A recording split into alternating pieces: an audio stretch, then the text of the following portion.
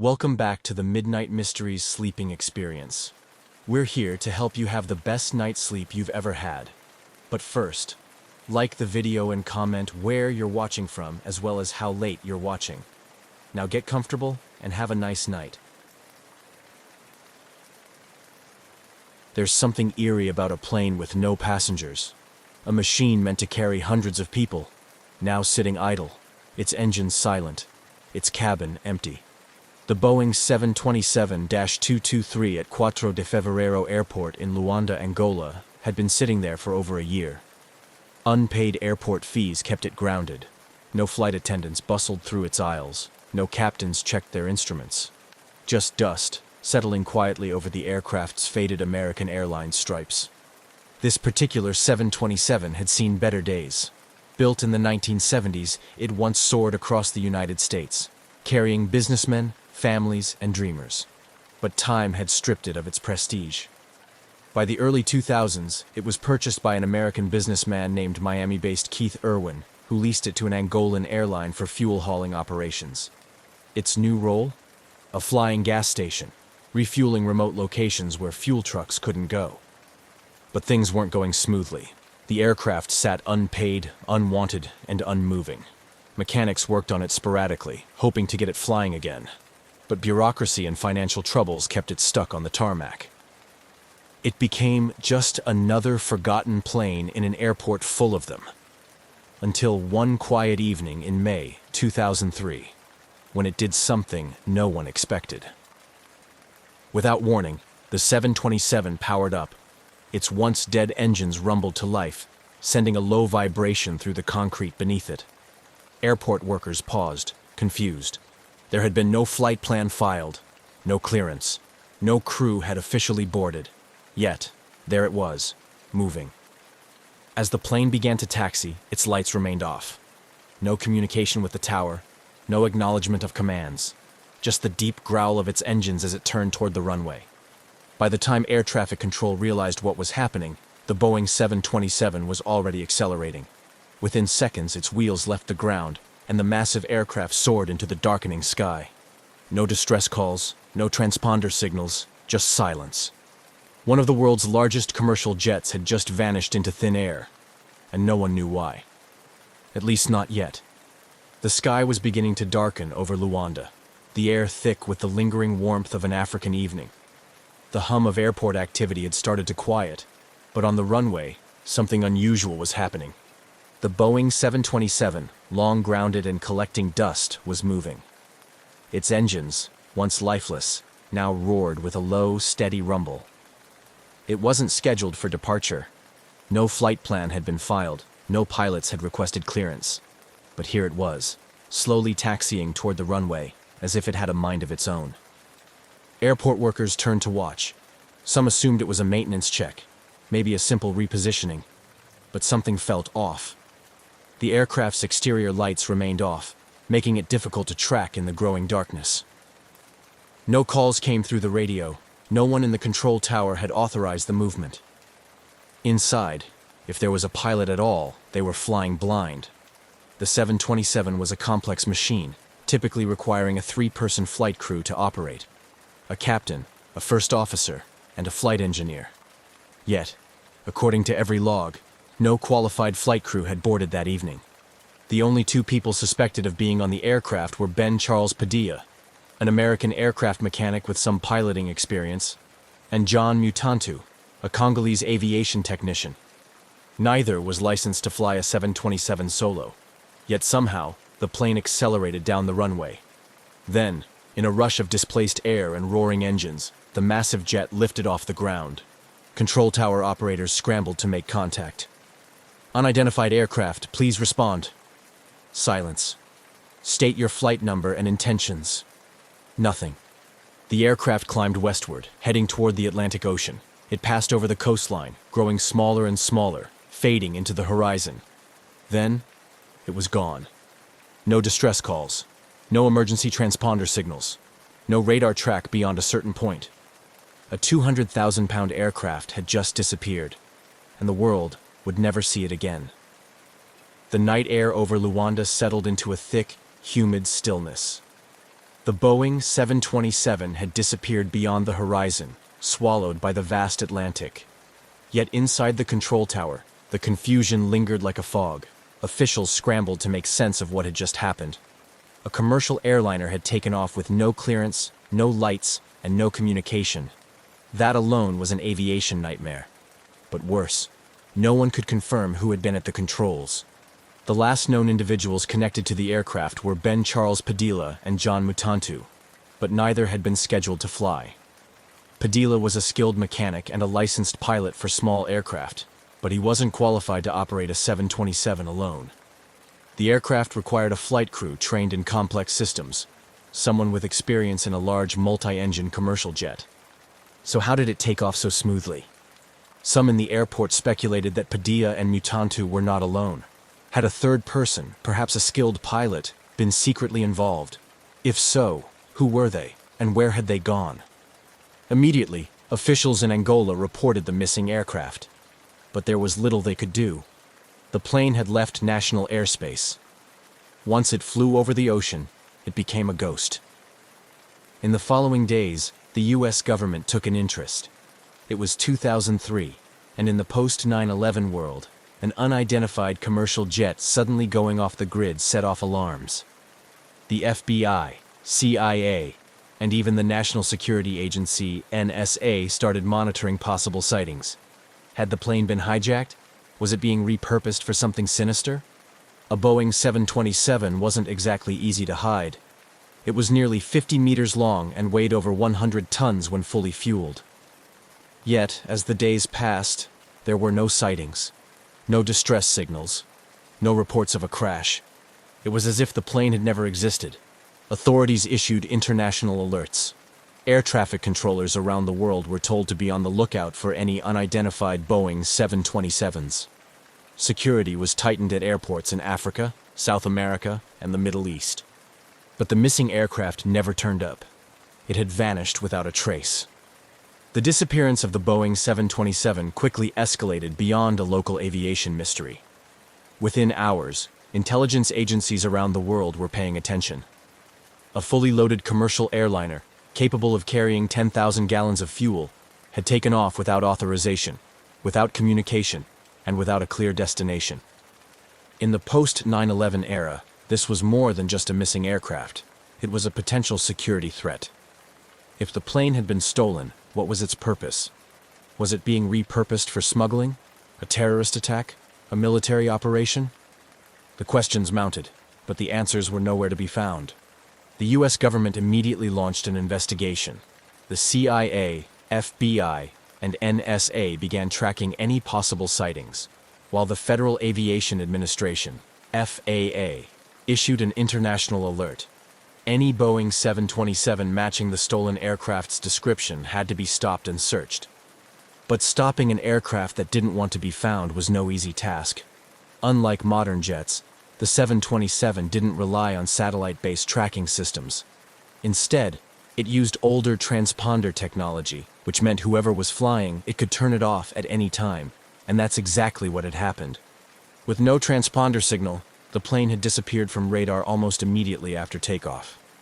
That meant tracking it would rely on human eyes, pilots, airport workers, or intelligence sources who might spot an unfamiliar aircraft landing somewhere unexpected. Rumors began spreading. Some believed the 727 had landed at a remote airstrip in Africa, repainted and repurposed for illegal activity. Others suspected it had flown to South America, where criminal organizations could use it for smuggling. A few even speculated that it had been taken to a Middle Eastern country to be outfitted for a terrorist attack.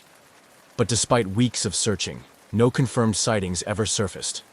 There were no satellite images, no recorded landings, just silence. For intelligence agencies used to tracking the world's most advanced military jets, the idea that a massive commercial aircraft could simply vanish was unthinkable. Yet somehow it had. The search for the missing Boeing 727 took a new turn as investigators focused on the why behind its disappearance. A plane this size doesn't just vanish, it has to go somewhere. But where? And more importantly, for what purpose? Authorities quickly latched onto the most alarming theory. The plane had been stolen for a future attack. In a world still on edge from 9/11, an untracked commercial jet loaded with thousands of gallons of fuel was more than a curiosity. It was a potential weapon. The FBI and CIA scoured international intelligence reports for any sign of the missing aircraft. Could it have landed at an unregistered airstrip in Africa? Had it been smuggled into a conflict zone for use in illicit operations? Or worse, had it been modified for an attack? U.S. officials issued a global security alert, warning that the missing 727 could be repainted and disguised as a commercial jet before being used in a terrorist plot. Every airport from South America to the Middle East was ordered to report any unusual, unregistered Boeing 727s. But there was another possibility, one less dramatic but just as puzzling. What if the plane had been stolen for profit? In the early 2000s, Africa's aviation industry was riddled with corruption. Stolen aircraft weren't uncommon, especially in regions where planes were used for illegal operations. Diamond smuggling, arms dealing, and even drug running. A Boeing 727, if properly hidden and repainted, could become an untraceable aircraft. Smugglers could use it for years, operating out of remote airstrips beyond the reach of law enforcement. Intelligence agencies turned their focus toward known criminal networks in Angola, the Democratic Republic of Congo, and South America. Was the plane hidden in a jungle airstrip, making illicit runs between continents? Or had it been dismantled for parts, piece by piece? Leads came in, but none led to the missing plane. No verified sightings, no satellite images, no answers. The idea that a massive, fuel-hungry commercial aircraft could operate in secrecy for this long seemed impossible. Yet, months passed, and still, nothing. It was as if the Boeing had simply ceased to exist. The deeper investigators looked, the stranger the case became. The theories about terrorism or smuggling made sense, but something wasn't adding up. How do you keep a Boeing 727, a plane nearly 50 meters long, hidden for so long? Some believed the aircraft had crashed into the Atlantic shortly after takeoff, possibly due to fuel mismanagement or pilot error. After all, neither Padilla nor Mutantu were certified to fly a 727 alone. If they had tried, the flight could have gone horribly wrong. But if the plane had crashed, where was the wreckage? In aviation history, even deep-sea crashes leave behind something. Floating debris, an oil slick, radio transmissions, something. But in this case, there was nothing. No emergency beacons, no reports of wreckage washing up along the coast. Just silence. Then there was the idea that the plane had been dismantled for parts. A Boeing 727 was valuable, even if it wasn't in prime condition. Its engines alone were worth millions on the black market. If criminals wanted to strip it down and sell it piece by piece, they could. But where? Investigators searched for a hidden airstrip or facility where a 727 could be disassembled. Remote airports in Africa, illegal smuggling hubs in South America, anywhere a plane could be secretly torn apart. But again, nothing. No missing aircraft parts matching the plane's serial numbers ever surfaced. Then came the most bizarre theory. The plane was still flying. Some experts believed the 727 had been repainted and given a fake identity, allowing it to blend into international air traffic. In less regulated parts of the world, paperwork could be forged, flight plans fabricated, and an aircraft's past erased. Reports surfaced of suspicious Boeing 727s spotted in Guinea, Colombia, and even the Middle East. But every lead hit a dead end. None of them could be confirmed as the missing Angola aircraft. The lack of evidence only deepened the mystery. If the aircraft had been stolen for profit, why had it disappeared so completely? If it had crashed, why wasn't there a single trace of it? And if it was still out there, flying under a new identity, who was using it, and for what purpose? Months turned into years, and the missing Boeing 727 became something more than just a stolen plane. It became a legend. The case never truly went cold. There were always whispers, rumors of sightings, and theories that refused to die. A plane of that size couldn't just vanish. Someone, somewhere, had to know something. Then, in 2005, 2 years after the disappearance, an unregistered Boeing 727 was spotted in Guinea, West Africa. The sighting came from a private intelligence source, someone who had been tracking illegal aircraft movements in the region. The plane matched the description of the missing Angola jet. Same model, same modifications, but there was no way to confirm if it was the same aircraft. By the time authorities arrived, the plane was gone. Not long after, a second suspicious 727 was reported, this time in Colombia, a known hub for drug cartels and smuggling operations. Again, the details were vague. The aircraft had no verifiable records, and its ownership was a mystery. Could the missing plane have been repurposed for illegal operations? If so, who was flying it? Some former intelligence officers suggested that criminal networks had rebranded the 727, changing its tail number, repainting it, and using it for untraceable flights. A plane that didn't officially exist could be used to move drugs, weapons, or even people without detection. But these theories were just that, theories. No concrete evidence ever surfaced. No serial numbers were confirmed. And despite the occasional sighting, no government agency was ever able to intercept or identify the missing plane. At one point, aviation enthusiasts, conspiracy theorists, and even former pilots started forming their own networks, trying to track the aircraft. Online forums buzzed with speculation. Had the plane been hidden in a hangar, waiting to be used? Was it flying in a war zone, running supplies or weapons? Or had it been quietly destroyed, its parts scattered beyond recognition? Every time a new sighting emerged, hope flickered, but just as quickly, it faded. The Boeing remained a ghost, appearing and disappearing in whispers, but never in reality. The missing Boeing 727 wasn't just a plane anymore. It was a riddle with no answer. For years, aviation experts, intelligence agencies, and amateur sleuths chased rumors, hoping for a break in the case. But despite fleeting sightings and scattered theories, the real question remained. What happened to the two men suspected to be on board? The last known individuals connected to the stolen aircraft were Ben Charles Padilla, an American aircraft mechanic, and John Mutantu, a Congolese aviation technician. Neither was an experienced commercial pilot, and certainly neither was qualified to fly a 100-ton jet alone. So where did they go? Ben Padilla, the man at the center of the mystery. Of the two men, Ben Charles Padilla was the bigger mystery. A Florida-based aircraft mechanic, Padilla had been in Angola working on the Boeing 727 for months. He was hired to help restore the aircraft to flying condition, which meant he had intimate knowledge of its systems. He wasn't just a mechanic, though.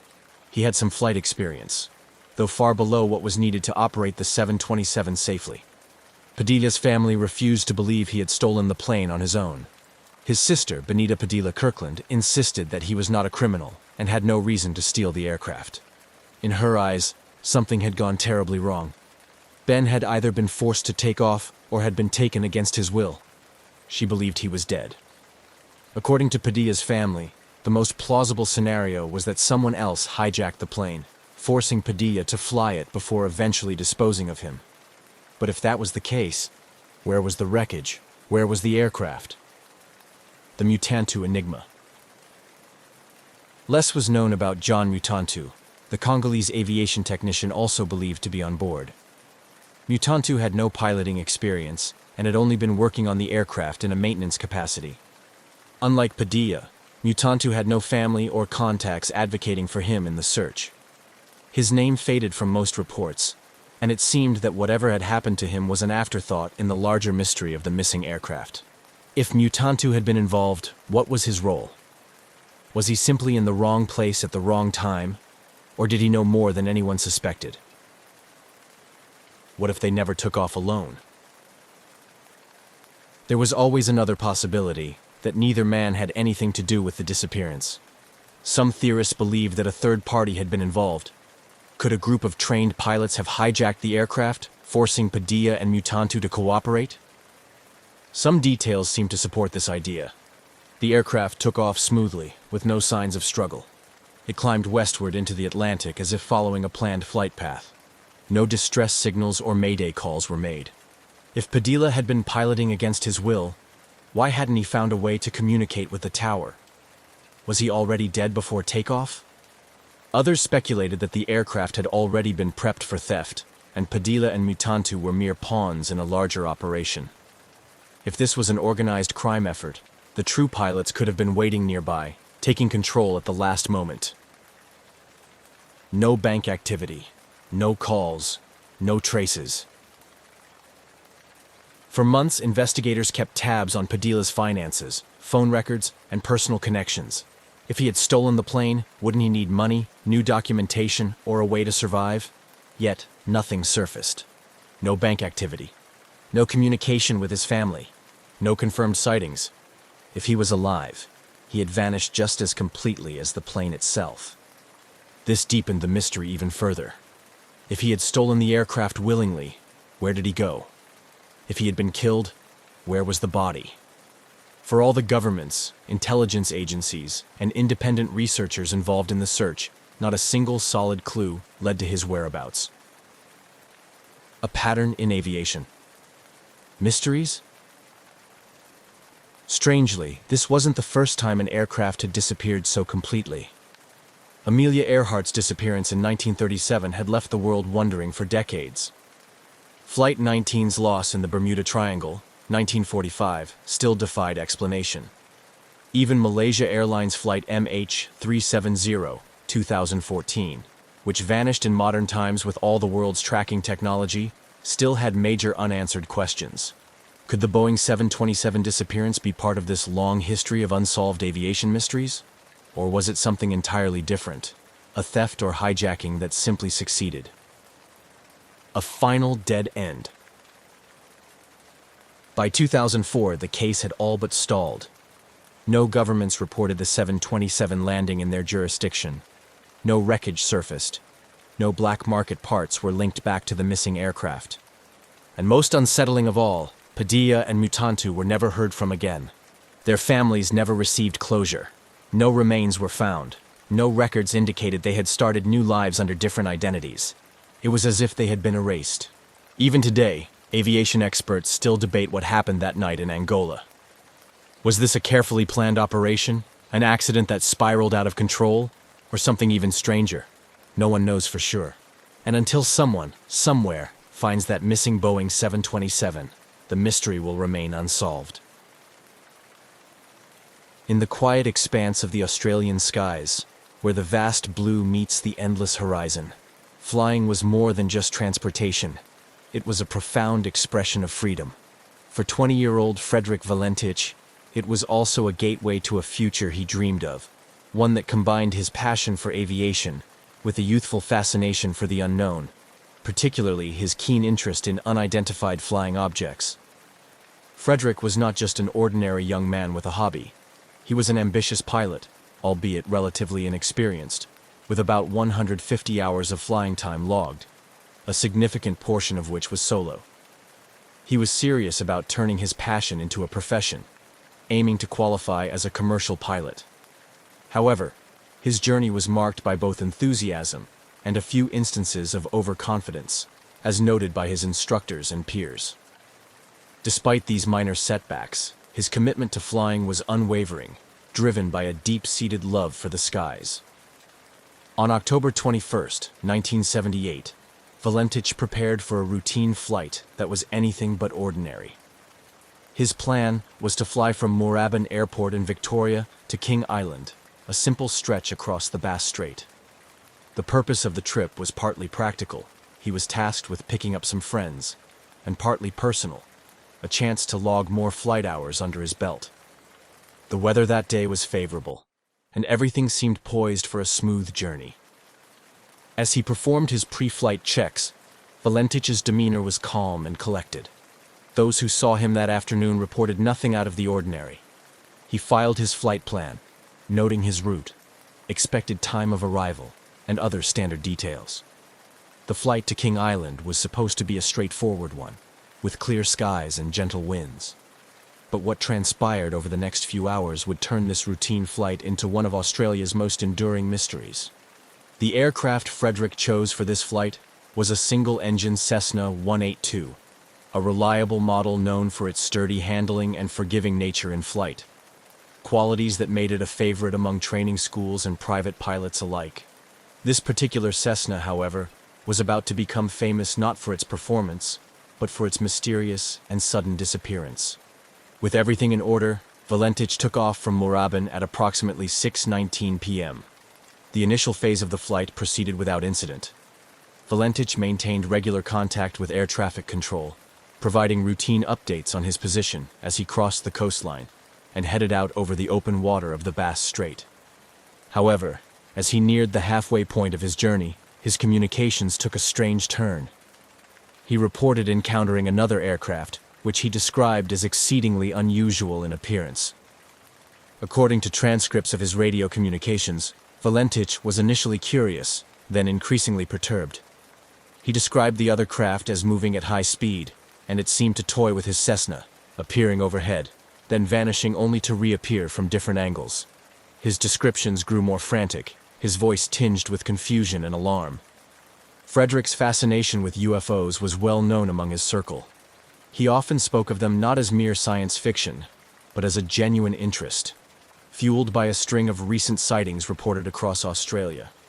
This context turned his flight into a narrative ripe for speculation and wonder, as he was now seemingly living his worst, or perhaps most thrilling, scenario. His last transmission was the most harrowing. "It is hovering, and it is not an aircraft," he reported. These words would be the last anyone would hear from Frederick Valentich. Moments later, the radio link crackled into static, and silence took over. Back at Mooraban Airport, confusion reigned. Air traffic controllers scrambled to re-establish contact, but to no avail. As the minutes turned into hours, concern grew. Search and rescue operations were soon underway, marking the start of an extensive search that would captivate and mystify the world. Frederick Valentich's disappearance raised numerous questions. What did he see in the sky that evening? Was it a misinterpretation, or had he encountered something truly unexplainable? These questions haunted the investigation, and would soon elevate the incident from a mere missing person case to a legend discussed and debated by aviators and UFO enthusiasts alike. Frederick Valentich's departure from Mooraban Airport had been routine. The engines of his Cessna 182 hummed smoothly as he ascended into the early evening sky, leaving the familiar landscape of Victoria behind. His flight plan was straightforward: head southwest towards King Island, a speck of land nestled in the Bass Strait between Australia and Tasmania. It was a flight path he had considered carefully, suited to his experience level and the Cessna's capabilities. As Valentich settled into the cockpit, the world below him transformed. The urban sprawl gave way to the rugged, windswept coastline, and then to the open sea. Flying over water was a different kind of piloting experience, one that demanded constant vigilance and respect for the unpredictable nature of the ocean below. The first half of the flight passed uneventfully. Valentich maintained a steady altitude, checking his instruments routinely while keeping in contact with Melbourne's air traffic control. He reported his position methodically, confirming his progress and ensuring he was on track. The communication was standard procedure, a lifeline to the ground and a record of his journey's progress. However, as Valentich approached the midway point of his flight, something changed. It began subtly. An unscripted pause in his communications, a break in the rhythm that had defined the earlier part of his journey. Then, the tone of his transmissions altered. He contacted Melbourne Air Traffic Control with an unexpected report. He was not alone in the sky. Valentich's voice, usually calm and collected, carried a note of confusion as he described the other aircraft.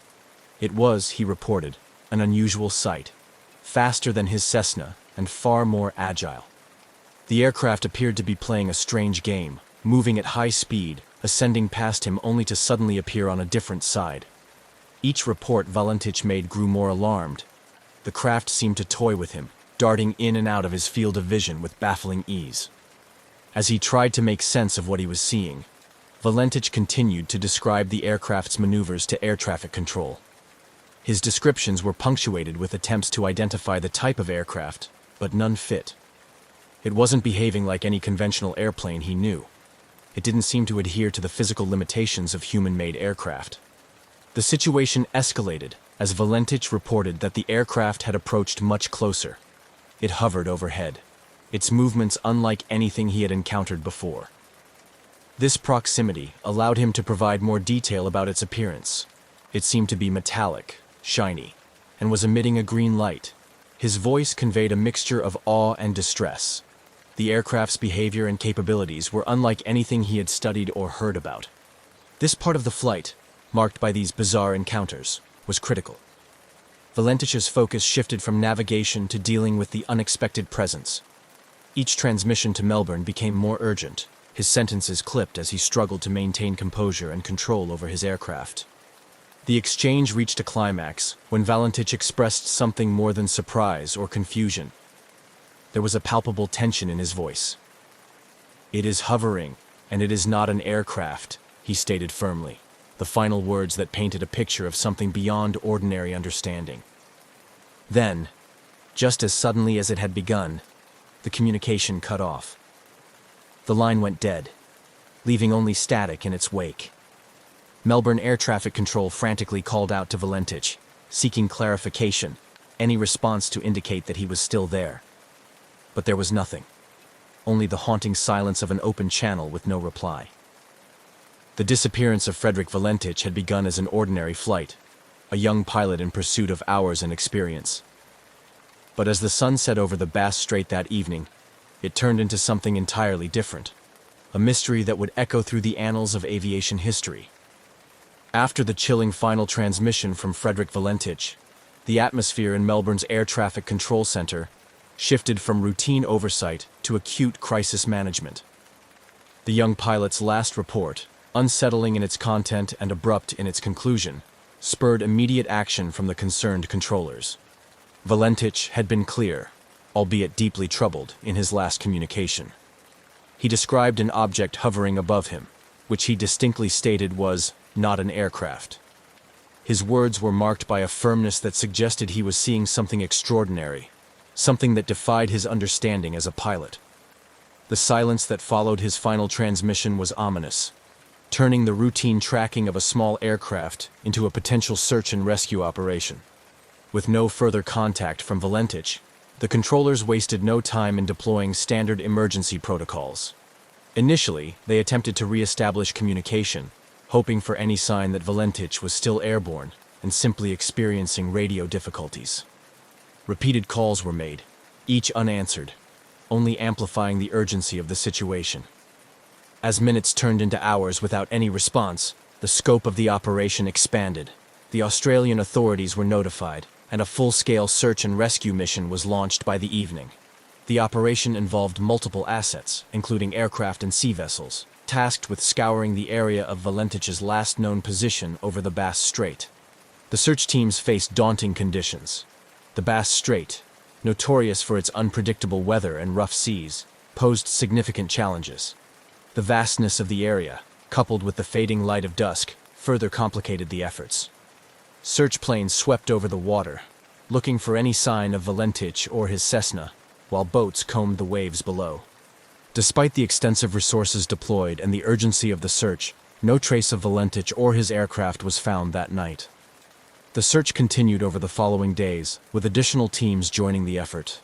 The Australian Maritime Safety Authority coordinated the operation, expanding the search area and utilizing more sophisticated technology, including radar and satellite imagery.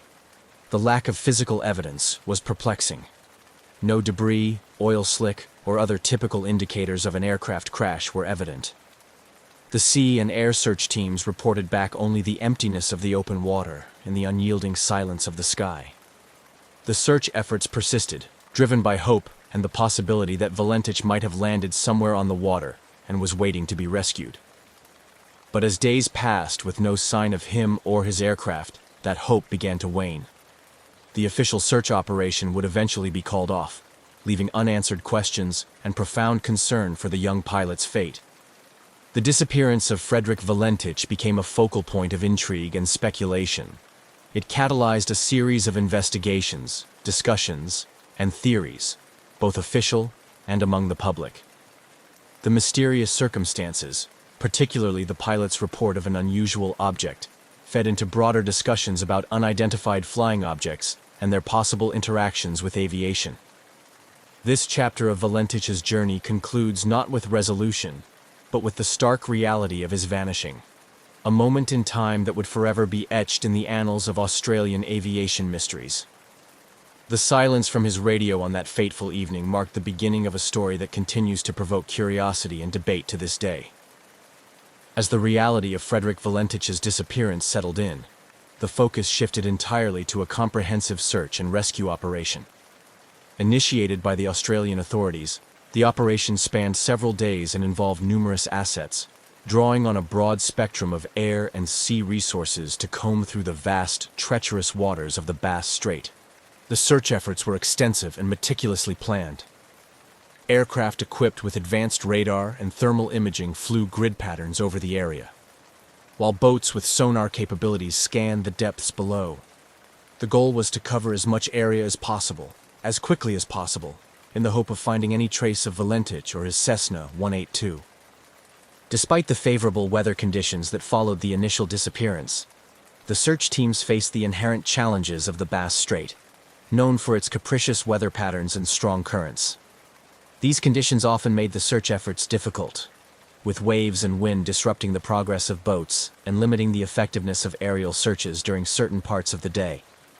As the search continued, the Australian Maritime Safety Authority coordinated efforts from multiple agencies, including the Royal Australian Air Force, local volunteer marine rescue organizations, and even merchant vessels passing through the area. Each day, the teams would debrief, share findings, and adjust their strategies, determined to uncover any clue that could lead to Valentich. However, the days passed with frustratingly little to show for the efforts. No wreckage was sighted, and no signals were detected that could suggest the location of the crashed plane. The search teams expanded the search radius, hoping that drift patterns might have carried Valentich away from his last known location. Still, the vast ocean seemed to have swallowed all evidence of his passage.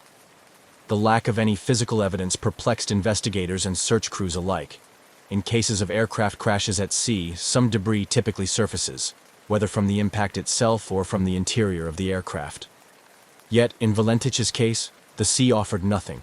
No floating debris, no oil slicks, no emergency locator transmissions, nothing that indicated a crash site. This complete absence of evidence led to an increased interest in Valentich's last communication. His report of an encounter with an unusual aircraft, described under clear distress, became a focal point for both official investigators and the public. The peculiar nature of his descriptions prompted some to speculate about otherworldly explanations, including UFO involvement, which only intensified as the search yielded no results. After 2 weeks of intensive searching, the official search and rescue operation was reluctantly called off. The decision was met with disappointment and a sense of defeat by those involved, especially given the emotional toll on Valentich's family and friends. The announcement marked a somber acknowledgement that the chances of finding Valentich alive, or even recovering his remains, were exceedingly slim. The cessation of the search did not end the public's fascination with the case, nor did it silence the myriad theories about what might have happened. Instead, it transitioned the incident from an active rescue operation to a lingering mystery, one that would captivate curious minds and fuel debates about aviation safety, the unknown, and the unexplained.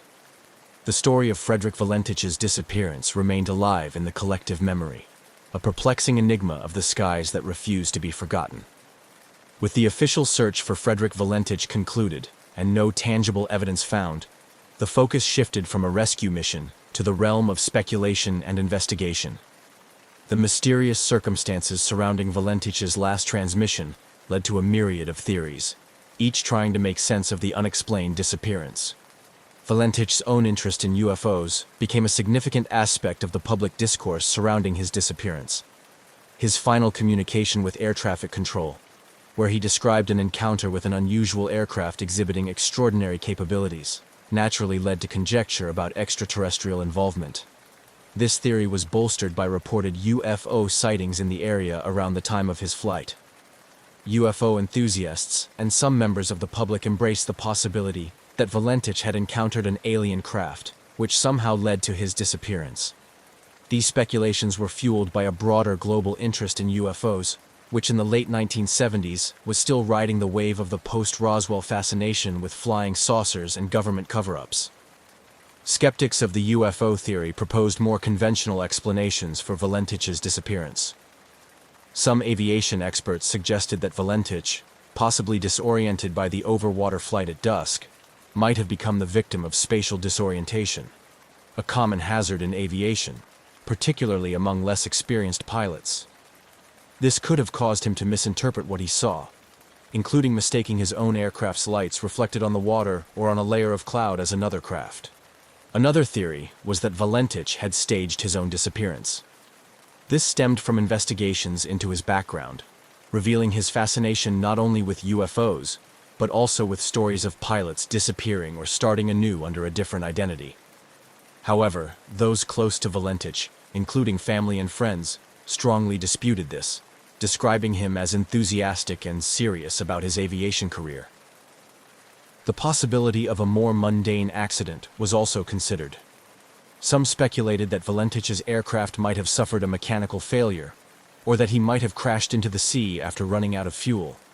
However, the lack of debris and the absence of an oil slick on the water made this scenario seem unlikely unless the aircraft had sunk intact, a rare occurrence given the expected breakup on impact.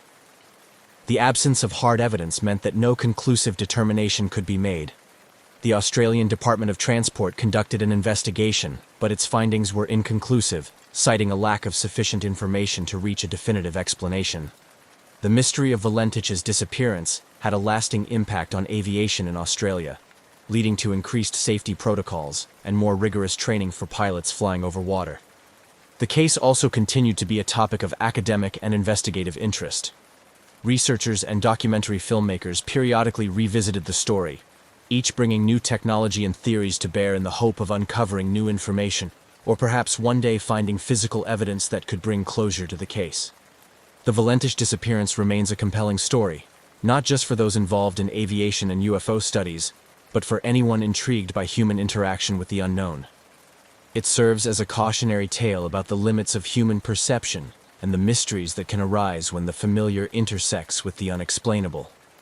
As the years passed, the disappearance of Frederick Valentich continued to resonate not just within the aviation and UFO enthusiast communities, but also among the wider public as a compelling mystery of the unknown.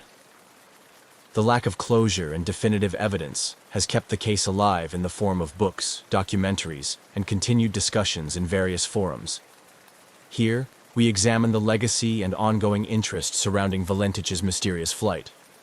Frederick Valentich's case has become a cornerstone discussion in both aviation safety and UFO circles. For aviation professionals, it serves as a stark reminder of the dangers of potential disorientation and the vital importance of maintaining situational awareness, especially when flying over large bodies of water. The incident has been used in training seminars to educate pilots about the psychological and physical effects of flying under stressful conditions and the potential for misinterpreting visual cues in the vast and featureless landscapes like the sea. In the realm of UFO research, Valentich's disappearance is often cited as one of the most intriguing cases due to the pilot's own reported sightings and the circumstances of his last transmission. It continues to fuel debates about the possibility of otherworldly encounters, and has become a part of UFO lore, frequently referenced at conferences and in literature discussing human interactions with supposed extraterrestrial vehicles. New developments occasionally reignite interest in the Valentich disappearance. Advances in technology, such as satellite imagery and improved sonar capabilities, have prompted new searches in the Bass Strait and surrounding areas. Though these efforts have not yet produced any concrete results, they maintain public interest and hope that new evidence may eventually surface. Interest is also kept alive by the media, with periodic retrospectives and updates on the case. These often coincide with anniversaries of the event, drawing new attention from those previously unaware of Valentich's story. Each wave of interest encourages fresh looks at the available data, sometimes bringing new theories to light or re-examining old ones with new technology or methodologies. Researchers and theorists continue to explore less conventional explanations, driven both by the strange details of Valentich's last reported observations and by the absence of physical evidence. Discussions often involve the exploration of what an encounter with an advanced unknown technology might entail, and how it could lead to the disappearance of an aircraft without a trace. such speculations delve into the limits of current human understanding of physics and technology, proposing scenarios where conventional retrieval and detection methods might fail. The Valentich case has also had a significant cultural impact, inspiring segments of films, television series, and literature. These portrayals explore the human aspect of the mystery, emphasizing the emotional and psychological effects on those involved, particularly Valentich's family and friends. They also examine the broader implications of a society grappling with phenomena that it cannot easily explain through current scientific understanding. The legacy of Frederick Valentich is a complex tapestry woven from threads of mystery, tragedy, and the unyielding human quest for answers. While the truth behind his disappearance may never be fully uncovered, the story continues to intrigue and inspire. It serves as a reminder of our perpetual fascination with the sky and what lies beyond, as well as the profound and sometimes haunting unknowns that remain in our own world. As long as the mystery remains unsolved, the legend of Valentich's flight will continue to captivate imaginations and stimulate curiosity across generations. In commercial aviation, few places in the world are as busy and precisely controlled as the skies above Los Angeles International Airport. Known simply as LAX, this sprawling hub is home to hundreds of daily takeoffs and landings, where air traffic controllers choreograph streams of incoming and outgoing flights with near-flawless coordination. At around 3,000 feet, just a few miles from final approach, pilots are focused, systems are configured for landing, and every second is part of a rehearsed and monitored ballet. So when an American Airlines pilot, flying a routine approach into LAX on August 30th, 2020, looked out his window and reported seeing something wildly out of place, the entire system paused to take notice. Tower, American, 1997. We just passed a guy in a jetpack. The transmission was calm, clipped, and strangely casual, but the words hung in the air like vapor. A guy. In a jetpack. At 3,000 feet, on the approach path to one of the busiest airports in the world. The controller, caught between routine chatter and disbelief, asked the pilot to confirm. He did. Moments later, another voice crackled over the radio. A JetBlue pilot, on a nearby approach vector, chimed in with the same observation. A humanoid figure, upright, flying alone through open sky. No wings, no visible support, just flying. At first, there was an air of disbelief. Not denial exactly, but that pause between hearing something unusual and truly processing it. Pilots are trained observers. They know the difference between a bird, a balloon, and a person. Their reports don't come from imagination or exaggeration. They come from discipline, training, and 1,000 hours behind the yoke. If they saw something, it wasn't a joke. And they weren't the only ones. LAX Tower immediately alerted law enforcement and the Federal Aviation Administration. The term jetpack lit up radios and inboxes in minutes. Within the hour, the FBI had been notified. It wasn't just a strange sighting. It was a potential breach of highly controlled Class B airspace, a safety concern that could not be ignored. Jetpacks, as far as most people understood, were the stuff of comic books and air shows. Yes, the technology existed in experimental form, but they weren't widely available, and their limitations were well known. Short flight times, low altitude, extreme fuel consumption.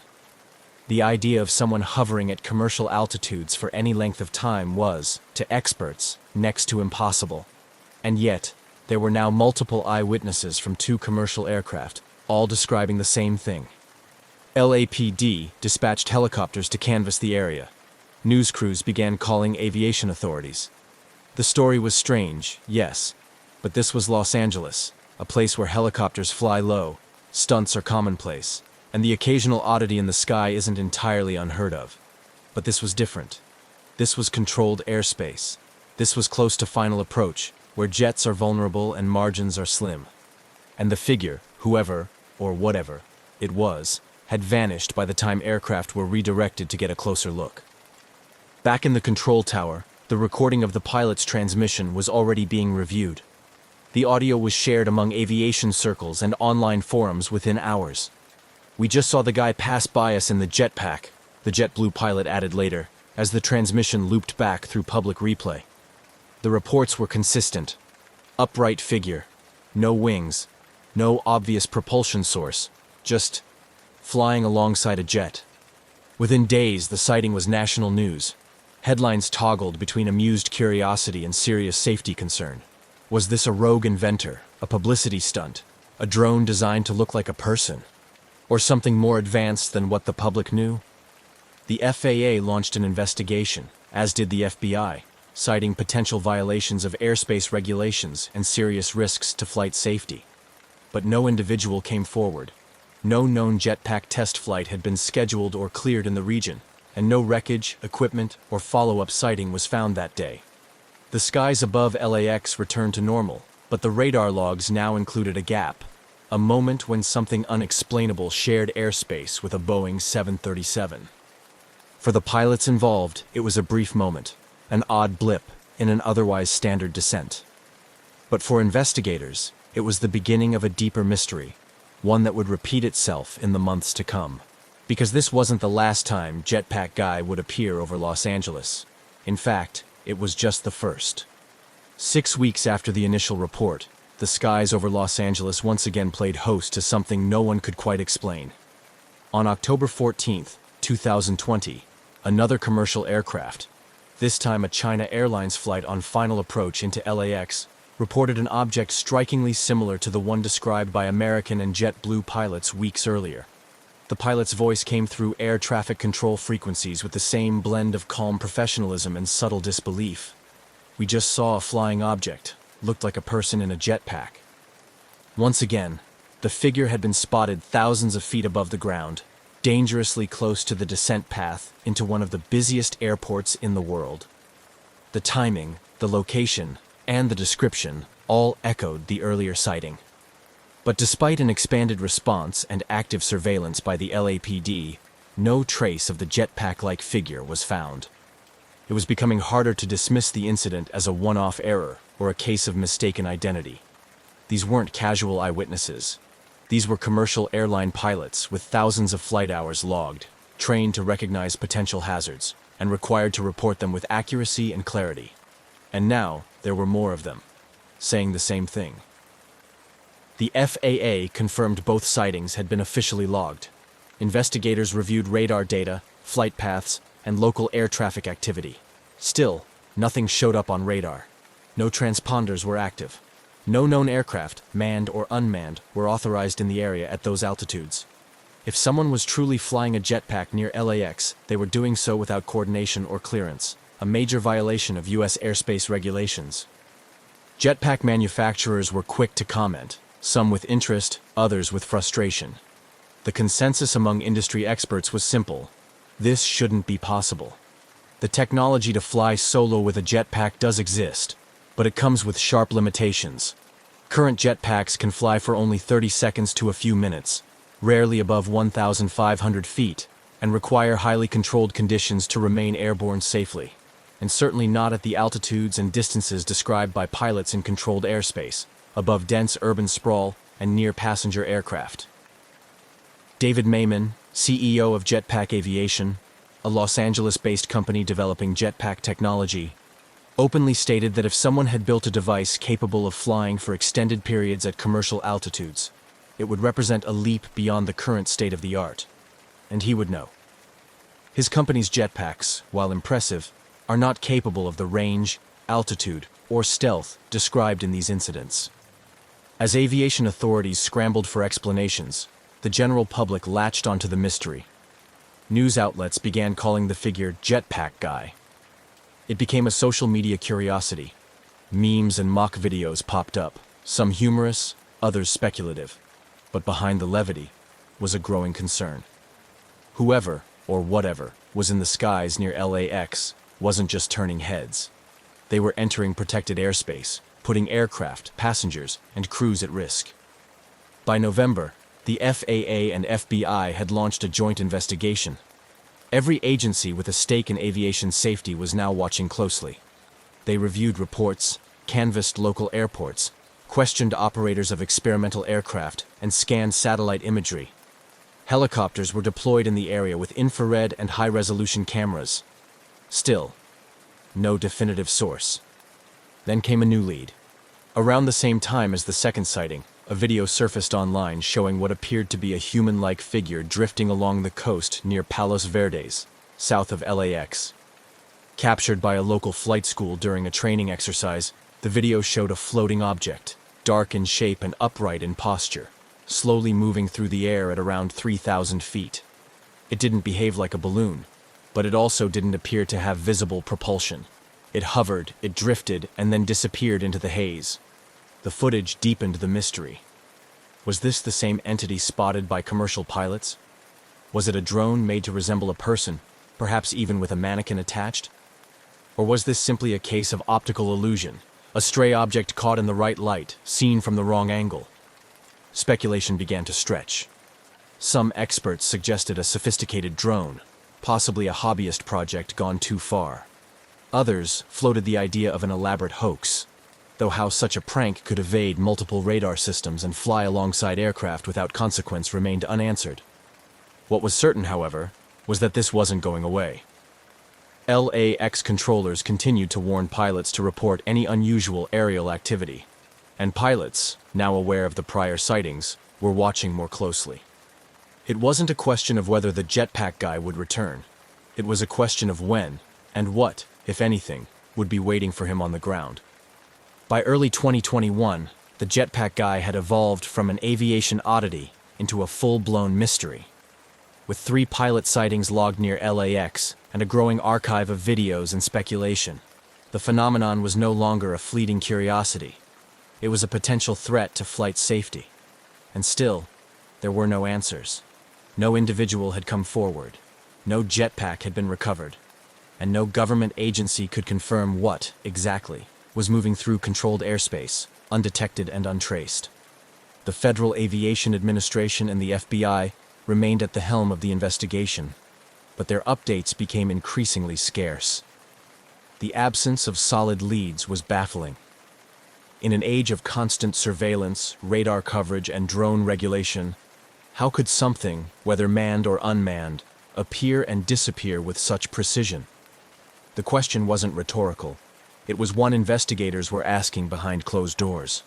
Meanwhile, the Los Angeles Police Department, which had initially treated the sightings as a potential airspace violation, began taking a more active role. Helicopter patrols were deployed intermittently through the LAX approach corridor, particularly during peak travel times when traffic converged into tight formations on descent. LAPD air support teams flew grid searches, scanning for signs of jetpack activity using thermal cameras and long-range lenses. Nothing turned up. Not a blip. Not a trail. The airspace remained quiet, until the next report came in. On July 28, 2021, the mystery returned. A Boeing 747 pilot, again descending into LAX, radioed air traffic control. "We just passed a guy in a jetpack." The location was consistent with previous sightings, 5 miles from the airport, around 5,000 feet. This time, ATC quickly notified other nearby aircraft and launched an immediate response. Helicopters were dispatched. Airspace data was reviewed in real time. Still, nothing. What made this fourth sighting more alarming was its consistency. The reports were no longer isolated. They followed a pattern. Similar altitudes, locations, and descriptions. Each time, the figure was seen hovering upright, traveling at a steady speed. No wings, no rotors, and no visible means of lift other than what could only be described as a jetpack. Yet, jetpack experts continued to raise doubts. While several companies around the world were actively developing personal flight systems, some of them quite advanced, the physics didn't align with what pilots were describing. Real jetpacks, even those powered by miniature turbines, couldn't sustain flight at 3,000 or 5,000 feet for long periods. They used enormous amounts of fuel. They generated intense heat and noise. They were notoriously difficult to control at high altitudes or in congested airspace. The idea that someone could fly repeatedly near one of the world's busiest airports with that level of precision and remain unidentified, it just didn't compute. One working theory began to gain traction. Perhaps the sightings weren't of a human at all. Perhaps what the pilots were seeing was a drone, highly customized to look like a person in flight. Drone technology had advanced rapidly in recent years. and high-performance platforms could now mimic humanoid shapes. A mannequin or foam figure, paired with a sophisticated propulsion system, might appear from a distance to be a person flying upright. It was a plausible explanation, at least more plausible than a lone jetpack pilot defying altitude limits and FAA regulations undetected. But if it was a drone, it was being flown far beyond the line-of-sight rules required by law, with flight durations and range capabilities not available to the average hobbyist. That suggested either a high-budget operation, a reckless daredevil, or someone intentionally trying to provoke a response. The fact that it had happened repeatedly, and always near LAX, implied planning. Despite all this, authorities remained cagey. Official statements confirmed that investigations were ongoing, but declined to share technical details. Internally, FAA analysts were reviewing radar logs and ADS-B tracking data from the time of the sightings. Military radar inputs were also considered, though it was unclear whether the figure had ever registered on any system. That alone raised even more questions. Was the object simply too small to reflect radar? Or was something else interfering? Journalists covering the story began to dig deeper. They contacted jetpack companies, aerospace experts, and drone hobbyists. Most agreed. This wasn't likely to be a prank. Whoever was doing this had access to advanced equipment, knowledge of aviation corridors, and a clear sense of timing. And still, nothing concrete emerged. The media narrative oscillated between playful headlines and serious concerns. The FAA reiterated its warnings. Entering controlled airspace without clearance, especially in proximity to commercial aircraft, could result in severe penalties or prosecution. But no suspect was named. No arrests were made. No footage, beyond the now famous Palos Verdes video, had captured the figure up close. By mid-2021, the jetpack guy had become aviation's high-altitude phantom, real enough to be seen, but elusive enough to vanish without a trace. Pilots were instructed to continue reporting any sightings. Radar techs kept their eyes on unusual returns. And overhead, the descent into Los Angeles continued, one jet at a time, gliding through the sky where something unknown had passed not long before. By the end of 2021, the mystery of the so-called jetpack guy had transformed from an odd aviation anecdote into an unsolved case drawing attention from pilots, investigators, and even intelligence analysts. Despite 4 confirmed pilot reports, ground searches, and a viral video, there was still no definitive explanation. And then came something new. A clue, but of a different kind. In December 2020, a video began circulating on aviation forums and social media. It had been captured several months earlier by flight instructors near Palos Verdes, south of LAX. In the grainy footage, a humanoid-shaped figure appears to hover motionless at high altitude over the ocean. There were no wings, no contrail, no visible propulsion. It simply floated. The figure's legs dangled loosely, as if from a mannequin, and it drifted with the wind, eerily steady in its upright posture. Some experts quickly pointed to the possibility that the object wasn't a person at all, but a balloon. A very specific kind of balloon. Perhaps a novelty inflatable shaped like a human or superhero. Others weren't convinced. The object's stability and behavior in the air suggested more than passive drifting. Still, the theory gained ground. Could this explain the pilot sightings? Could a life-sized balloon, caught in a thermal or carried by upper-level winds, be the entire mystery? The FBI quietly acknowledged the theory in early 2021, noting that one working theory was that the sightings involved a balloon made to resemble a jetpack-equipped figure. But they didn't confirm that this explained everything. The locations didn't quite match. The altitudes reported by pilots seemed high for a standard inflatable, and the behavior, floating alongside jets on approach, didn't fully add up. The Palos Verdes footage complicated rather than clarified things. If it was a balloon, who launched it? Why? And why hadn't it been recovered? Investigators were left with another piece of the puzzle, but no corner pieces to frame the bigger picture. For many, the mystery only deepened. Because while the balloon theory might explain a few things, it didn't explain everything, especially not why pilots, trained observers, flying in broad daylight, continued to describe a person, not a drifting figure, a man, in a jetpack. By mid-2022, the jetpack guy phenomenon had settled into a strange limbo. unresolved, unconfirmed, but still very much alive in the minds of those who followed it. The mystery refused to fade, in part because it touched something deeper than aviation protocol. It challenged the limits of what we expect to be possible in the sky. At the heart of the growing concern was a simple fact. If a person, drone, or balloon was routinely entering restricted airspace near one of the busiest airports in the world, it posed a real safety risk. Airliners approaching LAX travel at high speeds in dense air traffic. A collision, even with a small object, could be catastrophic. This wasn't just a curiosity, it was a vulnerability. The FAA, now under increased scrutiny from the aviation community, reiterated their guidance to pilots: report any unusual aerial activity immediately. Air traffic controllers near LAX kept a closer watch. But with no new confirmed sightings since mid-2021, the skies remained uneventful. Still, interest continued to grow behind the scenes. Private drone operators and engineers began analyzing the case, offering their own theories. Some suggested that the sightings could have been a drone platform equipped with a lightweight mannequin or dummy, built specifically to resemble a flying person. Such a craft could, in theory, be operated remotely with high precision, especially with modern GPS stabilization. It wouldn't require a pilot on board, just a skilled technician on the ground. But that theory, too, had holes. A drone large enough to appear man-sized at 3,000 to 5,000 feet would need serious thrust, not to mention a power source capable of lifting it that high and keeping it stable. Regulations on drone flight make such an operation illegal without special waivers, and even then, not in a commercial corridor. So if it wasn't a man, and it wasn't a drone, what was it? Even among the most grounded investigators, the question remained open. Every technical explanation seemed to solve one part of the puzzle, but created new questions elsewhere. And through it all, the mystery persisted. A silent figure in the sky, appearing where no one should be, then vanishing without a trace. As the investigation into the jetpack guy sightings dragged on without resolution, a quiet frustration began to set in.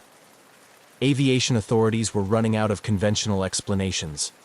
And while the media had largely moved on, pilots, engineers, and a growing community of amateur sleuths continued to pull at the thread. By now, two dominant theories had emerged, each compelling, each flawed.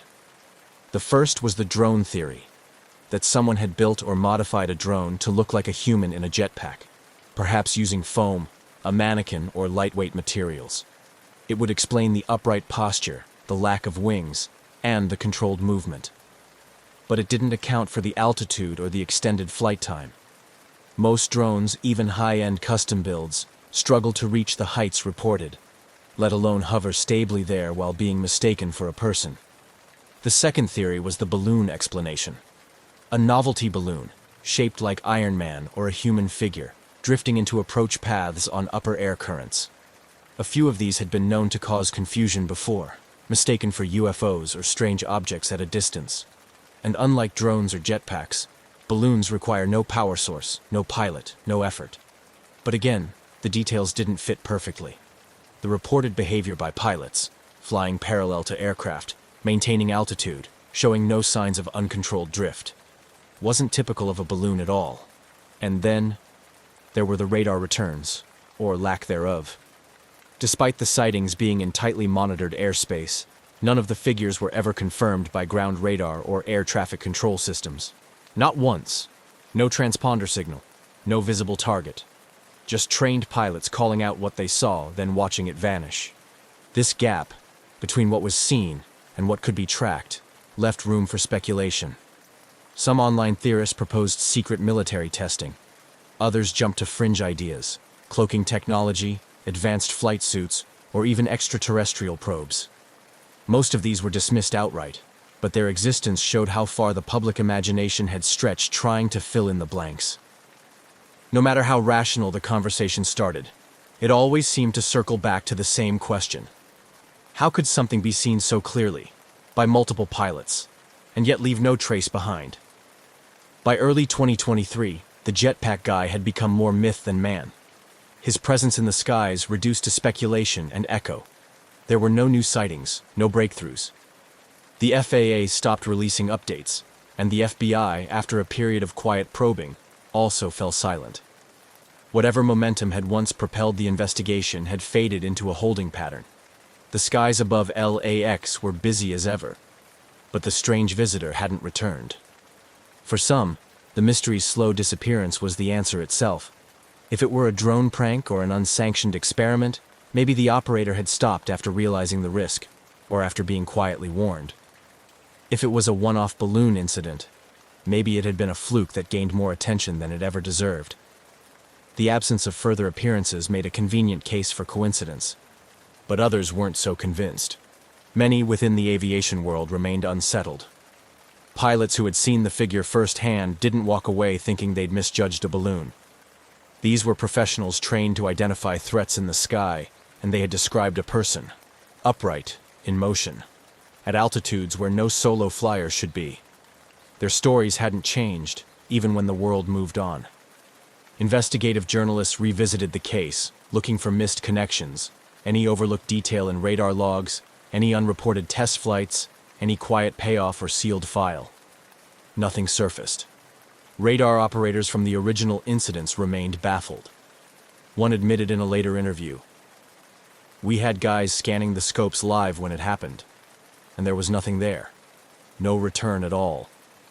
So the mystery endured, not as a constant news story, but as a quiet chapter in aviation lore. A moment where something appeared against the odds, then disappeared without explanation. And like all good mysteries, it didn't leave answers. Just a strange shape in the sky and the certainty that, for a few brief moments, the rules of flight didn't quite hold. Today, the story of the jetpack guy floats somewhere between urban legend and unresolved aviation case file. There's no confirmed identity, no recovered equipment, no public resolution. The official investigations have long since gone quiet, but the incident lives on, spoken of in pilot lounges, discussed in online forums, and remembered by those who saw it firsthand. In aviation circles, it serves as a kind of parable, a reminder that even in one of the most regulated, monitored, and controlled spaces on Earth, the sky above a major airport, something unknown can still slip through. Pilots remain vigilant. Controllers still reference the event from time to time, especially when an unusual blip appears on radar, or when a trainee asks if that jetpack guy thing really happened. It did. At least 4 pilots, on separate flights, in broad daylight, saw something that didn't belong in their airspace. They weren't drunk. They weren't confused. They were reporting what they saw. A figure, flying upright, alone, thousands of feet in the air. The FAA still logs it as an unresolved aerial occurrence. The FBI, when pressed, simply refers to the case as open, but inactive. There's nothing more to pursue, unless someone speaks up or something new appears. And so, it joins the quiet catalog of aviation anomalies, like the phantom aircraft that appear on radar but never visually materialize, like the ghost flights tracked over empty oceans. It's part of a strange truth about aviation. For all our technology, our control, and our charts of the sky, there are still moments that slip through the gaps. Jetpack Guy may never return, but if he does, if another voice crackles through the radio to say, "We just passed someone in a jetpack," pilots will believe it. They've seen it before. And the sky, for all its predictability, still has room for a little mystery. British Airways Flight 9 was a Boeing 747-236B, a wide-bodied giant of the sky built to travel oceans and continents in quiet, high-altitude grace. With 4 Rolls-Royce engines, a double-deck cabin, and an enviable safety record, the aircraft was an icon of international aviation, reliable, powerful, and capable of carrying hundreds of passengers comfortably across the globe. It was not a plane one expected to see in distress, let alone gliding silently through the dark with all 4 engines out. But on the night of June 24, 1982, this very aircraft, registration GBDXH, would be at the center of one of aviation's most remarkable survival stories. The flight was part of a long journey from London to Auckland, New Zealand, broken into multiple legs. That evening, Flight 9 had just completed a brief stop in Kuala Lumpur, Malaysia. Passengers had stretched their legs, grabbed snacks, or wandered through the small terminal. Most were weary but in good spirits. They were nearing the final stretch. Next stop, Perth, Australia. At the controls for this segment was Captain Eric Moody, an experienced pilot with thousands of flying hours under his belt. Alongside him in the cockpit were First Officer Roger Greaves and Flight Engineer Barry Townley Freeman. All three were seasoned, calm professionals, the kind of crew passengers rarely think about, because everything always goes to plan. As the aircraft taxied for departure, the weather was reported as good. It was a routine evening in Southeast Asia, humid but clear, and the crew saw nothing of concern on their instruments. The 747 rolled down the runway with the familiar surge of thrust, lifting into the sky just after 8:40 p.m. local time. Inside the cabin, lights dimmed to a gentle glow as the plane climbed to its cruising altitude of 37,000 feet. By now, passengers had settled into the lull of overnight flight. Cabin service was underway, soft music played over the intercom, and outside, the view was pitch black. Just the occasional flash of stars beyond the window. In the cockpit, it was quiet. The aircraft was flying smoothly, and the crew made small talk while monitoring instruments. Over Indonesia's Java Sea, the aircraft's flight path would soon arc southward toward the Indian Ocean, placing it above volcanic regions, but the skies looked clean. Then, somewhere near the halfway mark between Jakarta and Perth, subtle changes began. It started with something beautiful. Strange blue-white sparks began dancing on the cockpit windscreen. They crawled along the glass like electric tendrils, glowing at the edges of the wipers. This phenomenon, known as St. Elmo's fire, wasn't entirely unheard of. It's an atmospheric electrical effect caused by static buildup, often seen near thunderstorms. But tonight it was different. The glowing shapes were brighter, more intense, and they were being noticed not just by the flight crew, but by passengers as well. Back in the cabin, a strange haze was forming. A soft mist seemed to be drifting from the vents. Some passengers thought it was smoke, others assumed it was condensation. Flight attendants moved through the aisles calmly, checking in with passengers but noticing it too. The haze was odd, and it had a faint smell. Something slightly metallic, a little like sulfur. Nothing alarming, but strange enough to raise eyebrows. Then the cockpit received its first real surprise. Engine 4, on the far right, began to lose power. Warnings flashed briefly, and then Engine 2 began surging. Within seconds, both Engine 1 and Engine 3 began spooling down. The noise in the cabin changed from the steady hum of jet thrust to something quieter, almost unsettling. And then the unimaginable happened. All four engines failed. For a moment, the silence was total. No engine roar. Just the rush of wind over the fuselage and the quiet chime of alerts in the cockpit. The 747, one of the most reliable aircraft in the skies, had become a glider at 37,000 feet. The crew checked and rechecked the instruments. This wasn't a gauge failure. The engines were out, every one of them. The aircraft was descending, gliding through the darkness with no power and no clear reason why.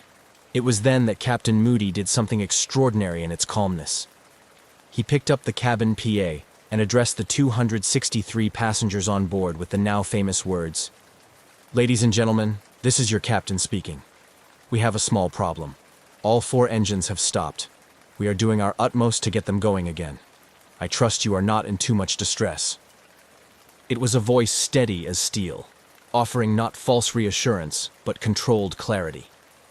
Passengers looked around at each other, confused. A few gasped. Others thought it was a joke. But the flight attendants, trained for moments exactly like this, moved swiftly. They checked seatbelts. They steadied their voices.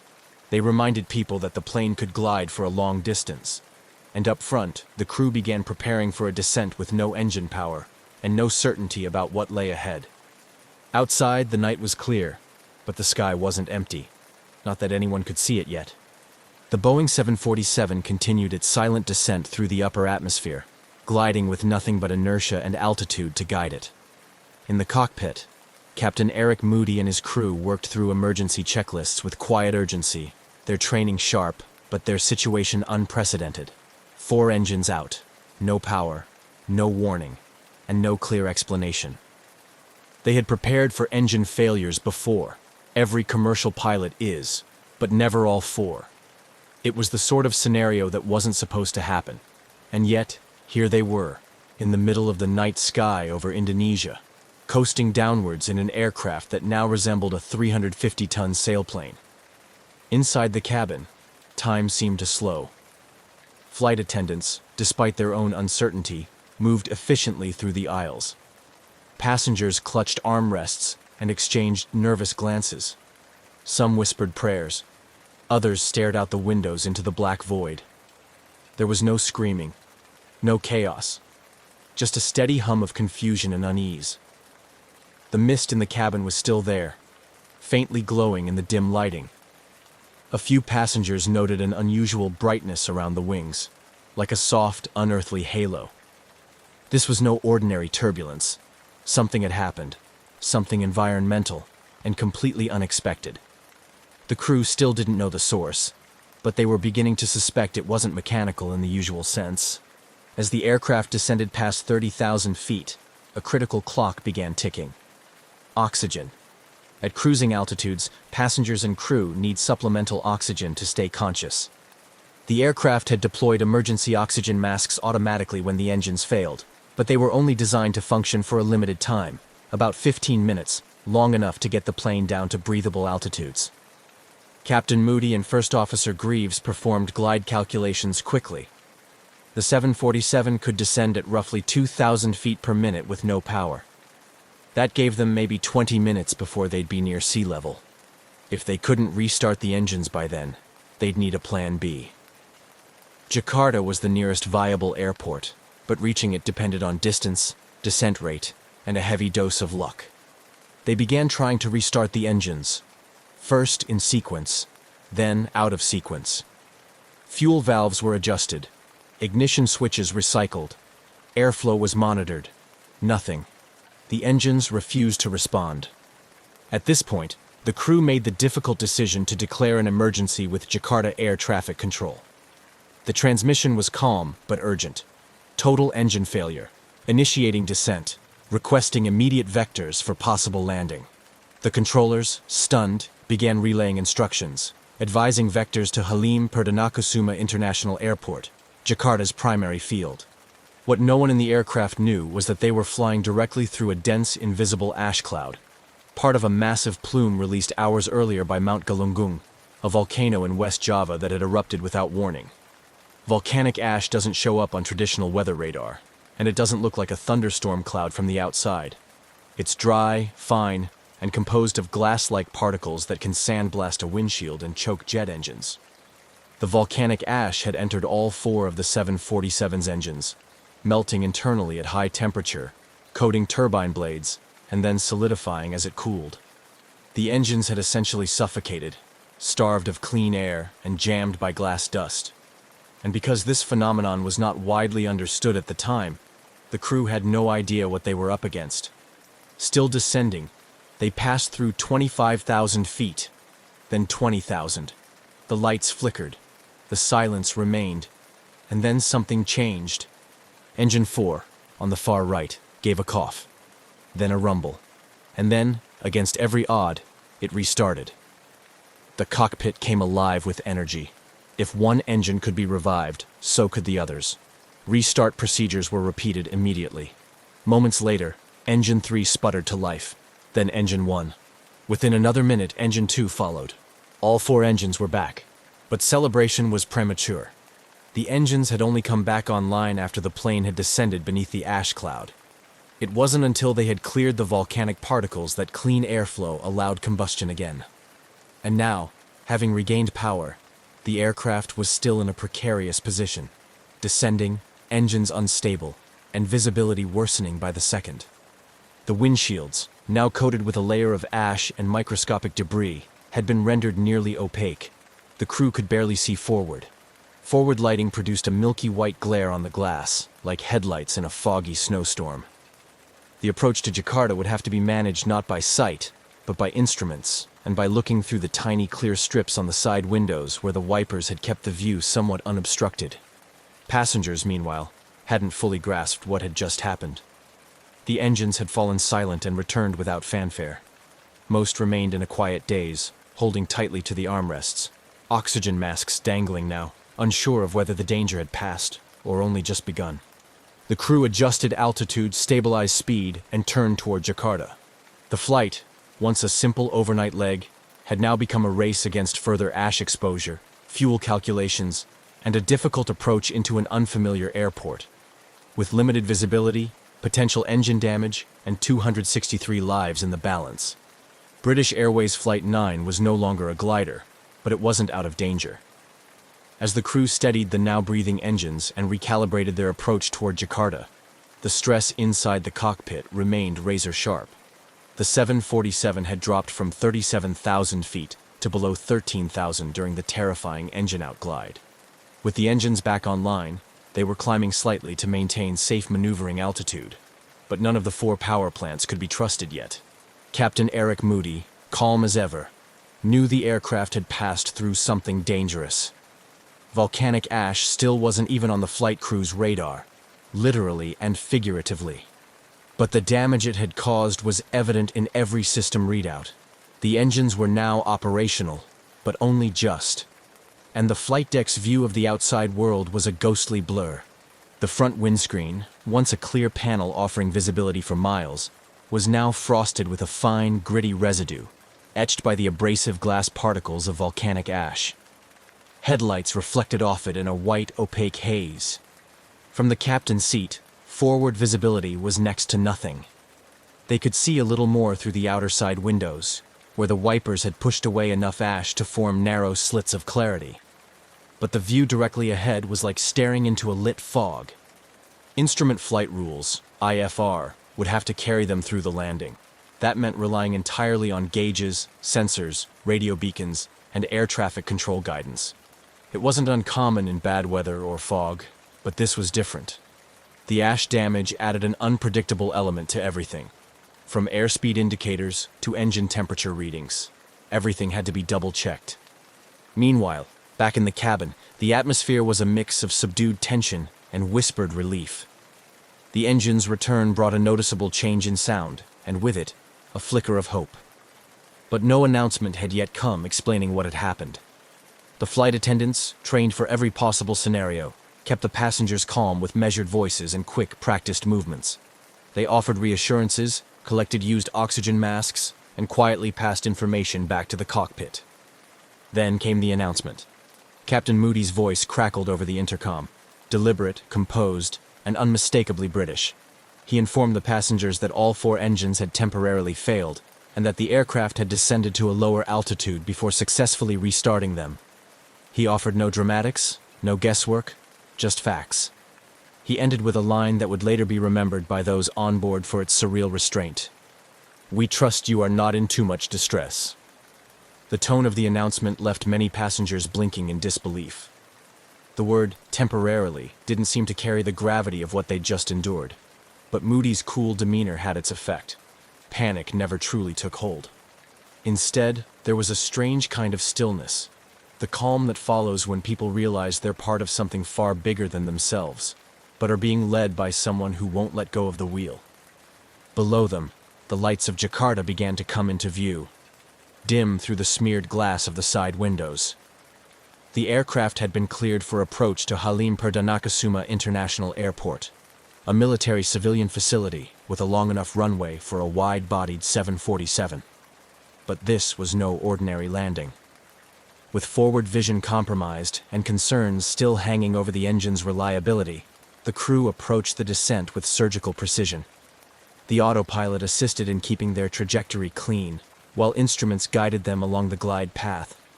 They flew almost blind, save for those narrow bands of semi-clear vision and the glowing instruments inside the flight deck. As they neared 6,000 feet, small sparks danced along the wing edges again. St. Elmo's fire, the same eerie electrical phenomenon from earlier. It was a reminder. They might not be entirely clear of the ash cloud yet. The atmosphere remained unpredictable. Any moment, an engine could surge or fail again. The crew made final landing checks. Landing gear down, flaps extended, speed adjusted, altitude descending. Through the side window, Moody could just make out the lights of the runway. But he would need help lining up.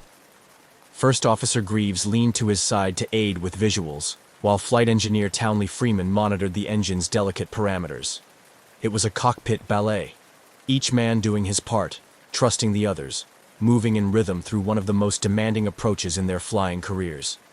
As the runway drew closer, there was no drama in the cabin, no countdown, no fanfare. Just the familiar pitch change as the aircraft flared, then the heavy thud of wheels touching down. The landing was firm, but smooth. The crowd of flight attendants, quietly gripping seatbacks, began to breathe again. On the tarmac, emergency vehicles rolled forward, unsure of what to expect from this wounded aircraft from the sky. But what they found was extraordinary. The engines were still running. The aircraft was structurally intact, and every one of the 263 passengers had survived. They had done it. They had landed a 747, blind and battered, after gliding through a full engine failure at cruising altitude, and no one on board had been lost. The mystery of what had nearly taken them down was still unresolved, but for now there was ground beneath their feet. The nightmare at 37,000 feet was over. When British Airways Flight 9 came to a complete stop on the runway at Jakarta's Halim Perdanakusuma International Airport, a stillness fell over the aircraft, unlike any other moment in the journey. After hours of tension, a powerless glide from 37,000 feet, and a descent through an obscured sky, the sound of engines idling on solid ground felt surreal. Passengers looked around, as if waiting for someone to tell them what had really happened. There was no cheering, no clapping. Just quiet exhalation, a shared disbelief that they had made it. Outside, emergency vehicles swarmed toward the aircraft. Fire crews, medics, and ground personnel moved into position, anticipating anything from engine fires to evacuation procedures. But there were no flames, no smoke, no injuries. The only unusual sight was the state of the 747 itself. The once shining paint on the leading edges of the wings was dulled and scorched. The nose cone was frosted over in an eerie gray film, and the cockpit windows were so sand-blasted they looked like frosted bathroom glass, completely opaque from nose to crown. Captain Moody and his crew powered down the engines one by one. The aircraft's long flight had ended not in disaster, but in an emergency landing pulled off with remarkable composure and precision. And yet, none of them fully understood what they had just flown through. As maintenance crews swarmed the aircraft, the extent of the damage began to reveal itself. The engine interiors were lined with ash. Turbine blades had melted and resolidified. Tiny shards of glassy material coated the intakes and ventilation systems. On closer inspection, engineers noticed that the ash wasn't just dust. It was volcanic in nature, composed of sharp, abrasive particles. It had scoured the fuselage, dulled the landing lights, and, more alarmingly, interfered with the engines at a level no one had thought possible. British Airways immediately launched an internal investigation. But as data trickled in from Jakarta, it was clear that the source of the crisis wasn't the aircraft itself. It was the sky. Only after Flight 9 was safely on the ground did word reach the crew about the eruption of Mount Galunggung, a volcano roughly 110 miles southeast of Jakarta. The eruption had occurred earlier that day and sent a massive ash cloud soaring into the upper atmosphere. The eruption wasn't violent or fiery. It was quiet, distant, and largely unnoticed by air traffic control. No official NOTAM, notice to airmen, had been issued. The volcanic plume had drifted westward into one of the busiest commercial air corridors in the region, invisible on radar, undetectable until it was too late. Volcanic ash clouds are unique threats to aviation. They don't behave like thunderheads or storm systems. They don't show up on conventional weather radar because the ash particles lack the moisture content to reflect radar signals. Visually, they can appear like thin cloud layers, or even clear air under night skies. But inside those clouds are microscopic fragments of rock, glass, and minerals, lethal to jet engines. The heat inside a jet engine melts the ash into molten glass. This clings to the internal turbine components and then cools rapidly, solidifying again and blocking airflow. In extreme cases, it can choke the engine completely, extinguishing combustion and shutting down power, just as had happened aboard Flight 9. As British Airways and Indonesian authorities pieced together the timing and flight path, They confirmed the unthinkable. Flight 9 had flown directly through the heart of a high-altitude ash plume, and it had done so for several minutes before engine failure occurred. The ash had entered all 4 engines, cut them off simultaneously, and turned a powered flight into a silent glide. What made the survival even more remarkable was the fact that the engines reignited at all. Most pilots, and even manufacturers, didn't believe that once volcanic ash caused flameout, an engine could be restarted. But by descending below the ash cloud, where the air was clearer and denser, the crew had unknowingly given the engines a chance to breathe again. One by one, they had sputtered back to life. The landing was the culmination of this miracle. Flying blind, trusting instruments, managing systems strained to their limits. It was a display not only of engineering resilience but of human focus, coordination, and calm in a scenario for which no training manual could truly prepare. In interviews that followed, Captain Moody was quick to credit his crew, British Airways, and the aircraft itself. He downplayed heroism and emphasized teamwork. But among passengers and aviation professionals alike, the story took on a legendary quality. A 747, brought down by invisible ash, had glided through the dark and landed safely. Every person aboard had walked away. But the questions were just beginning. If ash clouds couldn't be seen or tracked, what protections did future flights have? How could crews be expected to avoid something they couldn't detect? And how many more flights were passing unknowingly through similar dangers? British Airways Flight 9 was no longer just a near disaster. It was a warning. A quiet, smoky wake-up call to the hidden threats of the atmosphere, and one that would change the aviation world forever. In the aftermath of Flight 9's miraculous landing, the magnitude of what had just occurred began to ripple far beyond Jakarta. British Airways, already conducting internal reviews, now found itself part of a growing international concern. What had struck down a 747 mid-flight, without a storm, without mechanical warning, wasn't turbulence, bird strike, or equipment failure. It was something far less understood, and until now, far more underestimated: volcanic ash. The crew of Flight 9, particularly Captain Eric Moody, quickly became the focus of attention, not only because they had saved 263 lives, but because they had flown through an event that few had believed possible. In press interviews, Moody remained characteristically calm and humble. "We're trained for emergencies," he told reporters, but this one was a bit different. A bit different indeed. Volcanic ash had long been known to pose some threat to aircraft, particularly propeller-driven ones at lower altitudes. But what Flight 9 experienced rewrote the narrative entirely. Jet engines, flying at altitudes above 35,000 feet, were supposed to be above most weather hazards. What no one had accounted for was that ash clouds, fine enough to linger invisibly in the atmosphere, could rise that high, and that their effects could be so devastating so quickly. The engineering teams that examined the aircraft back in Jakarta and later in London were astonished at the damage. All 4 engines had suffered severe erosion to their turbine blades. The combustion chambers were coated in a gritty glaze, molten ash that had fused with metal at high temperature before solidifying mid-process. Portions of the fuselage and wing-leading edges were scraped raw, with paint stripped and sensor covers pitted. Even the landing lights and cockpit windscreens showed signs of abrasion, sanded down to a frosty opacity. Despite this, the aircraft had flown again, and that, more than anything, underscored the miracle. But it also revealed the urgency of a terrifying question. How many other flights had unknowingly passed through similar clouds? And how could pilots avoid something they couldn't see? Before Flight 9, ash clouds weren't monitored with the same seriousness as weather systems. Meteorological stations tracked eruptions when they were explosive or locally hazardous, but there was no global network for tracking ash dispersion in real time. Even radar systems, the gold standard in weather detection, failed to register ash because the dry, fine particles didn't return strong radar echoes.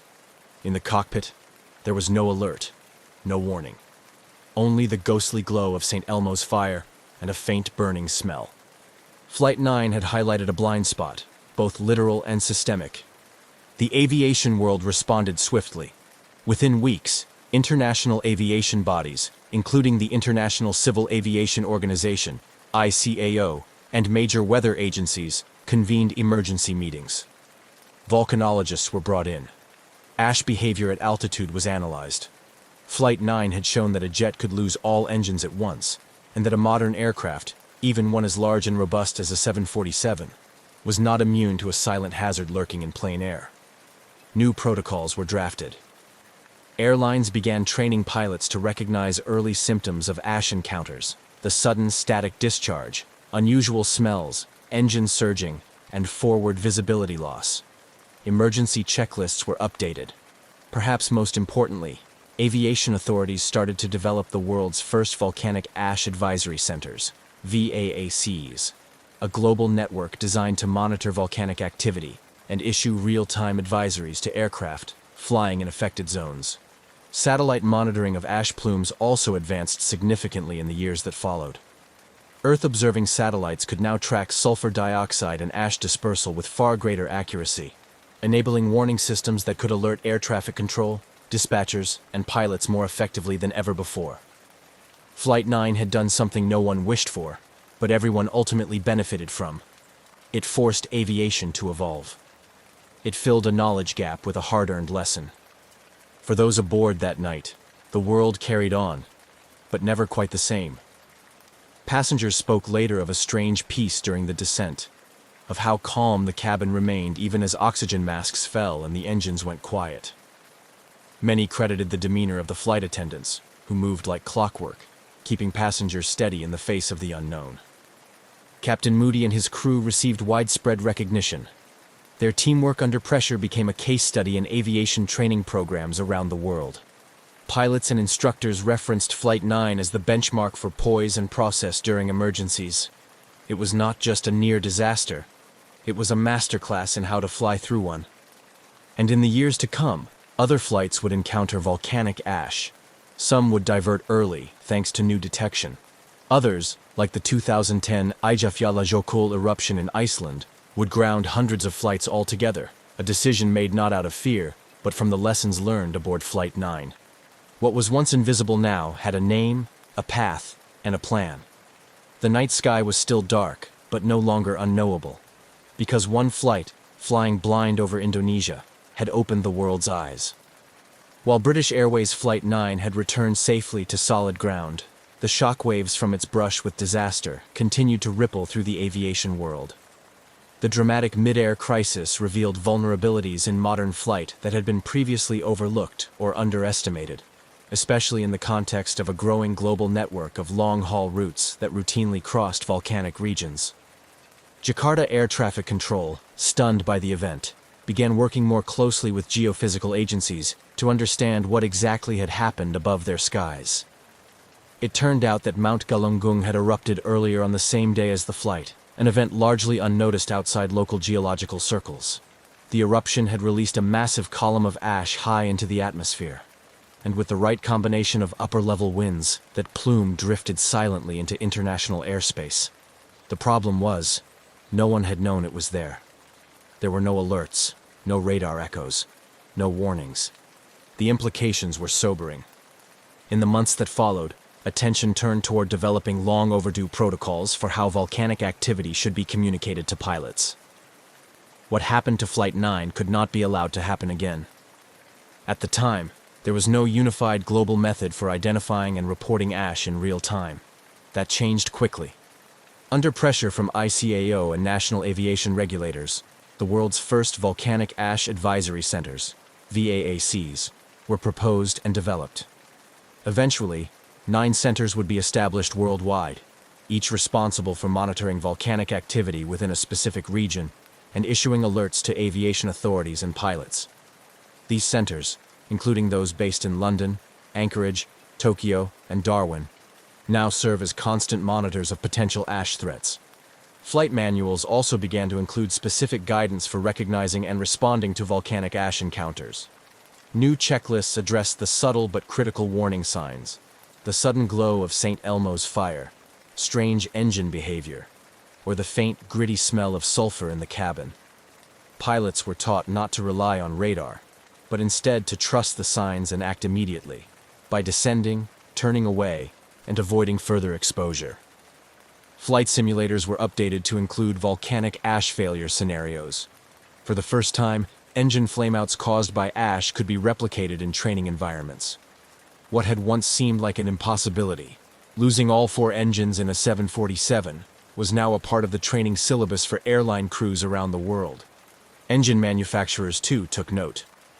Rolls-Royce and other leading companies studied the damage to Flight 9's power plants in exhaustive detail. The molten ash had entered the combustion chamber, fused onto blades, then cooled into glass. Engineers began designing turbines more resistant to such damage and refining protocols for testing engines after suspected ash exposure. But perhaps the most lasting change was psychological. The illusion of complete control in modern aviation had been fractured. Pilots and passengers alike had been reminded that the sky, so vast, so seemingly predictable, still held secrets. And while the industry had grown more advanced, more redundant, more secure, it was not invincible. Nature, when unmonitored or misunderstood, could still outmaneuver the best of machines. For the passengers of Flight 9, life resumed, albeit with a deeper appreciation for its fragility. Many kept in touch long after the flight, bound by a shared memory of quiet terror and miraculous survival. Some described it as life-changing. Others said they didn't fully understand the gravity of the incident until they saw the headlines afterward.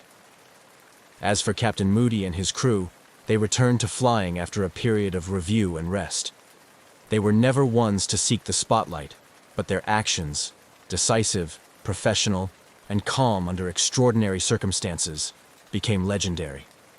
Their story was passed down in classrooms and cockpits, not just as an example of skill, but of the human strength required when the systems fall silent. Flight 9 didn't crash. It didn't break apart in the sky or disappear beneath the ocean. But what it gave aviation was as important as any near miss or tragedy. A warning that came in time. A mystery, solved just enough to spur global change. And a reminder, above all, that vigilance in the sky must extend beyond what can be seen. In the years that followed the safe landing of British Airways Flight 9, the story became more than an incident report. It became a benchmark, a moment in aviation history where everything worked as it should, even as everything failed. And the final pieces of the legacy it left behind weren't just procedural or mechanical. They were human. They were cultural. They were enduring. The passengers of that extraordinary flight returned to their lives, scattered across the world, some never speaking much about the night they drifted powerless over Indonesia. Others held on to it quietly, knowing they had walked away from something that, by any standard, should have ended very differently. Among them were business people, families, backpackers, and crew members, each with a version of the story that included the surreal calm in the cabin, the quiet descent in the dark, the soundless minutes when the world outside was nothing but stars and silence. For many, the memory wasn't traumatic so much as deeply humbling. Some passengers described an eerie sense of peace while the engines were out, perhaps a product of the crew's measured composure, or the shared understanding that panic had no place here. The cabin crew, too, received high praise. Their ability to continue service, maintain order, and assist passengers through confusion and fear was nothing short of professional excellence. British Airways Flight 9 became a celebrated example of crew coordination under duress. It entered training manuals. Aviation conferences cited it as the gold standard for CRM, crew resource management. And in the years that followed, as aviation evolved with faster aircraft and more automation, the story of Flight 9 reminded the industry of something simple. Machines alone don't save lives. People do. Captain Eric Moody's now famous announcement, "Ladies and gentlemen, we have a small problem. All 4 engines have stopped," became a case study in communication. It was a statement of impossible calm, delivered in a tone that seemed to compress the chaos of the moment into something oddly manageable. Moody, of course, didn't see it as legendary. In later interviews, he always redirected credit to his crew. It was a team effort, he insisted, the way flying is meant to be. And yet, it wasn't just the professional aviation community that took notice. The story captured imaginations far beyond the airport tarmac. It was covered in newspapers and on television, and eventually retold in books, documentaries, and podcasts. Writers saw in it not just technical drama, but the poetry of the impossible. A plane, silenced at altitude, returning from the brink without a single fatality. The Boeing 747 involved in the incident, GBDXH, returned to service after significant repairs and engine overhauls. It flew for years afterward, earning the nickname the Jakarta Jumper among those who knew its history. Every flight it made afterward carried with it a quiet legacy, proof of both the aircraft's resilience and the lessons it forced into the world.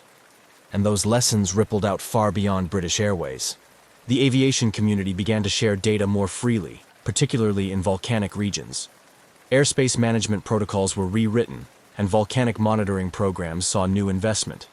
Countries with active volcanoes began establishing better communication channels, with air traffic control centers and flight dispatchers. The volcanic ash advisory centers became fully operational and interconnected. Their early alerts would eventually be credited with saving countless flights from potential exposure in years to come. Notably, in 2010, when Iceland's Eyjafjallajökull volcano erupted and shut down a significant portion of European airspace for days, many remembered Flight 9. Airlines, governments, and meteorologists worked together in real time, guided in part by the experience decades earlier of a jetliner that had fallen silent over Java. The delays were frustrating, but the caution was justified. It was a sign that the system now understood what ash could do. Flight 9 never needed a monument to be remembered. Its legacy lived in every pilot who learned its story, every crew member who rehearsed a once unthinkable emergency, and every satellite pinging Earth's surface to track clouds the eye couldn't see. It became part of aviation's quiet conscience, a reminder that not every danger rumbles with thunder, and not every survival ends with applause. To this day, the events of June 24, 1982, serve as a reminder that the sky, for all its wonder and openness, still holds moments where instinct, skill, and calm resolve matter most. The engine stopped, the sky went quiet, and still, somehow, everyone came home. That's not just a mystery solved, that's a miracle flown.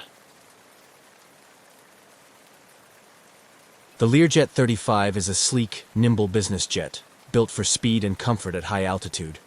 Often seen shuttling celebrities, executives, and professionals across the skies, it's a symbol of precision engineering and luxury. On October 25, 1999, one such Learjet, tail number N47BA, was scheduled for a short, uneventful flight from Orlando, Florida to Dallas, Texas. Its flight plan was simple, its weather clear, and its systems all checked out. What should have been a routine trip would instead unfold into one of the eeriest and most heartbreaking mysteries in modern aviation: the flight that flew itself. That morning began quietly at Orlando Sanford International Airport. The Learjet sat prepped and fueled on the tarmac, awaiting its crew and passengers. Among those on board would be professional golfer Payne Stewart, fresh off recent victories and with a bright career still ahead of him. Stewart, known for his charismatic presence on and off the green, was headed to Dallas for business, traveling with his agents and close companions. The crew, consisting of 2 experienced pilots, arrived early, conducted their inspections, and found everything in working order. No warning lights, no strange behavior. Nothing to suggest anything other than a smooth flight ahead. At 9:19 a.m. Eastern Time, the Learjet taxied down the runway and lifted effortlessly into the morning sky. Controllers noted a smooth ascent and acknowledged a routine check-in as the plane climbed through 23,000 feet. The crew confirmed their heading, received clearance for further ascent, and switched frequencies as instructed. But after that final handoff to a new air traffic controller, radio silence. Repeated calls to the aircraft went unanswered. Controllers began to suspect a simple communications issue. Perhaps the crew was just slow to tune to the new frequency. It happens. But the silence continued. Minutes turned to more than 10. Then 20. As the Learjet continued climbing to its cruising altitude of 39,000 feet, concern quietly began to spread through the radar stations watching its steady path. There were no turns off course, no erratic behavior, no deviation in altitude. It flew with an eerie steadiness, almost like a textbook autopilot demonstration. But the longer it flew without a response, the more unusual the situation became. Air traffic control centers along its path continued to attempt contact, escalating alerts and reaching out to the aircraft again and again. Nothing. When the plane crossed into Missouri airspace and still had not responded, the Federal Aviation Administration began coordinating with military authorities. NORAD, the North American Aerospace Defense Command, was notified, and preparations began to scramble fighter jets. The goal was to intercept the Learjet, attempt visual contact, and determine whether the crew was in distress or the aircraft had been hijacked. But even as the military moved into action, there was still no sign of deviation. The jet flew northwesterly, passing over Georgia, Alabama, Mississippi, and into the Midwest. It flew for hour after hour, eerily consistent in its heading and altitude, cruising far above the ground as though everything was perfectly normal. All the while, those tracking it from the ground grew increasingly uneasy. Planes don't just go silent for no reason. Pilots don't miss repeated check-ins. Something was wrong. But what?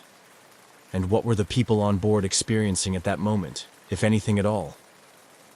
F-16 fighter jets were finally scrambled from an Oklahoma Air National Guard base. The pilots quickly ascended to meet the Learjet's altitude and reached visual range as it neared Missouri. What they reported back was chilling. Through the cockpit windows, frosted over and opaque, they could see no movement, no sign of life, no signal or change in trajectory. The jet flew on, as if guided by invisible hands. As they circled the silent aircraft, the fighter pilots tried to make contact, maneuvering beside it, rocking wings, attempting hand signals through the glass. But there was no response. The Learjet flew on, ghost-like, cutting through the sky without a sound save for the engines that kept it aloft. Back on the ground, the realization began to set in. Whatever had happened on board must have happened quickly, and it had likely rendered everyone on the jet unconscious. Investigators would later suspect a loss of cabin pressure, an insidious and silent failure that could rob everyone of consciousness in just minutes, especially at high altitudes where the air is thin and time for useful action is measured in seconds. As the Learjet pushed farther into the open skies of the Great Plains, its engines still strong, it was clear the aircraft was running on autopilot, unmanned, unattended, and unable to correct course. Those watching on radar and through binoculars could only wait, powerless to alter its trajectory. The mystery, now fully underway, had moved beyond a simple communication issue. It had become something else entirely, a jet flying itself across the sky, unresponsive and unstoppable, with no one answering the call. The Learjet continued its silent course through the sky, a sleek silver arrow slicing westward at 39,000 feet, stubbornly steady, eerily perfect. Below it, the United States slowly unfurled, from the green forests of Georgia to the brown fields of Kansas, oblivious to the lifeless aircraft tracing its path across the heart of the country. From the ground, it looked like just another jet, business as usual. But from within radar rooms and military command centers, the reality was growing darker by the minute. After repeated failed attempts to contact the crew, FAA controllers initiated what's known as an INREC, an Information Request Notice, signaling concern for a flight no longer in communication. As the jet drifted into increasingly unfamiliar territory, a heightened state of alert kicked in. This was no minor radio failure. Something was seriously wrong. NORAD scrambled its fighter jets shortly after 10 a.m. Central Time. Pilots from the Oklahoma Air National Guard were directed toward the rogue aircraft. Flying at supersonic speeds, they caught up to the Learjet near Springfield, Missouri. The intercept was coordinated not only to assess the situation visually, but to act swiftly in case of hijacking or other security threats. What they found instead was more unsettling than any armed conflict they had trained for. The F-16s closed in on the Learjet's left side, approaching carefully. Through the aircraft's rounded windows, the fighter pilots tried to catch any sign of movement. Someone at the controls, a passenger shifting in their seat. But the cockpit windows were fogged or frosted, difficult to see through. At one point, one of the fighter pilots reported seeing what appeared to be condensation, or ice, coating the interior of the glass. There were no signs of a conscious crew. No response. No deviation. The plane simply continued. Communicating back to NORAD, the fighter pilots confirmed that the Learjet was behaving like it was on autopilot.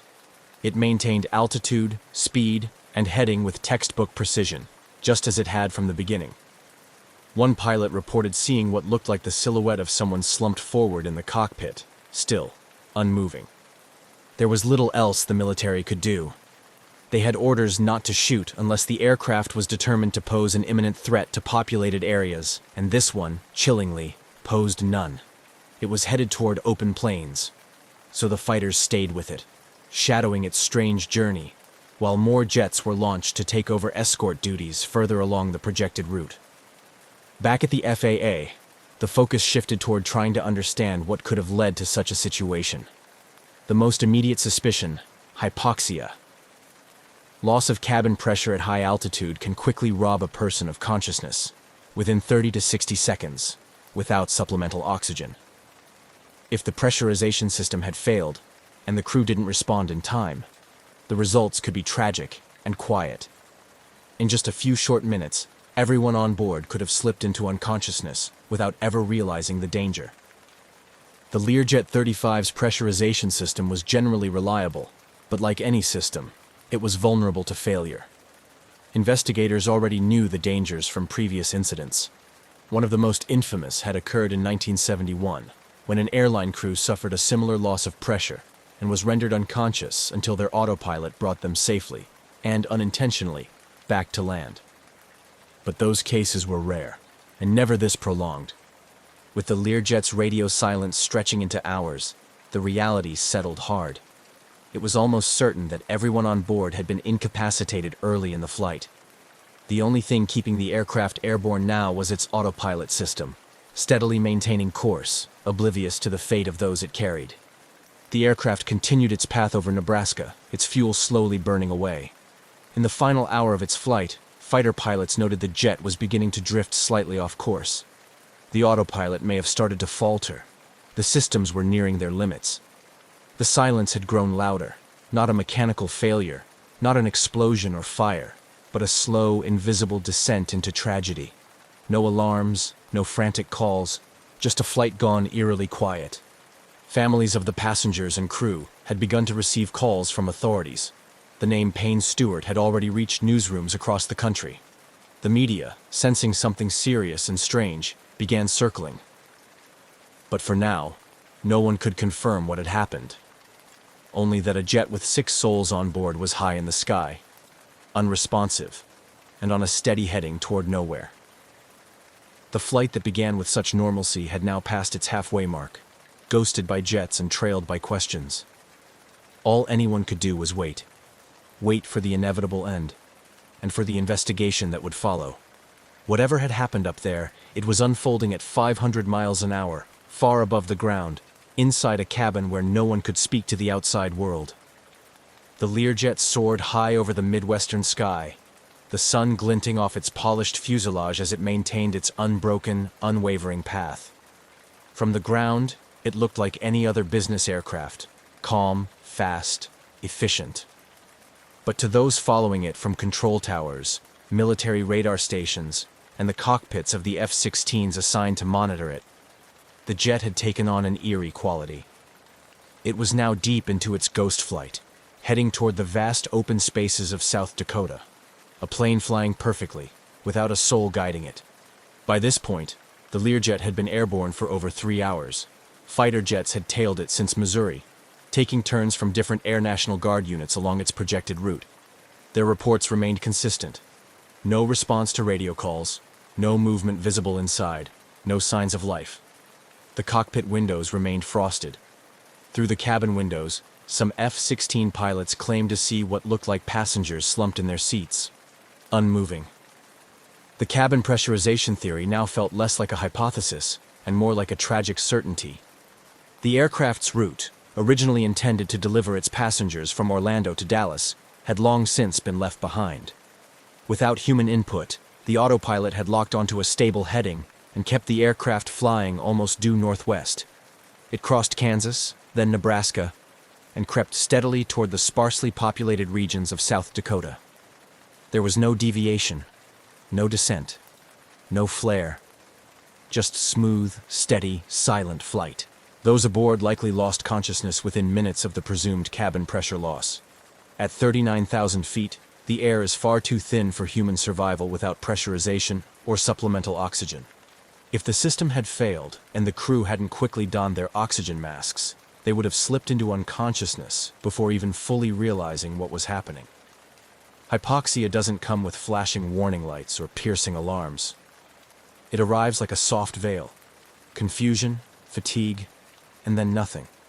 And in the calm quiet of a smooth climb, it's easy to miss until it's too late. In the Learjet's cockpit, the autopilot likely maintained level flight while the aircraft cruised through the upper atmosphere.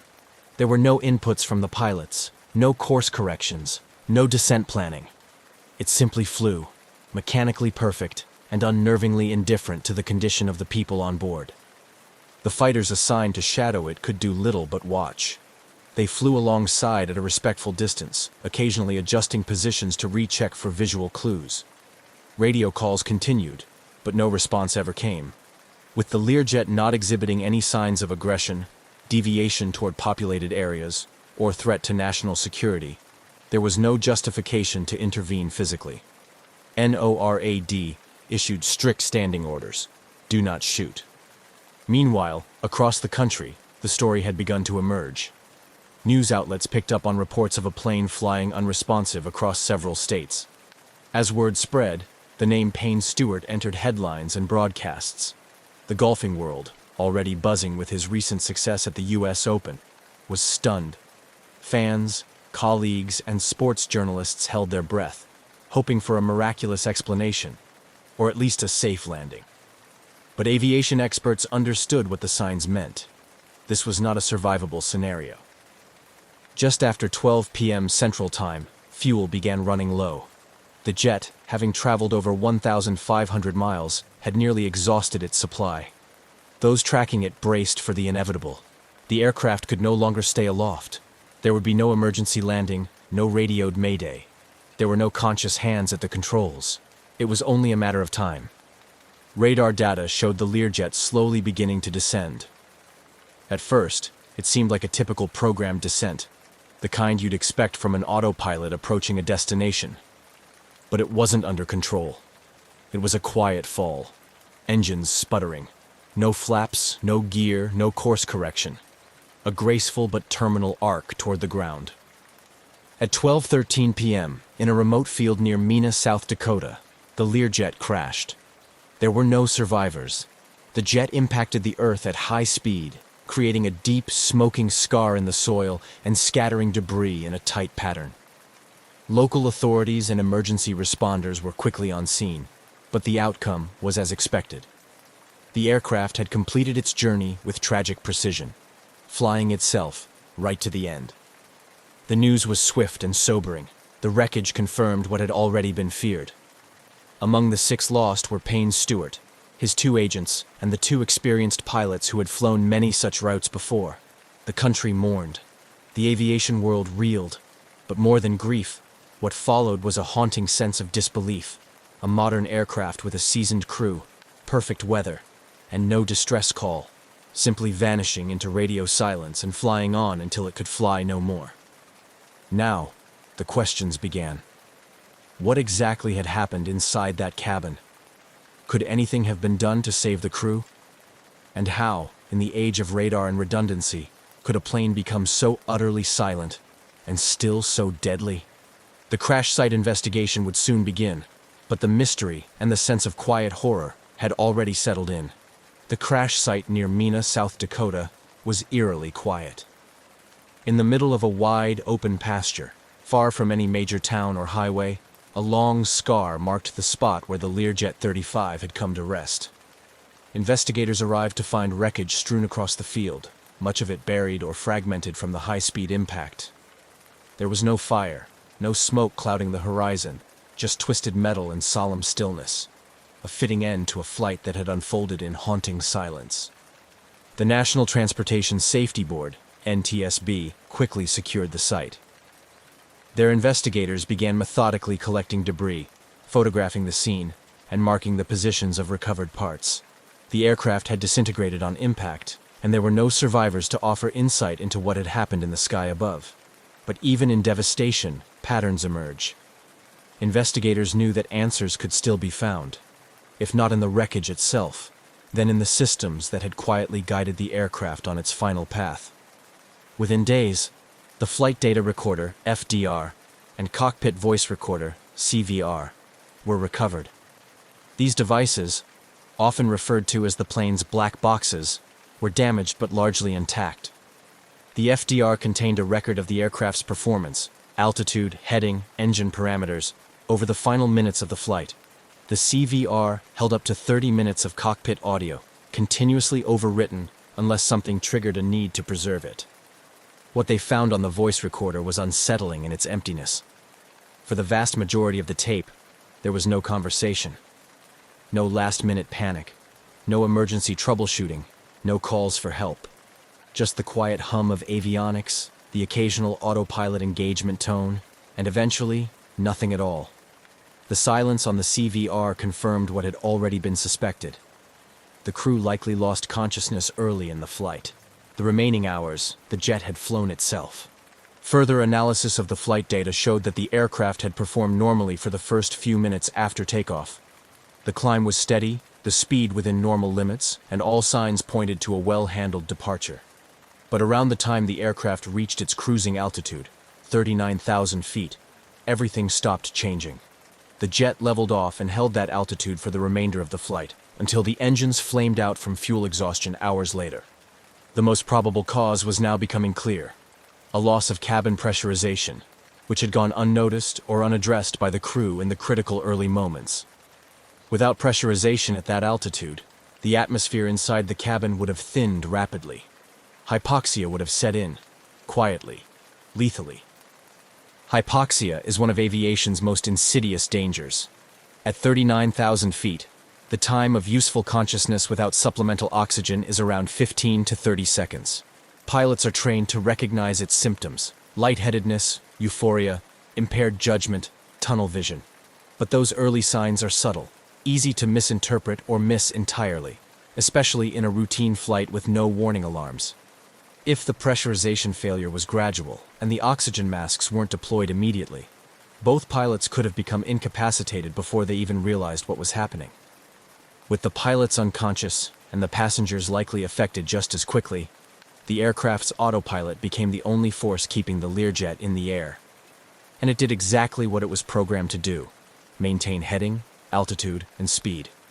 For hours it executed its duties with mechanical precision, while the human presence inside faded into unawareness. The pressurization system itself became the focus of a detailed mechanical analysis. Every valve, sensor, and backup system was studied. No major defects were found, but due to the nature of the crash, some components could not be recovered or tested. Investigators concluded that either the pressurization system had failed silently, or the warning indicators failed to trigger the crew's attention in time. The oxygen supply system was also inspected: tanks, lines, and masks. But again, the impact had destroyed much of the evidence. No clear malfunction was recorded. With no distress call made and no manual intervention recorded after climb-out, the NTSB's final report leaned toward a grim but logical conclusion. The crew was incapacitated by hypoxia, the aircraft continued on autopilot until fuel exhaustion, and the crash was the tragic culmination of a system working exactly as designed, but without its most important component: conscious humans. The findings were sobering. There was no singular mechanical failure to blame, no villain, just a cascade of small failures or missed moments that allowed a routine flight to become a national tragedy. The very design of the aircraft, to fly smoothly, efficiently, and without pilot input for long stretches, had become its undoing. As the investigation closed in on its final findings, the public's questions shifted. If something so silent and sudden could render an entire cabin unconscious, what could be done to prevent it from happening again? The focus would soon turn to procedure, training, and systems design. But for now, the most haunting detail remained: a jet, silent and sleek, flying flawlessly across a cloudless sky, with no one left awake to see where it was going. In the weeks following the crash, the National Transportation Safety Board worked through every angle of the case, determined to understand exactly what went wrong aboard Learjet N-47BA and what could be done to keep it from happening again. The deeper they probed, the more chilling the reality became. This was not a case of one catastrophic failure, but a quiet chain of small, subtle oversights and missed opportunities that ultimately allowed a deadly scenario to unfold unnoticed and unchallenged. The investigation zeroed in on one element above all: cabin pressurization. At 39,000 feet, the human body cannot survive for more than a minute or two without supplemental oxygen. Commercial jets are designed to automatically pressurize the cabin as they ascend, mimicking a lower, livable altitude inside. If that system fails and the cabin pressure drops, hypoxia sets in fast, often before the symptoms are even recognized. The signs can be deceptive: dizziness, tingling, euphoria, confusion. It feels like nothing at first. That's what makes it so deadly. The Learjet's pressurization system was mechanically sound during its most recent inspections, with no known issues on record. But because the aircraft was destroyed upon impact, investigators couldn't recover every component. They couldn't confirm whether a slow leak had begun early in the flight, whether a valve had malfunctioned, or whether a system setting had been overlooked by the crew. What they did know was that at some point during or shortly after climb-out, something went wrong. Under normal procedures, a crew reaching altitude would check cabin pressure levels and confirm that the pressurization system was functioning correctly. If a warning light illuminated or an alarm sounded, pilots were trained to immediately don oxygen masks and begin emergency descent. That's the critical window. Seconds, not minutes. The crew of N-47BA didn't make a call. They didn't descend. They didn't engage emergency protocols. The only conclusion? They lost consciousness too quickly to act. The aircraft's oxygen system also came under scrutiny.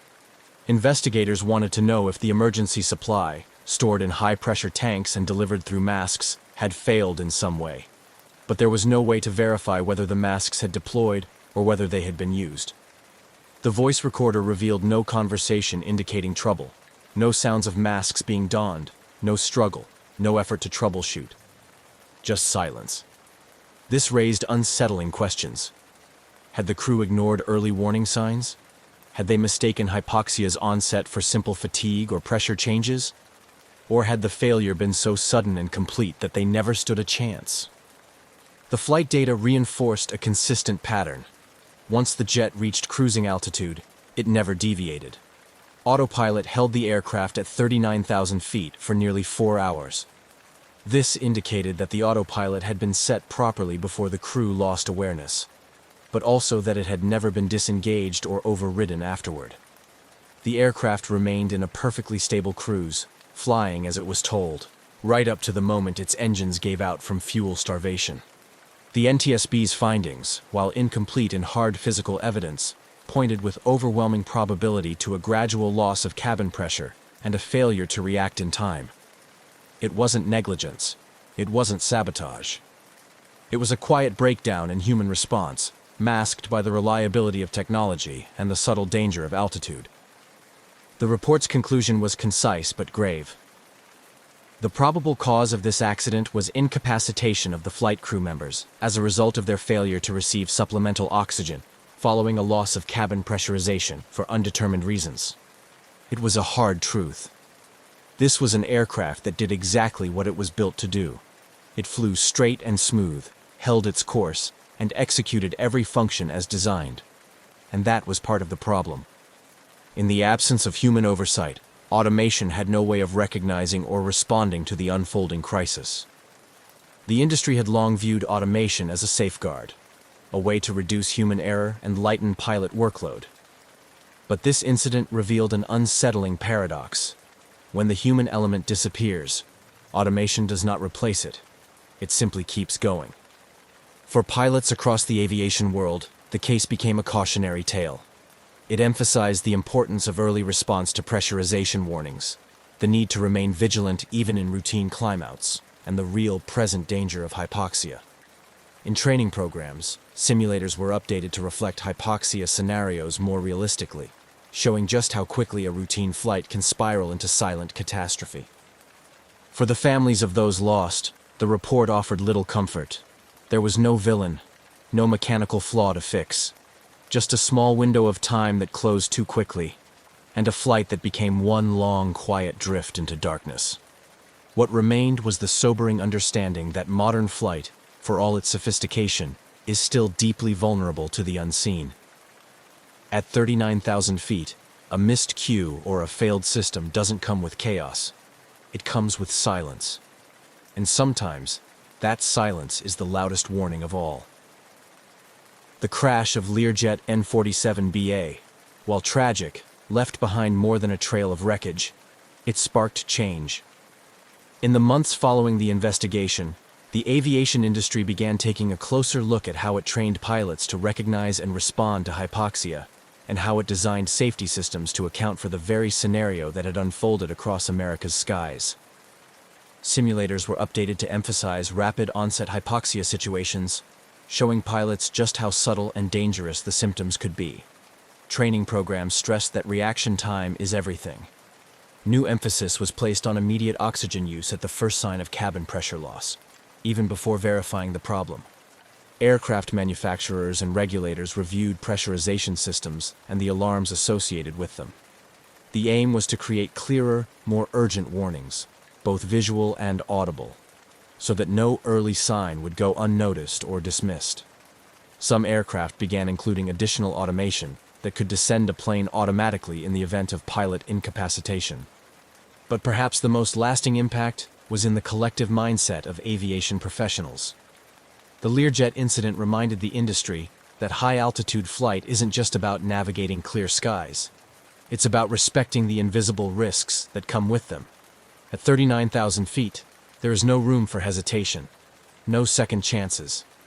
The ghost flight of October 25, 1999, became a case study, not just in system failure, but in how quickly silence can fall when vigilance slips for even a moment.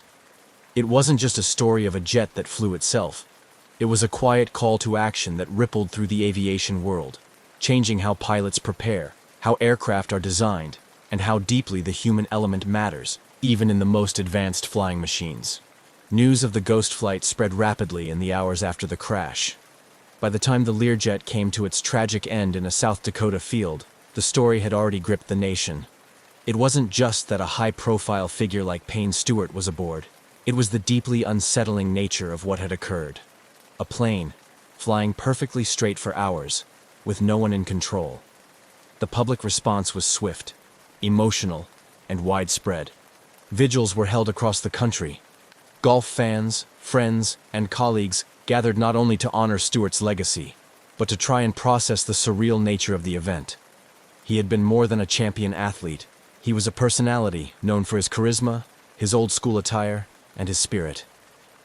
The golf world mourned not just the loss of a player, but a symbol of the sport's character.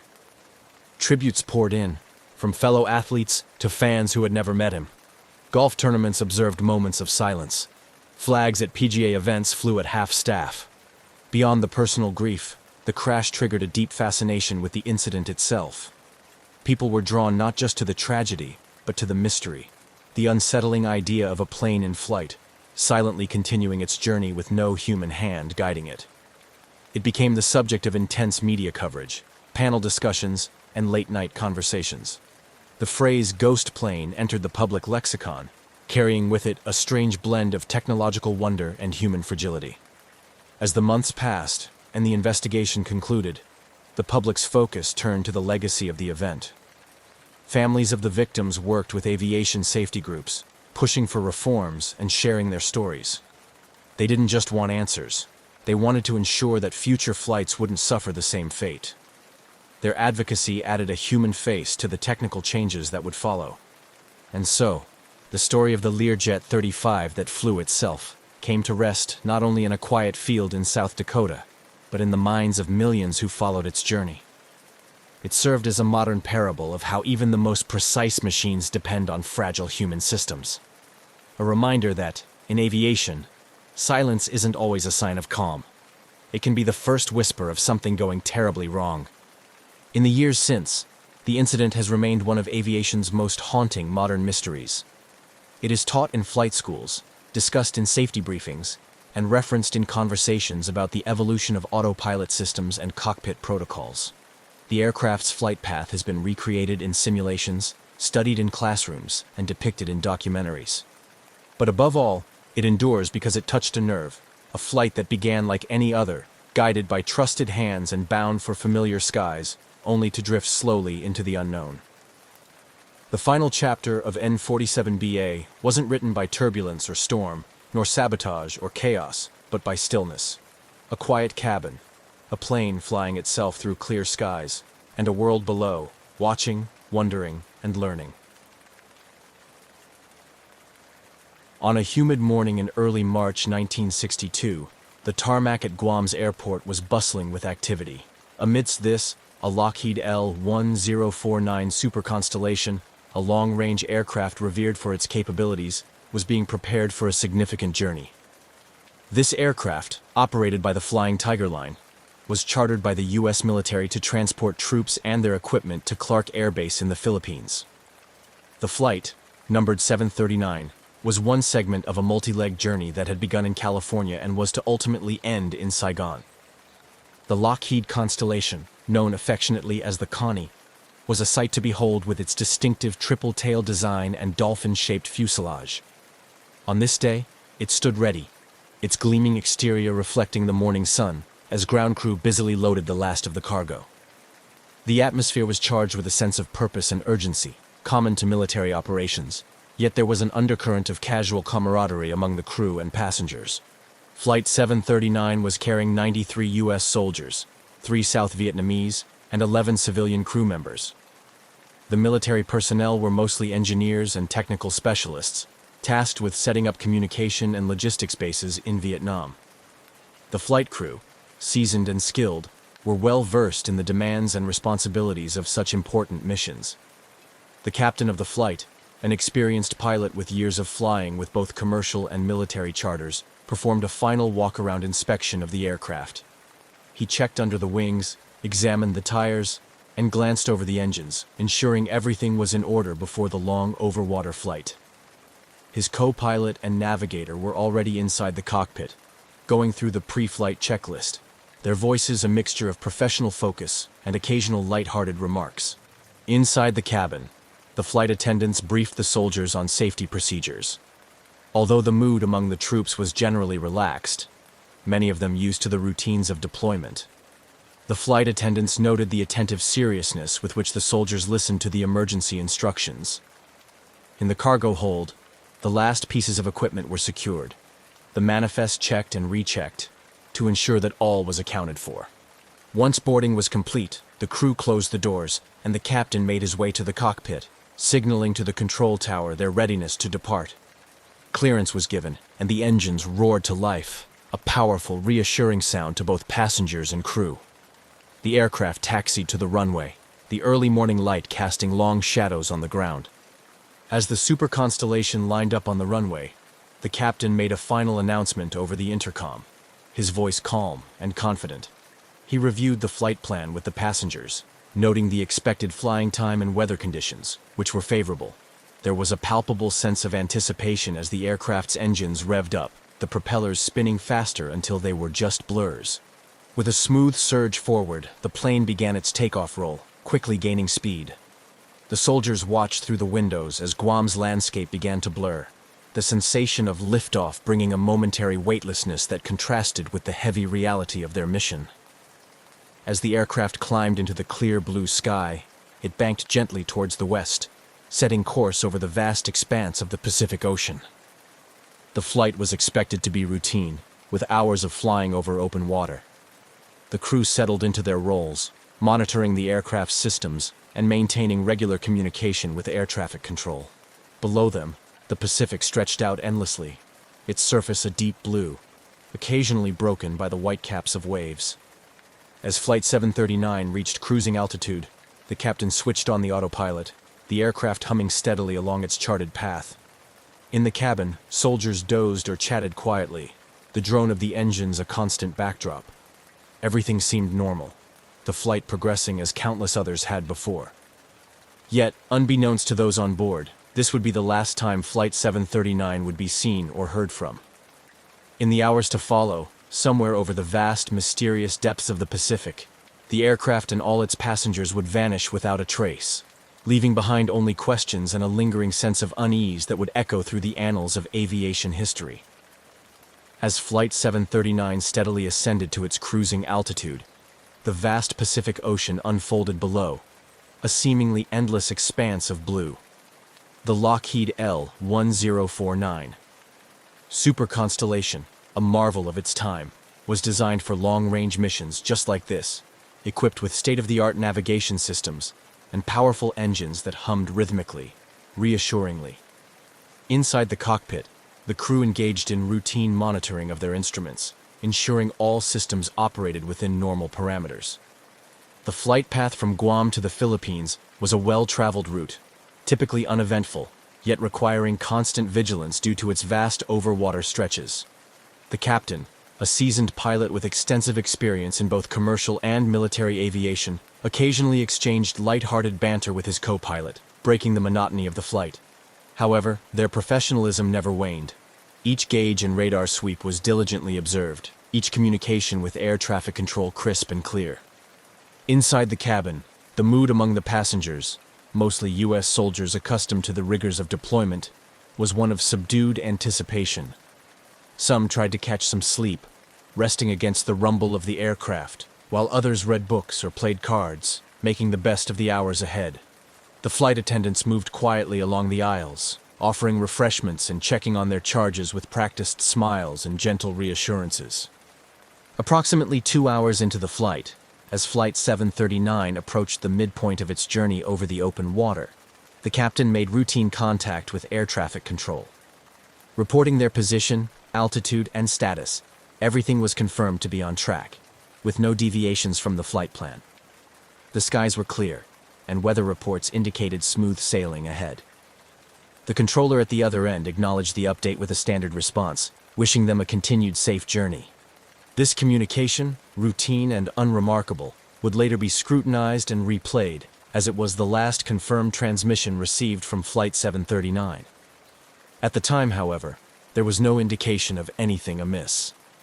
The aircraft continued on its path, the autopilot maintaining a steady course, the engine's steady drone a testament to their reliability. But as the minutes ticked by, an unseen and escalating issue was unfolding. Unbeknownst to the crew and passengers, a critical situation was developing that would soon culminate in the mysterious disappearance of Flight 739. The aircraft, now a mere speck against the vastness of the Pacific, was heading towards an uncertain fate.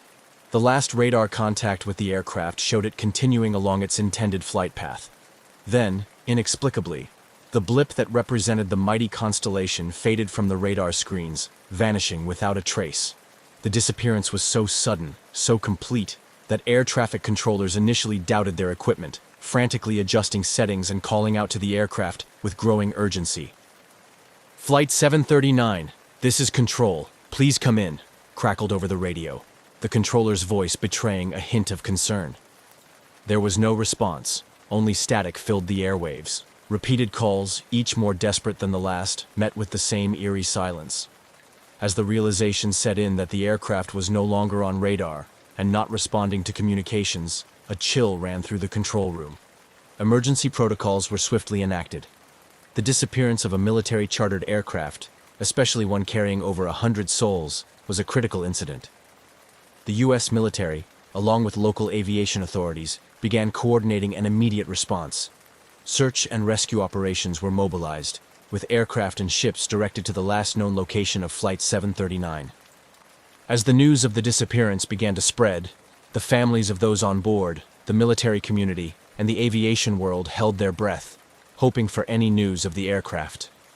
The mystery of what happened to Flight 739 in those final moments before it vanished would soon captivate the world, sparking questions, theories, and a massive search effort that sought in vain to uncover traces of the missing plane. The disappearance of Flight 739 triggered one of the largest search and rescue operations of the time, as the U.S. military, alongside international and local forces, launched an extensive effort to locate the missing aircraft and its passengers. Given the flight's last known position over the expansive Pacific Ocean, the area to be searched was vast and daunting. presenting significant logistical challenges. As soon as the aircraft was reported missing, the control centers coordinating the search mobilized a fleet of aircraft from various bases across the Pacific Rim. These included long-range patrol aircraft equipped with sophisticated radar and other sensory equipment designed for maritime surveillance and search operations. The U.S. Navy dispatched ships that were in the region to converge on the suspected area where contact with Flight 739 was lost. This initial response was a race against time, with hope still alive for finding survivors. Simultaneously, the Air Force's Rescue Coordination Center set up a command hub to oversee the operation, pulling in resources from across the military spectrum. This hub became the focal point for all communication and decision-making, ensuring that efforts were not duplicated and resources were deployed efficiently. Information flowed continuously, with updates on weather conditions, sea currents, and any sightings or debris reported by ships and planes partaking in the search. The search area, primarily defined by the last known radar contact with Flight 739, covered thousands of square miles of ocean. The area was known for its deep waters and challenging weather conditions, which could change swiftly and dramatically, complicating search efforts. The operation used a grid pattern, with each ship and aircraft assigned specific sectors to scour. The systematic approach was designed to cover as much area as possible, but the vastness of the Pacific Ocean and its deceptive tranquility made the task daunting. As days passed, the intensity of the search increased, but no trace of the aircraft or its passengers was found. The lack of debris or any sign of the aircraft was perplexing, leading to growing frustration and anxiety among the search teams and the families waiting for news. The operation continued round the clock, with search teams working in shifts, battling fatigue, and the emotional toll of the fruitless search. Meanwhile, speculation about the fate of Flight 739 began to mount. The absence of a distress signal prior to the disappearance raised questions about sudden catastrophic events, such as an explosion or a rapid descent into the ocean, which might have left little trace.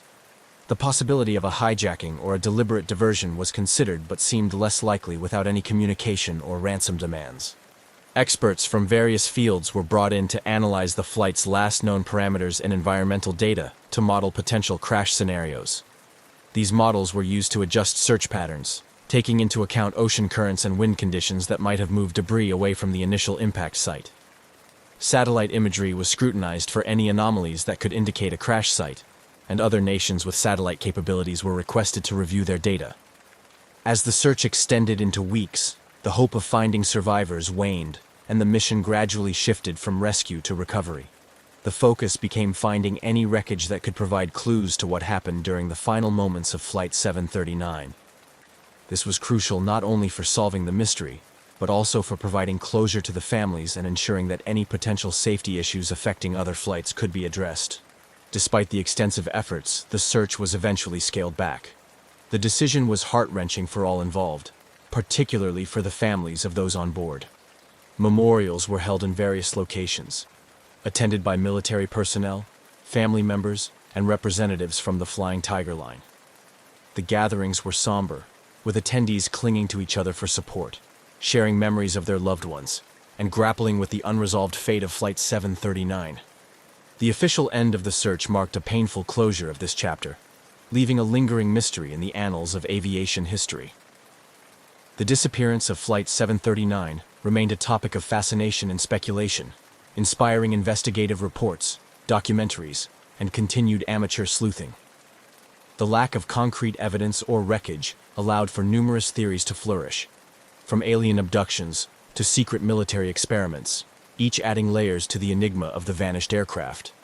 Yet, the most significant impact was undoubtedly on the families and the aviation community, who continued to feel the absence of closure and the haunting presence of those 107 souls lost somewhere over the vast, inscrutable Pacific Ocean. The vanishing of Flying Tiger Line Flight 739 in 1962 continued to haunt the aviation community and the families of the missing. Without any wreckage or clues to provide closure, the mystery seemed destined to remain unsolved.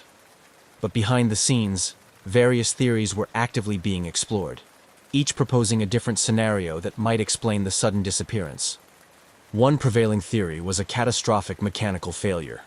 The Lockheed L-1049 Super Constellation was a reliable aircraft, but it was not immune to the intense demands of long-haul flights across vast oceanic expanses. Experts pondered the possibility of a structural failure that could have led to an in-flight breakup. This type of disaster could explain the lack of distress signals if the aircraft was destroyed rapidly and completely above deep waters. Another theory suggested sabotage or an explosion. Given the Cold War context and the military nature of the flight, speculations arose about the involvement of espionage or a targeted attack. Some relatives of the crew and passengers theorized that the plane might have been brought down by a bomb, perhaps planted to intercept the sensitive military cargo purportedly on board. This theory was bolstered by scattered reports from sailors who claimed to have seen a bright light in the sky that could have been an explosion. However, these accounts were never officially confirmed, and no physical evidence supported the explosion theory. Further complicating the mystery were the extensive military communications and radar networks spanning the Pacific, which astonishingly failed to track the aircraft beyond its last known position. The lack of radar evidence puzzled investigators and fueled conspiracy theories. Some suggested that the flight might have veered off course, entering an area where it was either captured or brought down by foreign military forces. Yet, without traces or credible reports from international or enemy states, this scenario remained speculative. As time passed, the intense focus of the initial search efforts waned, but the determination for answers did not. The military's initial response had been robust, reflecting the urgency and gravity of losing a plane carrying over 100 service members and civilians. When the official search operations were concluded, many felt a profound sense of incompleteness, driving them to continue seeking answers independently. This ongoing quest for clarity led to a resurgence of interest in the case among amateur sleuths and investigative journalists. Decades after the disappearance, new technologies and changing geopolitical landscapes allowed for fresh examinations of old flight data and military records. Freedom of Information Act requests revealed previously classified documents that shed some light on the military's internal responses and concerns regarding the flight's disappearance. The families of the passengers, united in their need for closure and understanding, formed a network to share information and support each other. Annual gatherings and memorials were organized, where stories about the missing were shared, keeping their memories alive. These meetings often served as a forum for exchanging the latest findings and theories, maintaining pressure on the authorities to keep the investigation open. In recent years, advances in underwater technology and satellite imagery have prompted new searches in the Pacific. These efforts are often funded by private entities and supported by volunteers, including retired naval officers and aviation experts. Each new search brought a flurry of media attention, rekindling public interest and, more importantly, offering a glimmer of hope to those still haunted by the loss. Documentary filmmakers and investigative reporters have also played a crucial role in keeping the story in the public eye. Documentaries have delved deep into the technical aspects of the aircraft's design and operation, interviewed former military personnel who were involved in the initial search and rescue operations, and highlighted the personal stories of those left behind. These films often end with a call to action, urging aviation authorities and the military to revisit the case with new tools and insights. The continuing mystery of Flight 739 not only serves as a poignant reminder of the risks inherent in aviation, but also underscores the limitations of mid-20th century technology in dealing with such disappearances. The story of Flight 739, woven through decades of speculation, research, and remembrance, remains a compelling chapter in the history of aviation, reflecting the enduring human need for answers and the relentless pursuit of truth, no matter how elusive it may be. The lack of definitive answers surrounding the disappearance of Flying Tiger Line Flight 739 had a profound impact on the families of the passengers and the crew, as well as on military operations and the broader aviation industry. As years turned into decades without closure, the emotional weight bore heavily on those left behind, prompting shifts in policy and continuing dialogue about aviation safety and military procedures. The immediate aftermath of the disappearance was a time of intense grief and confusion for the families of the 107 individuals on board. The absence of tangible evidence or a clear explanation compounded their sorrow, leaving many to grapple with unresolved feelings of loss. This grief was accompanied by a growing frustration with the military and government agencies, perceived by some as withholding information or not doing enough to resolve the mystery. This sentiment spurred some family members to become advocates for change in how military-related aviation incidents were handled, particularly regarding transparency and communication with victims' families. Their efforts led to more structured policies on providing timely and clear information to families, which has since been adopted in other areas of military and civilian aviation. In addition to the emotional and procedural impacts, the disappearance prompted a re-evaluation of flight safety protocols and emergency response strategies. The military, heavily reliant on chartered flights for transporting personnel and equipment, particularly during the Vietnam War, began to implement more rigorous checks on aircraft and operators, including stricter standards for maintenance and crew training. This shift was mirrored in the civilian aviation sector, where the incident underscored the need for robust tracking and communication technologies. It catalyzed advancements in flight monitoring systems, including the development and eventual mandate of more sophisticated transponders and satellite-based tracking systems that could maintain contact with aircraft over vast and remote areas like the Pacific Ocean. The ongoing mystery also influenced public perceptions and policies regarding military secrecy and accountability.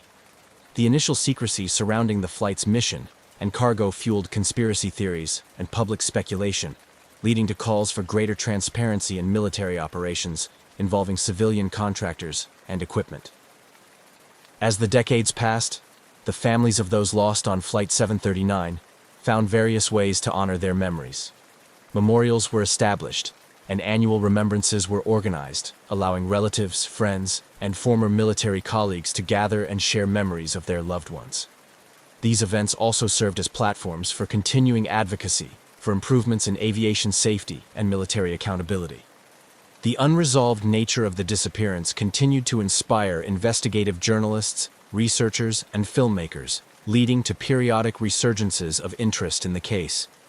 Each new article, documentary, or book prompted public discussions and occasionally brought forward new information or theories, though none sufficient to solve the mystery. Most recently, technological advances in underwater exploration and satellite imaging have given new hope to those seeking answers. These technologies have the potential to explore and map the ocean floor at depths and with accuracy previously unattainable. Inspired by successful searches for other lost aircraft, such as Air France Flight 447, some family members and independent researchers have called for new searches in the areas where Flight 739 might have gone down. Despite the tragedy and the many years that have passed, the legacy of Flying Tiger Line Flight 739 remains a powerful catalyst for change and a poignant reminder of the enduring human spirit's quest for answers and justice. The story of Flight 739 continues to resonate, a mysterious chapter in aviation history that still captures the imagination and determination of many around the world. As the years turned into decades, the unresolved mystery of Flying Tiger Line Flight 739 continued to cast a long shadow over all who were touched by its disappearance. With neither wreckage nor definitive answers, the enigma remained a persistent reminder of the limitations faced in the search for truth within the vast, unyielding expanses of the ocean. The story of Flight 739, fraught with its enduring mystery, has transcended its era to become a symbol of unresolved loss and the pursuit of closure. Families of the missing, united by their shared grief, formed a close-knit community, bound together by the need to keep the memory of their loved ones alive and to seek answers. This community often gathered on anniversaries of the disappearance, creating a space not only to mourn, but also to share updates and continue pressing for action. Despite the passage of time, the call for new searches never completely died down. Advances in technology, particularly in satellite imaging and deep-sea exploration, rekindled hope among the families and the aviation community that someday the site of the crash might be discovered. Inspired by successful recoveries of other lost aircraft, such as the finding of the Titanic and the wreckage of Air France Flight 447 decades after their disappearances, advocates for reopening the case of Flight 739 argued that modern technology could finally offer the means to locate the remains of the aircraft. Efforts to leverage new technologies led to proposals for targeted searches using sophisticated sonar equipment capable of deep-sea mapping, as well as drones that could scan large areas of the ocean floor more efficiently than manned vessels. These proposals garnered attention not only from the families, but also from governmental and private entities that could provide the necessary resources. In the realm of public engagement and media, the story of Flight 739 maintained a captivating allure. Documentaries produced in recent years brought the case back into the public eye, featuring interviews with former military personnel, aviation experts, and family members. These documentaries often explored not just the facts of the case, but also the broader implications of such disappearances on aviation safety and military transparency. Additionally, the mystery inspired authors and filmmakers, leading to the creation of various fictional accounts and conspiracy theories that, while often speculative, kept the conversation alive. These narratives explored themes of Cold War espionage, alien encounters, and even experimental military technology, reflecting the human fascination with unresolved mysteries. Academically, the disappearance of Flight 739 became a case study in international relations and military studies programs, where it was examined in the context of U.S. military logistics during the Vietnam War era and the geopolitical tensions of the time. This scholarly interest helped to maintain a degree of academic attention on the case, ensuring that it remained a part of the discourse on aviation history and military operations. Legal and political advocacy also became a significant part of the legacy of Flight 739.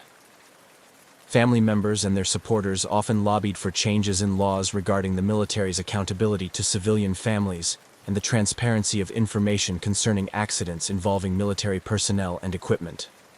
These efforts sometimes led to legislative changes and improved policies regarding family briefings and access to records. As the 60th anniversary of the disappearance approached, the U.S. government released several formally classified documents related to the flight. While much of the information had been redacted, the release of these documents represented a small victory for those who had long advocated for greater transparency. For some families, the documents provided new details that, while not solving the mystery, offered insights into the military's handling of the incident.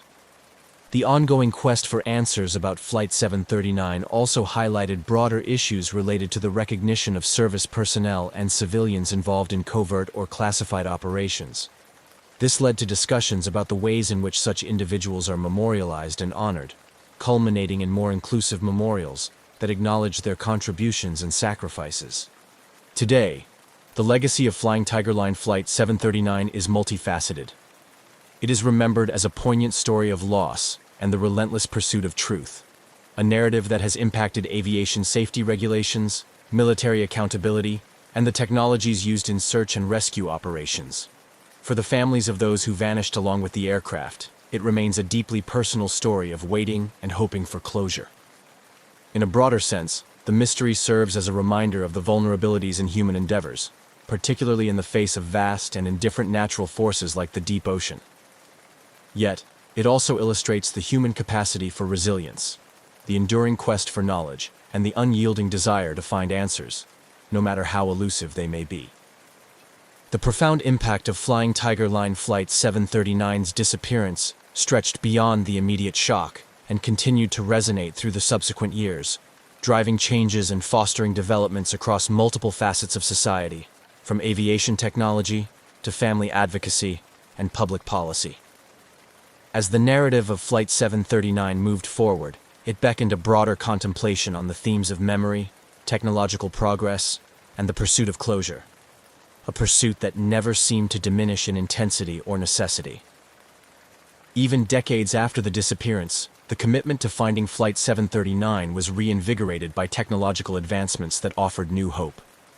The introduction of autonomous underwater vehicles, AUVs, and more sophisticated side-scan sonar technology provided tools capable of exploring the ocean depths with unprecedented detail and efficiency. Proposals for new search initiatives were drafted, with input from oceanographers, former naval officers, and aviation experts who believed that the aircraft's final resting place could be pinpointed with the right resources and a targeted approach.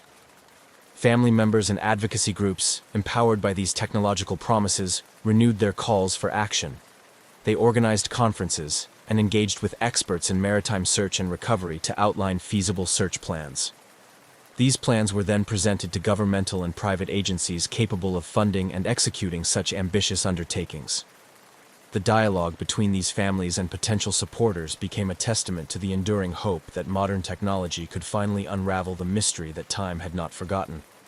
The story of Flight 739 also found its way into educational curriculums and cultural reflections, influencing how future generations understood and interacted with the past's unresolved mysteries. Universities and educational institutions developed courses that dealt not only with the technical aspects of aviation, but also with crisis management, historical analysis, and the psychological impact of unresolved tragedies. These academic discussions often used Flight 739 as a case study to explore the complex interplay between technology, human factors, and nature. Culturally, the disappearance influenced artistic expressions across mediums. Playwrights, novelists, and filmmakers drew upon the emotional and mysterious elements of the story to craft works that questioned the nature of truth, the reliability of memory, and the human response to the unknown. These works contributed to a broader societal engagement with the themes of loss and resolution, illustrating how a single event can continue to inspire and provoke thought across generations. On a more practical level, the ongoing discussions around Flight 739 spurred further enhancements in aviation safety standards and search and rescue operations. The incident underscored the need for robust international cooperation in aviation incidents, leading to stronger protocols for sharing information and resources during multinational search operations. The global aviation community took to heart the lessons learned, or rather, the questions raised, by Flight 739's disappearance. Policymakers, influenced by the advocacy of families and communities connected to the flight, worked to refine laws regarding the military's responsibility to keep families informed and involved in the aftermath of accidents involving military personnel on non-combat missions. These policy changes aim to ensure transparency and accountability, preventing any future family from experiencing the same prolonged anguish of not knowing. As the years turned into a full circle of commemorations, various memorials and events were established to honor the memories of those lost on Flight 739. These acts of remembrance served as poignant reminders of the individuals behind the mystery, highlighting their lives and legacies rather than allowing them to be overshadowed by the circumstances of their disappearance. Through these memorials, the families found not only spaces of mourning, but also of celebration of the lives that had touched theirs so deeply. New memorials were dedicated, and annual gatherings were held, not just as rituals of remembrance, but as ongoing affirmations of the community's commitment to finding answers. Each ceremony, each plaque unveiled, and each story shared added layers to the collective memory of the event, ensuring that the narrative of Flight 739 would remain a living, evolving part of the historical and cultural landscape. Through these multifaceted legacies, the story of Flying Tiger Line Flight 739 continues to resonate. It serves as a powerful narrative about the limits of human endeavor against nature's immensity, the relentless pursuit of technological advancement to conquer these limits, and the undying human spirit's need for resolution and understanding. Even as the mystery endures, the quest for closure remains a poignant reminder of the indelible impact of those who were lost, and the unyielding hope of those left behind to tell their story. In the heart of Lima, Peru, on Christmas Eve, 1971, Julianne Cupsey prepared for a flight that was supposed to take her from her boarding school to a joyful reunion with her father in Pucallpa. Born to German zoologists who had moved to Peru to study the rich biodiversity of the Amazon rainforest, Julianne had grown up in an environment where the line between the natural world and daily life was often blurred. At 17, she was as familiar with the sounds of the jungle as she was with the pages of her schoolbooks.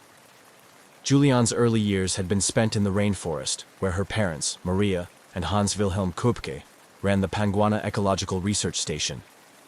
Under their guidance, she learned not just to endure, but to respect the untamed life of the Amazon. This upbringing instilled in her a deep appreciation for biology, an interest that was both academic and intensely personal. On that fateful day, as Julianne and her mother approached the bustling Jorge Chávez International Airport, the holiday spirit was palpable. Despite the festive atmosphere, a sense of urgency overshadowed their preparations. The airline they chose, LANSA, had a questionable safety record, but it offered the only available route that could reunite the family for Christmas. This decision, made under the pressure of circumstance, would soon prove to be perilously significant. As they boarded LANSA Flight 508, the aircraft, a Lockheed L-188A Electra turboprop, hummed with the chatter of families and solo travelers alike, all eager to reach their destinations. Julianne, seated next to her mother, tried to stave off the nervousness she felt about flying, particularly with LANSA. Her mother, an experienced traveler through the Amazon's unpredictable terrain, reassured her with a confident smile, masking her own apprehensions. The early stages of the flight passed uneventfully as the plane ascended into the clear sky above Lima.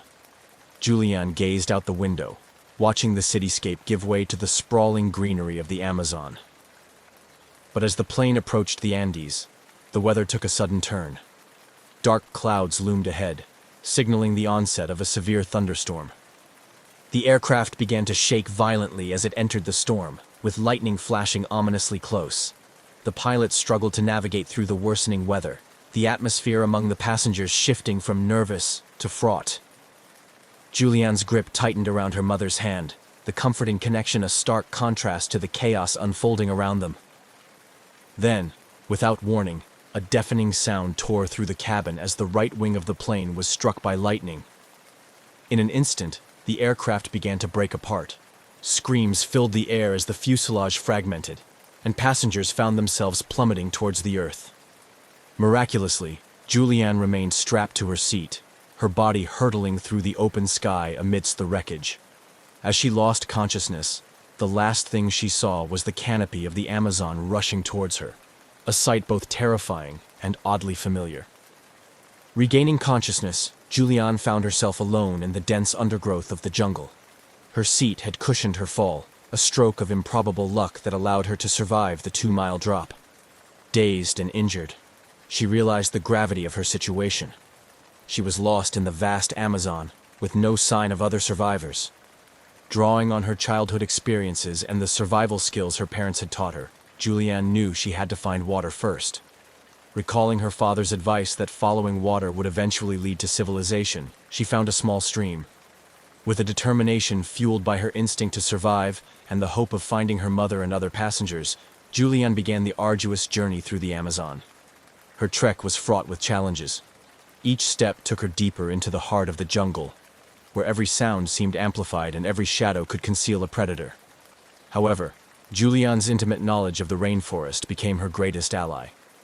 She knew how to read the subtle signs of nature, which plants were safe to touch, and which sounds to heed or ignore.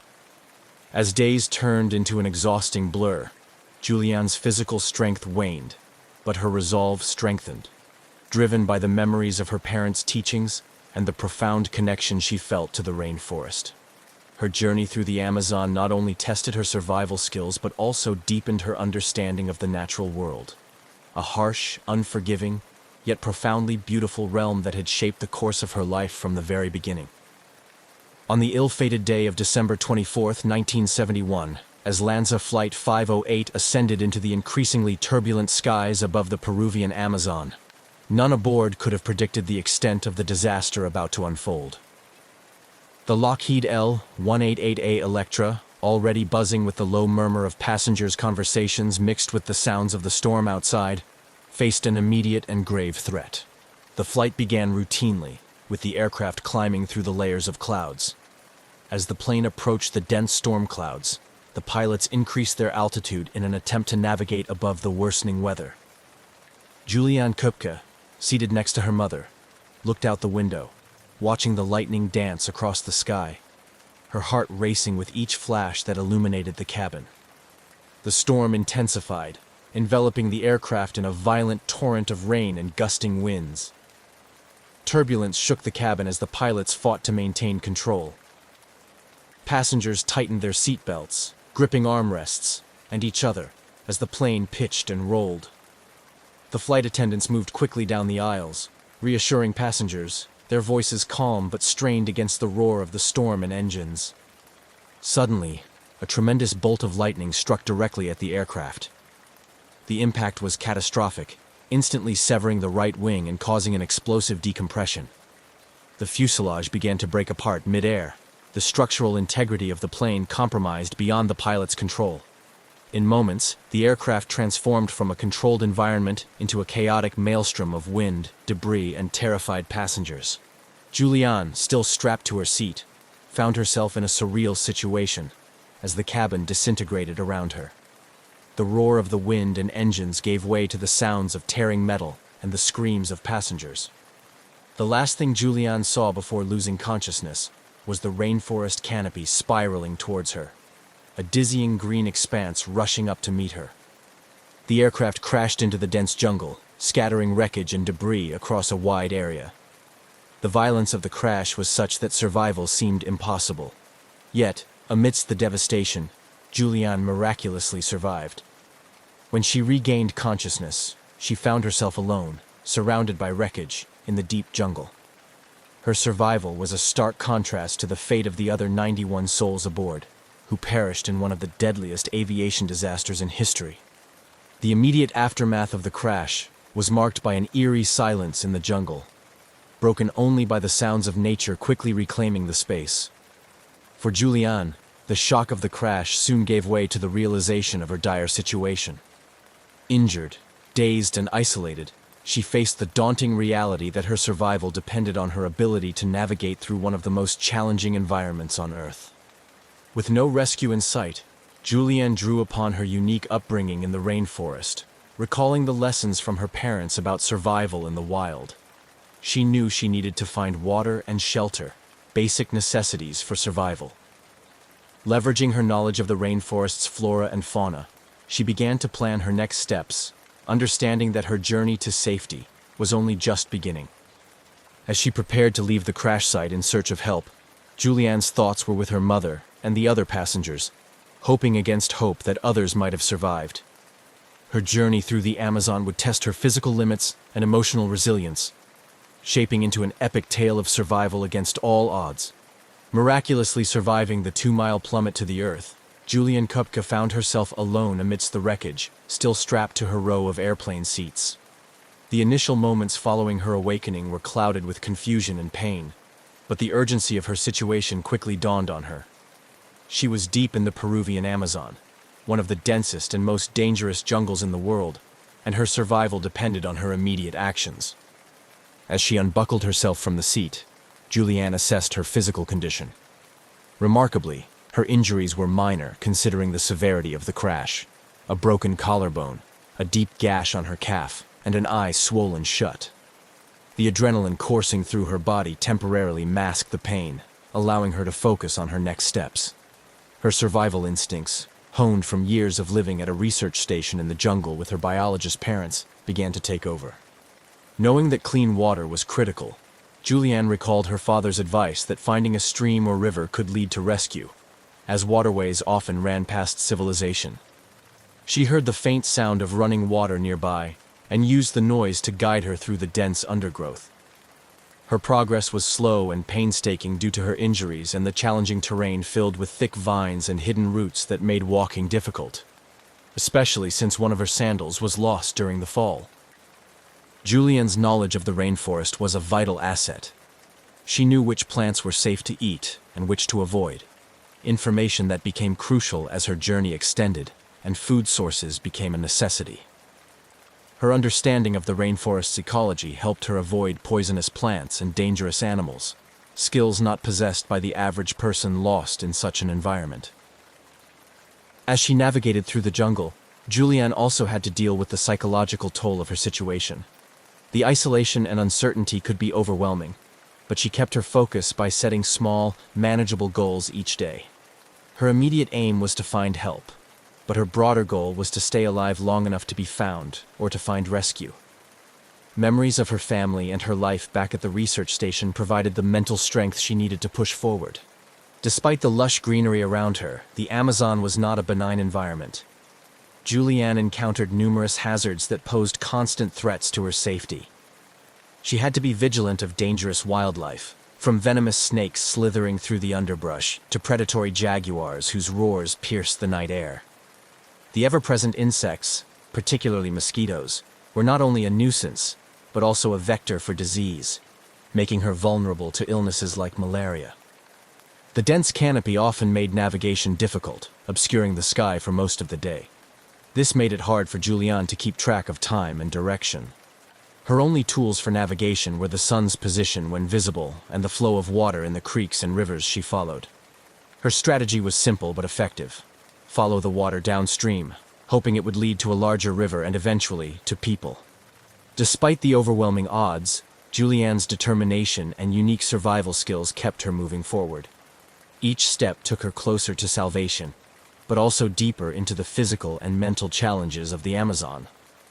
Her ordeal was far from over, but her resilience and resourcefulness set the foundation for what would become an incredible tale of human survival and endurance against the most daunting of odds. As Julianne Köpke's arduous trek through the Amazon jungle continued, each day brought new challenges and reaffirmed her determination to survive. Alone and injured, she depended entirely on her instincts and knowledge of the rainforest, a testament to the years she had spent in Peru with her parents. Her understanding of the environment, coupled with her resilience, became her most powerful tools for survival. Waking each day to the sounds of the jungle, Julianne set about securing the basic necessities: water, food, and shelter. She knew that waterborne diseases could be as deadly as any predator in the jungle, so she was cautious about where she sourced her water, sticking to small streams where the flow was more likely to be clean. Julianne recalled her father explaining that small streams would eventually lead to larger rivers, which were often used as pathways by local tribes and could lead to her rescue. Finding food was another challenge. Though the jungle was teeming with life, not all of it was safe to consume. Julianne relied on fruits and nuts that she recognized as non-toxic, careful to conserve her energy by not eating anything that could make her ill. She avoided hunting, lacking both the tools and the energy for trapping or killing animals, and instead focused on gathering, which was less energy-intensive and safer. As she navigated through the dense underbrush, Julianne had to constantly be on the alert for dangerous wildlife. She knew the sounds of the jungle well enough to pause when the normal chorus of birds and insects suddenly quieted, a sign that a predator might be near.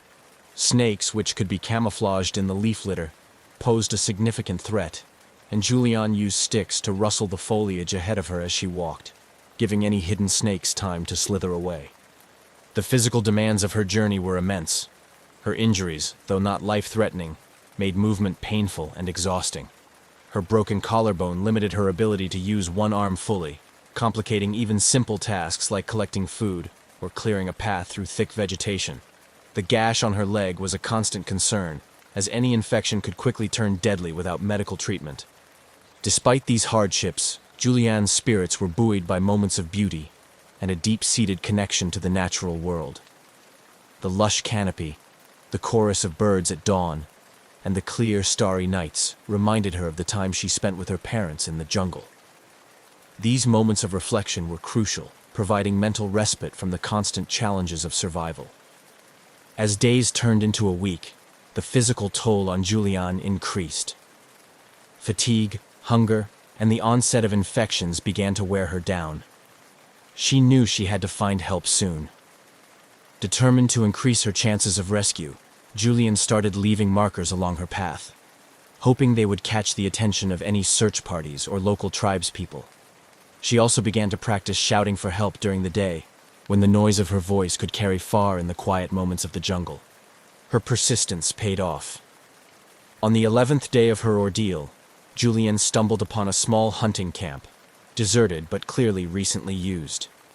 Here, she found a small shelter and tools, which she used to improve her own condition and prepare for the possibility of spending more time in the jungle.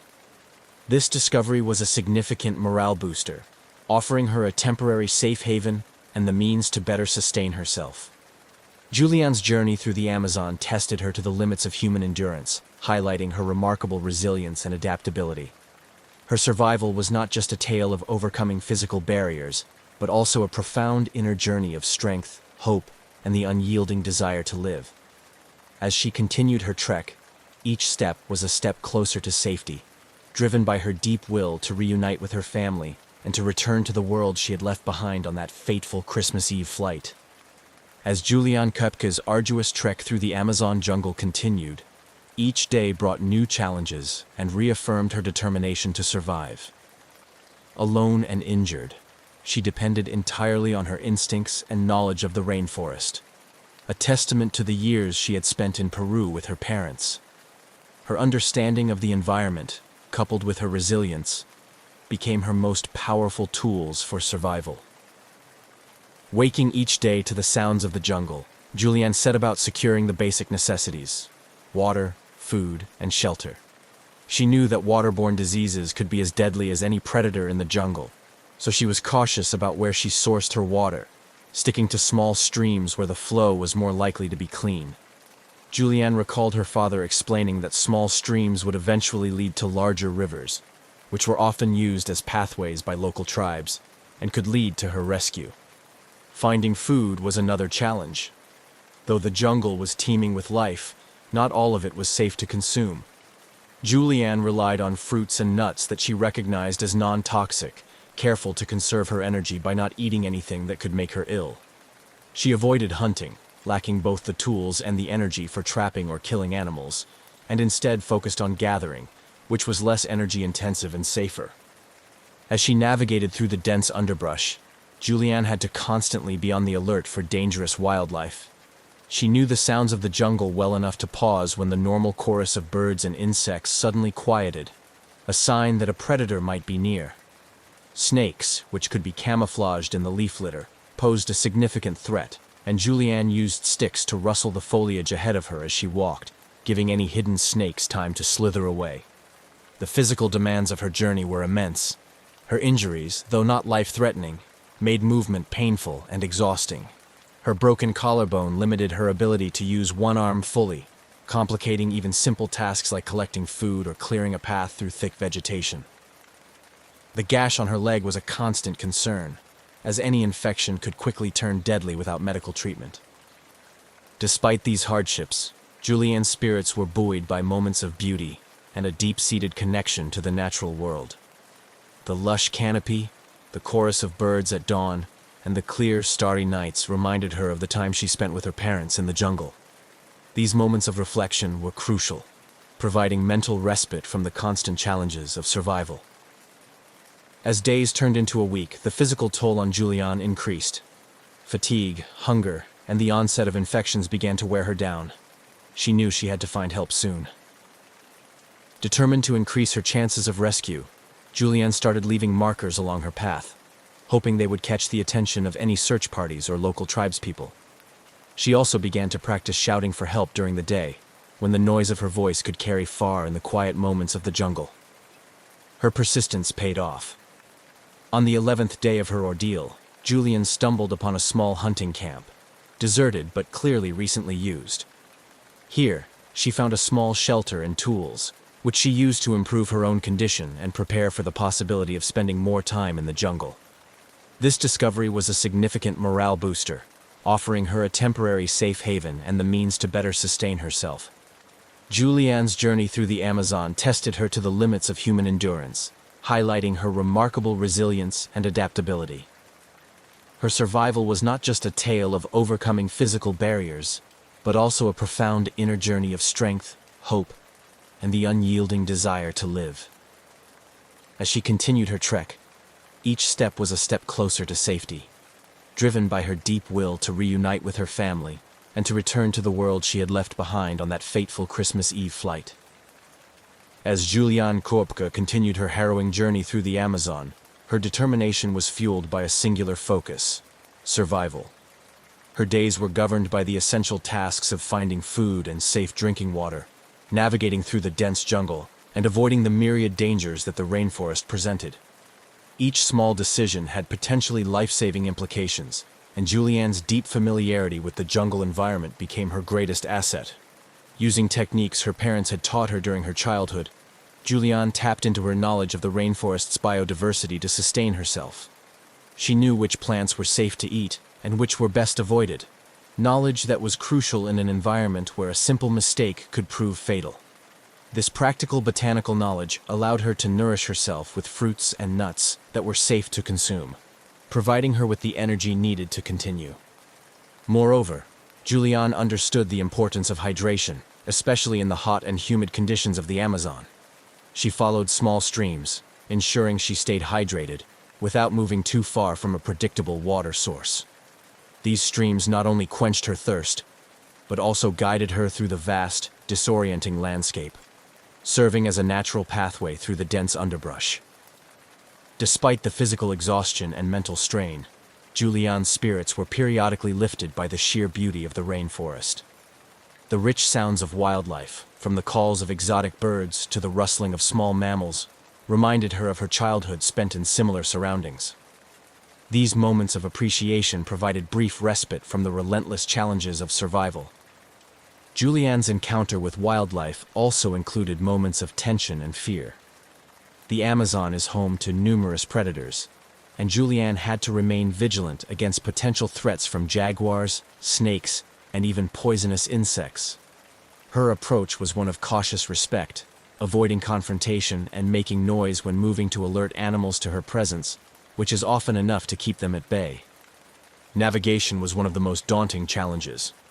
Without a compass or a clear path, Julianne relied heavily on the sun and the flow of water bodies to maintain her bearings.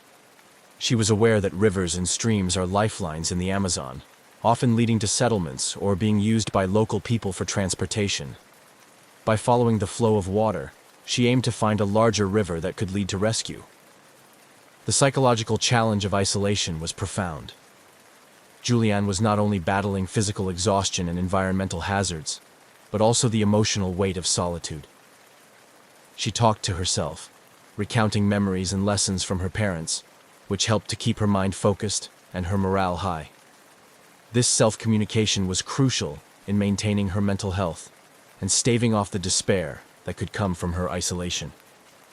As the days passed, Julianne's initial hope of quickly finding rescue began to wane, yet her determination did not falter. She understood that her best chance of survival was to keep moving toward potential rescue points. This resolve was put to the test when, after nearly 2 weeks alone in the jungle, she stumbled upon a significant sign of human activity, an abandoned boat lodged in a small tributary.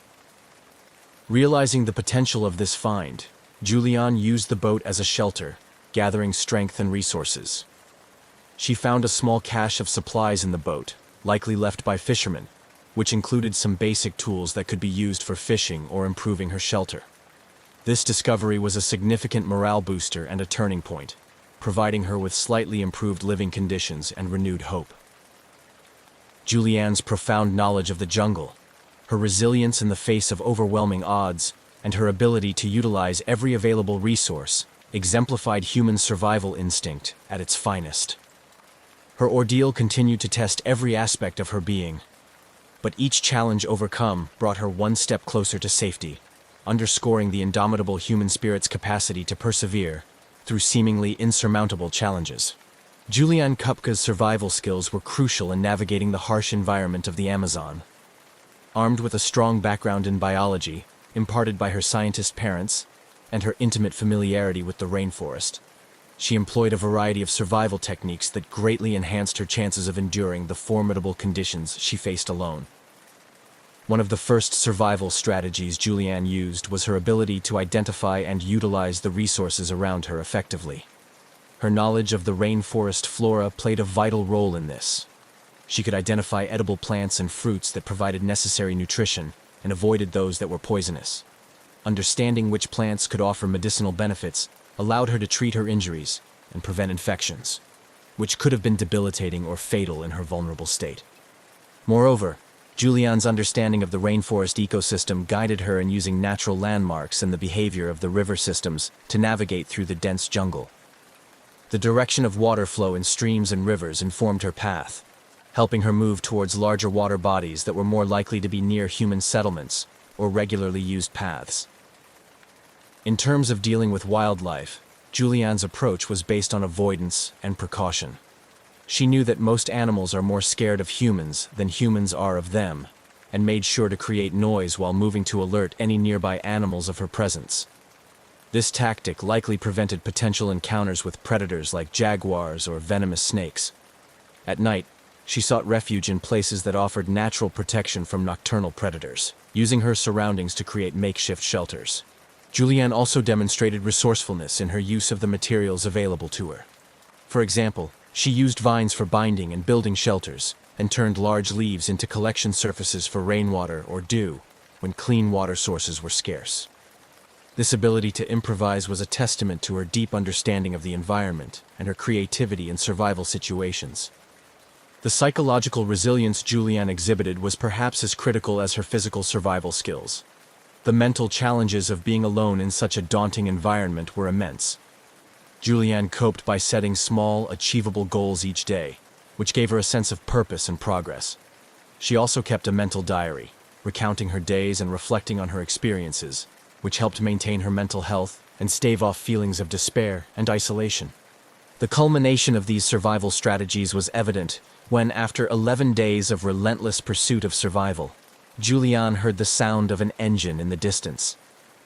Realizing the potential for rescue, she mustered the strength to move towards the sound, eventually finding a small shelter used by lumber workers. Her decision to follow the sound, guided by the hope of human presence, ultimately led to her being found and rescued. Upon her rescue, Julianne was transported to a local hospital where she received medical treatment for her injuries and dehydration. Her story of survival quickly captivated the world, becoming a symbol of human resilience and the will to survive against all odds. Reflecting on her ordeal, Julianne often credited her survival to the combination of her scientific knowledge, survival skills, and the emotional fortitude instilled by her parents. Her incredible journey through the Amazon not only highlighted the human capacity for survival, but also underscored the importance of understanding and respecting the natural world. Her experience continues to inspire and educate, serving as a powerful example of the strength and perseverance inherent in the human spirit. Julianne Kupska's miraculous survival after an 11-day ordeal in the Amazon jungle not only marked her as a figure of extraordinary resilience, but also had a profound impact on her life and the wider world. Her harrowing journey through the dense, perilous wilderness and her ultimate rescue captivated global audiences, bringing attention to the human capacity to endure against overwhelming odds. After her rescue and during her recovery, Julianne's story was widely covered by the media, and she was often portrayed as a symbol of hope and human strength. Her experience resonated with many, providing a narrative that highlighted the importance of courage, persistence, and the will to survive. As she healed from her physical injuries, Julianne also had to navigate the complex process of psychological recovery, dealing with the trauma of the crash and the loss of her mother, who had perished in the disaster. Returning to civilization brought challenges. Julianne faced a flurry of media attention and public curiosity, which was sometimes overwhelming. Despite this, she used her newfound platform to raise awareness about the Amazon rainforest, its beauty, its critical importance to the global ecosystem, and the threats it faced. Her unique insights and first-hand experiences provided a compelling perspective on environmental conservation. Julianne's ordeal also reinforced her interest in biology, shaping her academic and professional path. She pursued studies in biology, earning a doctorate, and returning to Peru to conduct research in the Amazon rainforest. Her work focused on the ecology of the region, and she became an advocate for its preservation, leveraging her personal story to highlight the connection between human survival and environmental stewardship. Moreover, Julianne's survival story has been used in survival training and wilderness medicine courses as a case study on human endurance, psychological resilience, and the practical application of survival skills in extreme conditions. Her ability to stay calm, make rational decisions in crisis situations, and utilize her environmental knowledge effectively are often highlighted as key factors that contributed to her survival. In the years following her rescue, Julianne has participated in documentaries and written accounts of her survival, offering insights into her thoughts and actions during those 11 days. Her reflections often focus on the lessons she learned about the value of life, the strength of the human spirit, and the profound connection between humans and nature. Julianne's story has not only inspired countless individuals, but has also contributed to a deeper understanding of the Amazon rainforest's complex ecosystem. Her advocacy and research work have helped promote efforts to protect and preserve the Amazon, highlighting its critical role in global biodiversity and climate regulation. Her legacy is multifaceted, encompassing her contributions to science, her inspirational survival story, and her ongoing environmental advocacy. As Julianne continues to speak about her experiences and the lessons learned, she maintains a focus on the future, advocating for sustainable practices to protect the environment that once saved her life. In reflecting on her journey, Julianne Coepsia's narrative transcends the mere fact of survival. It encapsulates a profound journey of emotional and spiritual growth, a testament to the resilience of the human body and spirit, and a reminder of our inextricable connection to the natural world. Her life, profoundly shaped by those harrowing days in the Amazon, serves as a beacon of enduring strength, hope, and respect for life in all its forms. On a warm summer morning in August 2005, the island of Cyprus was bustling with the usual tourist activity, its sunny beaches promising relaxation and the azure waters inviting a refreshing dip. At Larnaca Airport, the atmosphere was charged with the typical rush of international travel. Amidst the hustle, Helios Airways Flight 522 was preparing for its routine journey to Prague, with a scheduled stopover in Athens. The Boeing 737, a workhorse of the skies, stood ready on the tarmac, its engines quiet before the day's flight. The flight crew of Flight 522 arrived at the aircraft carrying their customary pre-flight checklists and personal effects. The captain, an experienced pilot with years of service under his belt, was known for his meticulous attention to procedure.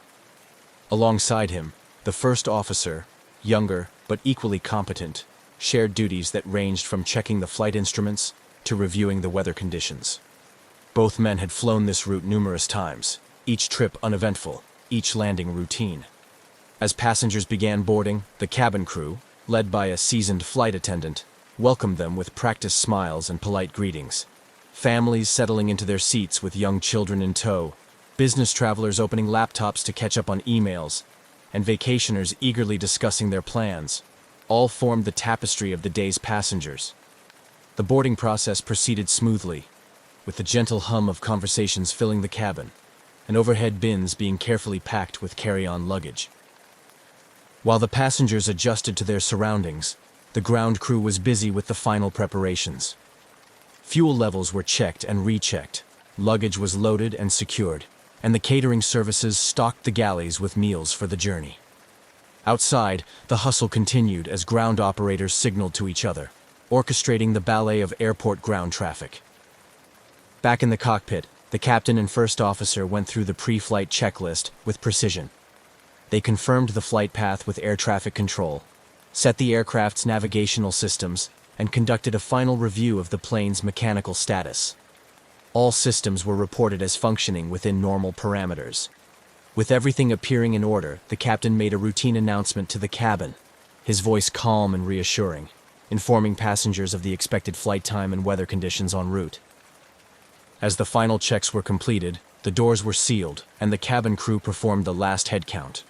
The flight attendant briefed the passengers on safety procedures, demonstrating the use of seatbelts, emergency exits, and oxygen masks, a standard precautionary measure that passengers listened to with varying degrees of attention. With clearance from the tower, the engines roared to life, breaking the morning calm.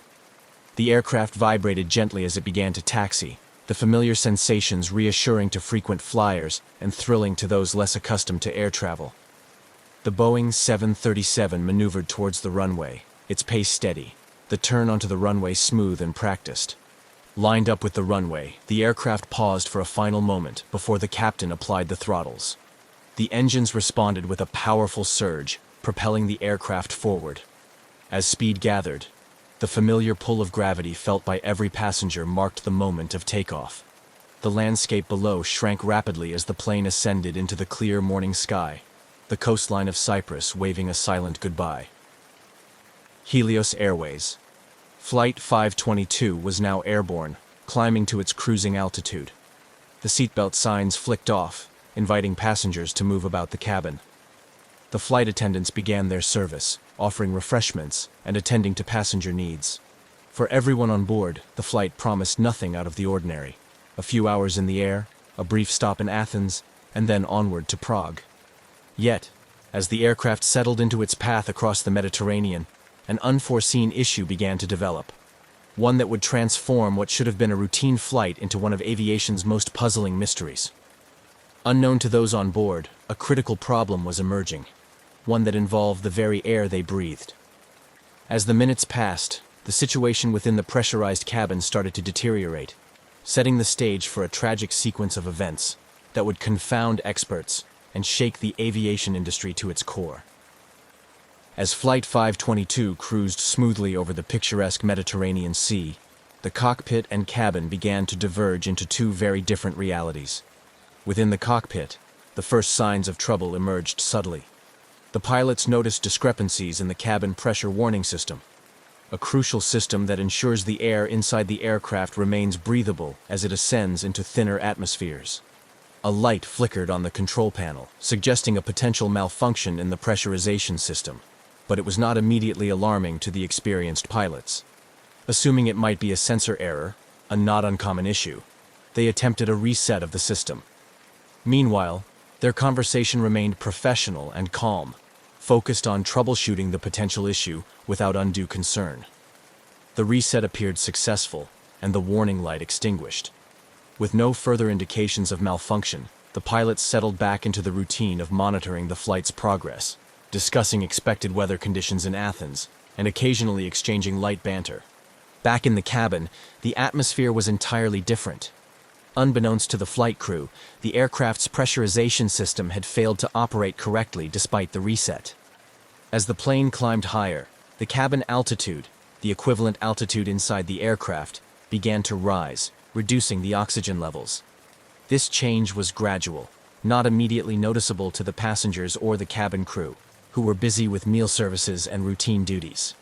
The first real indication of something amiss came from the passengers themselves. Some began to feel symptoms of hypoxia, although they may not have recognized them as such. Hypoxia, a deficiency in the amount of oxygen reaching the tissues, starts with subtle symptoms like headache, dizziness, and fatigue. Symptoms easy to attribute to the normal stresses of air travel or a lack of sleep. Meanwhile, in the cockpit, the flight continued as planned. The aircraft had reached its cruising altitude and was now on autopilot, heading towards Athens. The pilots remained unaware of the developing crisis behind them, as communication between the cockpit and cabin had not yet conveyed any sense of urgency. The cabin crew, accustomed to dealing with minor passenger ailments, didn't immediately connect the dots between the various complaints. However, as the aircraft continued its journey, the situation escalated. More passengers began to show signs of discomfort. A child started crying, unable to articulate the nausea and headache overwhelming him. An elderly passenger felt severe dizziness and reached out for help from a flight attendant, who herself began to feel lightheaded and confused. It was then that the cabin crew started to realize that these were not isolated incidents. Concerned, the chief flight attendant tried to contact the cockpit. Yet, upon reaching the cockpit door, she found herself struggling with cognitive and physical symptoms of hypoxia. Her knocks on the locked cockpit door went unanswered as the pilots, now also succumbing to the same invisible threat, were losing their ability to perform critical functions. The flight deck had become an increasingly confused and disoriented environment. The captain and first officer, each experiencing the insidious onset of hypoxia, found it difficult to concentrate or understand the severity of their situation. Commands to check instruments and assess systems became sluggish and incoherent. As the situation deteriorated, the aircraft continued on its flight path, governed by the unyielding automation of the autopilot system. The disconnect between the helpless situation in the cabin and the serene, automated flight of the aircraft created a stark and tragic dichotomy. Without intervention, Flight 522 was on a steady course towards disaster, with every passing minute reducing the chances of a safe resolution. As Helios Airways Flight 522 continued its doomed trajectory across the sky, the aircraft's automated systems remained blissfully ignorant of the escalating crisis within. Guided by the autopilot, the plane maintained its course and altitude with robotic precision, flying over the expanse of the Aegean Sea towards the Greek mainland. Inside the cabin, the atmosphere grew increasingly dire. Passengers, now visibly struggling, were experiencing more severe symptoms of hypoxia. Confusion reigned, as many found it difficult to think clearly or move coherently. Parents attempted to comfort their children, who were crying or appearing unusually lethargic, while other passengers slumped in their seats, slowly losing consciousness. The flight attendants, trained for a variety of emergency situations, were also affected by the lack of oxygen. Their training did not prepare them for the creeping, invisible threat of hypoxia, which impaired their ability to recognize and respond effectively to the emergency. Attempts to administer oxygen from portable units proved futile, as the passengers' and crew's ability to operate the equipment waned. Back in the cockpit, the pilots were in a perilous state. The captain, struggling against the effects of hypoxia, displayed symptoms of confusion and disorientation, a condition marked by his inability to perform simple tasks or respond to the aircraft's warning systems. The cockpit voice recorder later revealed disjointed, nonsensical conversations between the pilots, conversations that veered off into irrelevance, a stark testament to their deteriorated cognitive functions. As the aircraft approached Athens, air traffic controllers became alarmed by the lack of communication from Flight 522. Repeated calls to the aircraft went unanswered, breaking standard protocol and escalating concern on the ground. Standard procedure for such silence typically triggers a state of emergency, and Greek air traffic control swiftly moved to implement these protocols. At this juncture, the Greek military was alerted to the potential threat of an unresponsive aircraft entering Athens' airspace, a scenario fraught with post-9/11 security implications. Fighter jets were scrambled from a nearby airbase, tasked with intercepting the Boeing 737 to assess the situation from a closer vantage point. The fighter pilots quickly located Flight 522, observing it from their cockpits. What they saw was chilling.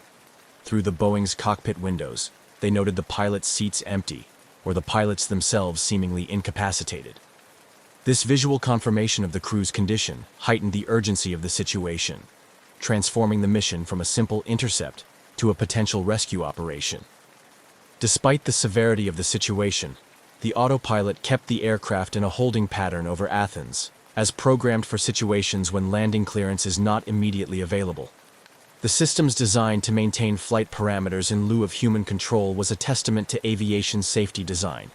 Yet in this scenario, it only prolonged the inevitable. As the fighter jets accompanied the ghostly flight, they relayed real-time observations back to ground control, painting a grim picture of a plane effectively flying itself, with no conscious human guidance. The realization dawned on everyone involved that the passengers and crew of Flight 522 were likely beyond help. On the ground, emergency services were placed on high alert, and the airport prepared for the possibility of having to handle a plane, making an uncontrolled landing. A scenario fraught with potential danger, not only to those on board, but also to people on the ground. Meanwhile, in the skies, the limited fuel supply was nearing its end. The engines, which had been running smoothly throughout the flight, began to sputter as the fuel tanks edged closer to empty. This change marked the beginning of the end for Flight 522. As fuel depletion became imminent, the aircraft's engines started to fail, one by one. This loss of power finally disengaged the autopilot, shifting the aircraft from its steady holding pattern to an uncontrolled descent. The ghost flight, now in its final moments, was about to meet its tragic end. This sudden descent marked a catastrophic turn in the flight's narrative. A plane full of incapacitated passengers and crew, doomed to crash. The descent was rapid, the aircraft spiraling downward, pulled inexorably by gravity as it headed toward the rugged terrain north of Athens. The situation, which had started as a series of manageable anomalies, had spiraled into an uncontrollable disaster, highlighting the fine line between technological reliance and the critical need for human oversight in the complex domain of aviation. As Helios Airways Flight 522 descended uncontrollably toward the mountains north of Athens, the situation on the ground shifted into high gear. Greek military had already scrambled F-16 fighter jets to intercept the unresponsive airliner, providing essential visual confirmation that the crew appeared incapacitated. This stark revelation intensified the efforts of all involved, transitioning from a potential hijack or technical failure scenario to an imminent disaster management operation. At the military base, the control room buzzed with activity. Senior officers coordinated closely with civil aviation authorities and emergency response teams, mapping out potential crash zones and strategizing the best immediate response. The military's primary concern was to monitor the aircraft's path and communicate any sudden changes to air traffic control, which was simultaneously trying to clear airspace and manage inbound and outbound flights with heightened security protocols. The F-16 pilots maintained a visual on the Boeing 737, observing its erratic flight path. Their reports were grim. The aircraft's altitude was decreasing rapidly, and its maneuvers were uncoordinated and indicative of a complete loss of control. They described the plane's movements as erratic, with sudden drops in altitude and sporadic turns. The pilots relayed their observations in real time, providing crucial updates every few seconds. On the ground, the mood among the emergency response teams was tense. The Hellenic National Meteorological Service provided real-time weather data to ensure that rescue and recovery operations could be planned with the most accurate environmental information available. Fortunately, the weather conditions were clear, which was one less variable to complicate the already dire situation. At Athens International Airport, the Emergency Operations Center was activated. This included representatives from the fire department, medical teams, police, and airport management. They coordinated closely with the National Disaster Response Team to mobilize all available resources. Hospitals in and around Athens were put on high alert, and emergency medical teams, including ambulances and helicopter units, were prepped and ready to move out as soon as the crash site was confirmed. The real-time communication between the fighter jets and the control center was critical. As the F-16 pilots observed, the 737 began a final fatal descent, and the control room relayed this information to all emergency services. There was now an acceptance that the mission had transitioned from interception to recovery. The crash was imminent, and the focus was on saving as many lives as possible in the aftermath. The Greek Air Force and civil aviation authorities worked in concert to track the aircraft's descent path, using radar and the pilot's visual reports to predict the point of impact. This data allowed emergency services to position themselves strategically, optimizing response times to the expected crash site. As the 737 approached the ground, the fighter pilots observed one engine flame out, followed shortly by the second. The aircraft, now devoid of power, was a gliding hulk of metal, descending faster toward the terrain below. The pilots relayed these observations, their voices tense but controlled. Understanding their report carried grave implications. With every passing moment, the aircraft lost altitude, and the mountains north of Athens loomed closer. The fighter pilots could only watch in despair as the airliner they had been escorting, now silent and ghostly, dipped below the ridgeline and disappeared from sight. The impact was not seen, but the sudden silence on the radar confirmed the crash. The impact site was in a rugged area, difficult to access by road, which complicated the initial response.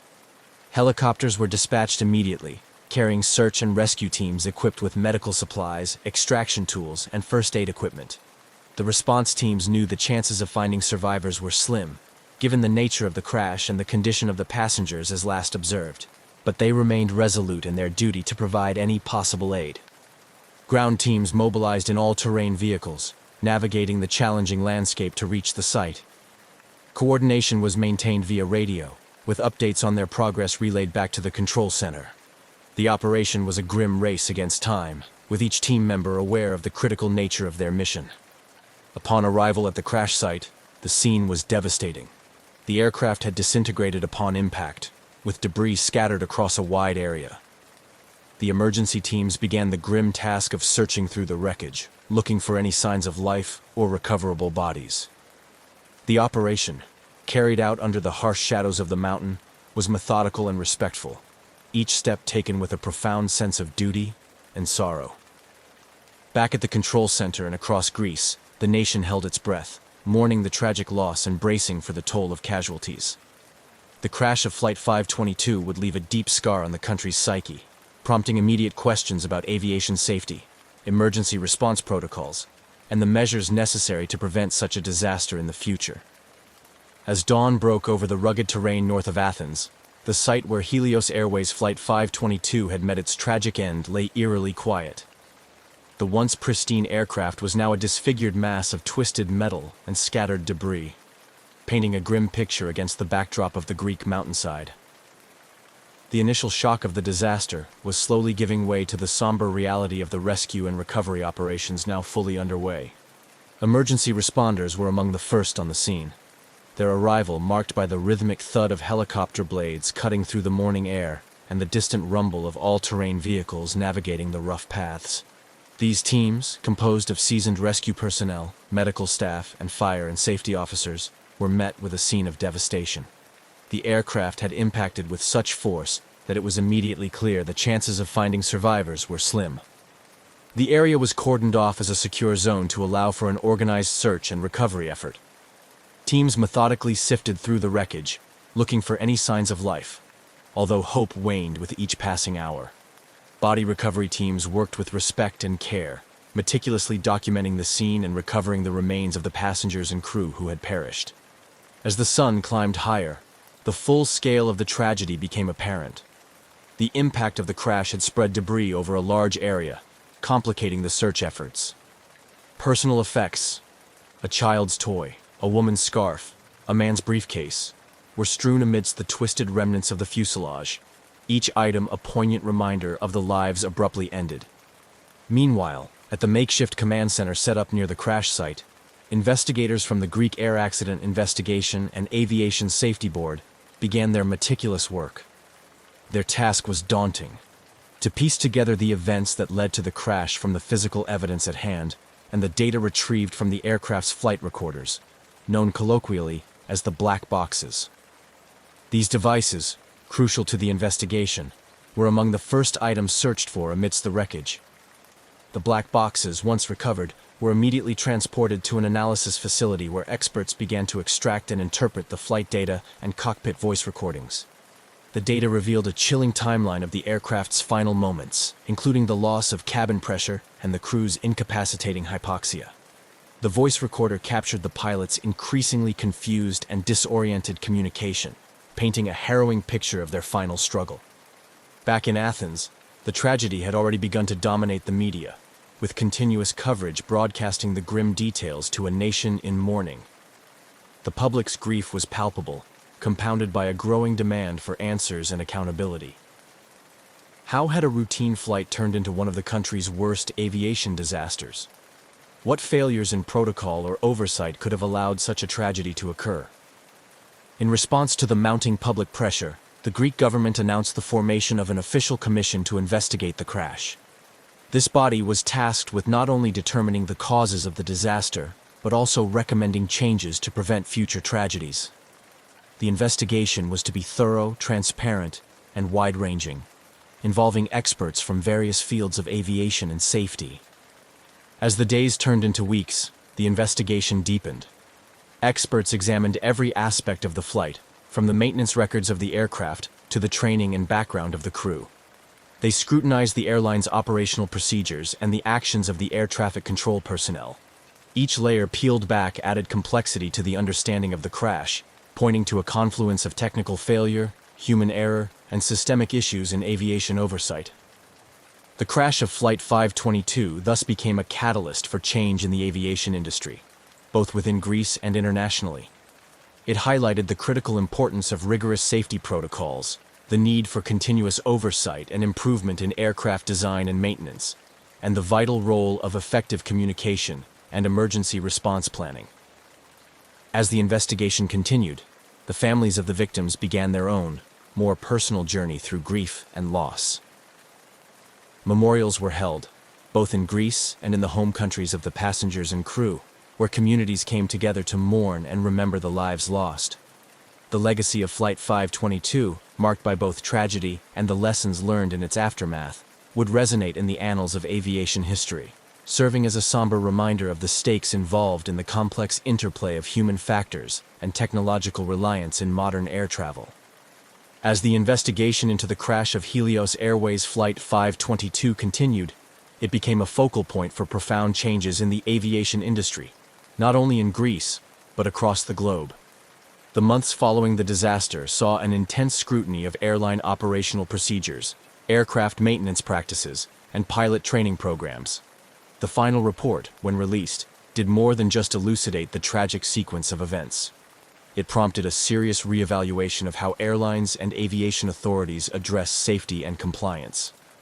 The comprehensive analysis conducted by the Investigative Commission revealed a series of failures that led to the crash.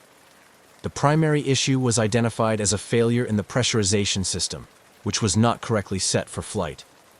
This mistake, compounded by a series of miscommunications and oversight failures, led to the cabin atmosphere becoming hypoxic. Critically, the report highlighted that the flight crew missed several standard checks and did not adequately respond to the warning signals indicating a pressurization problem.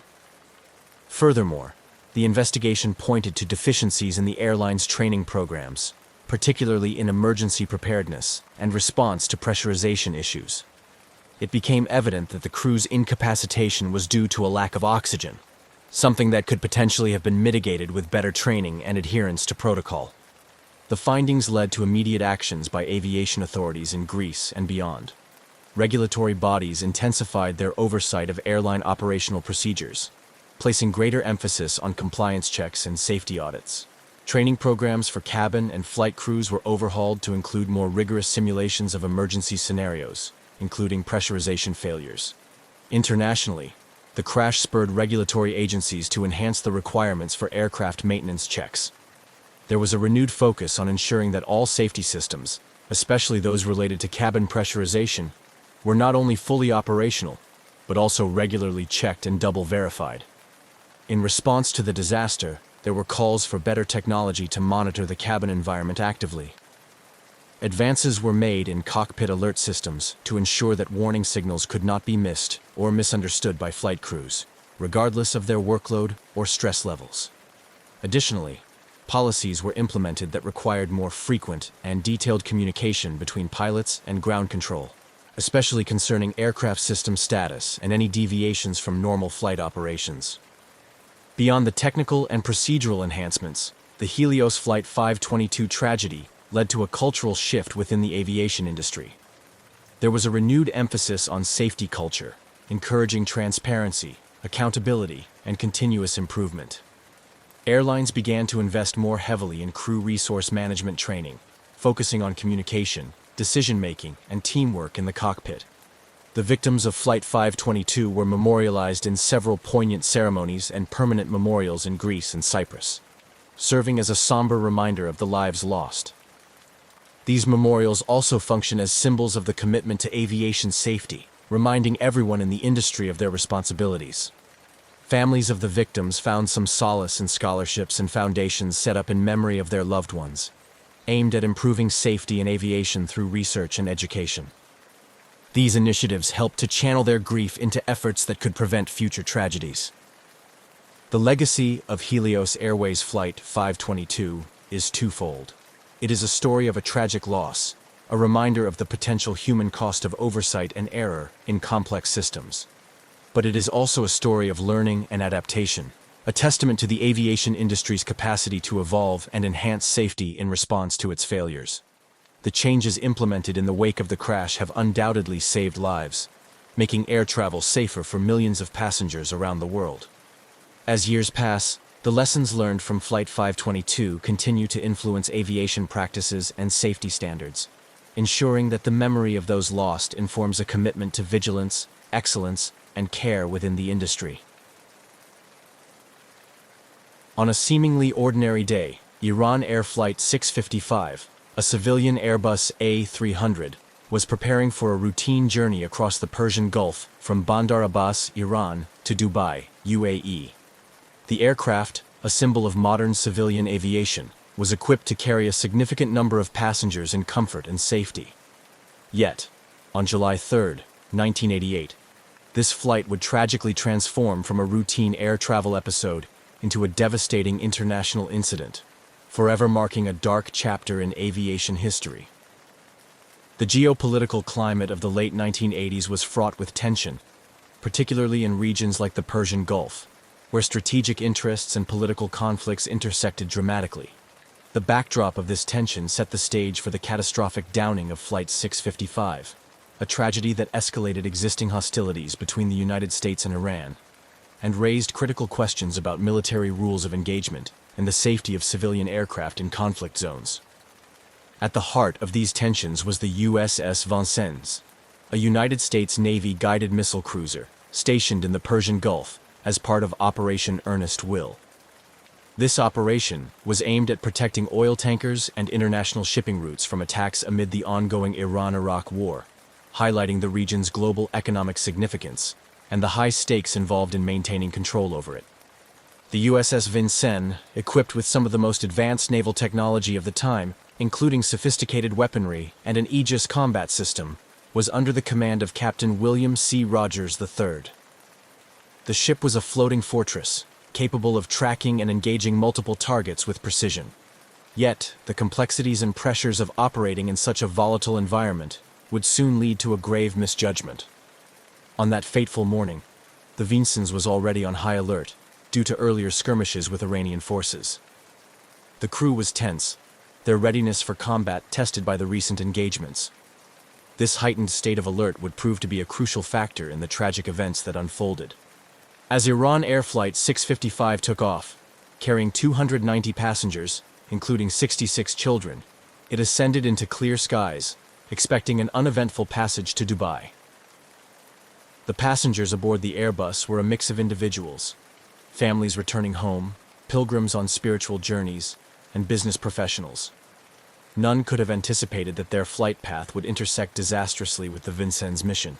The tragic misidentification of Iran Air Flight 655 by the Vincennes' sophisticated combat systems as a hostile Iranian F-14 Tomcat jet, rather than a civilian airliner, set into motion a chain of decisions that would culminate in one of the deadliest mistakes in naval history.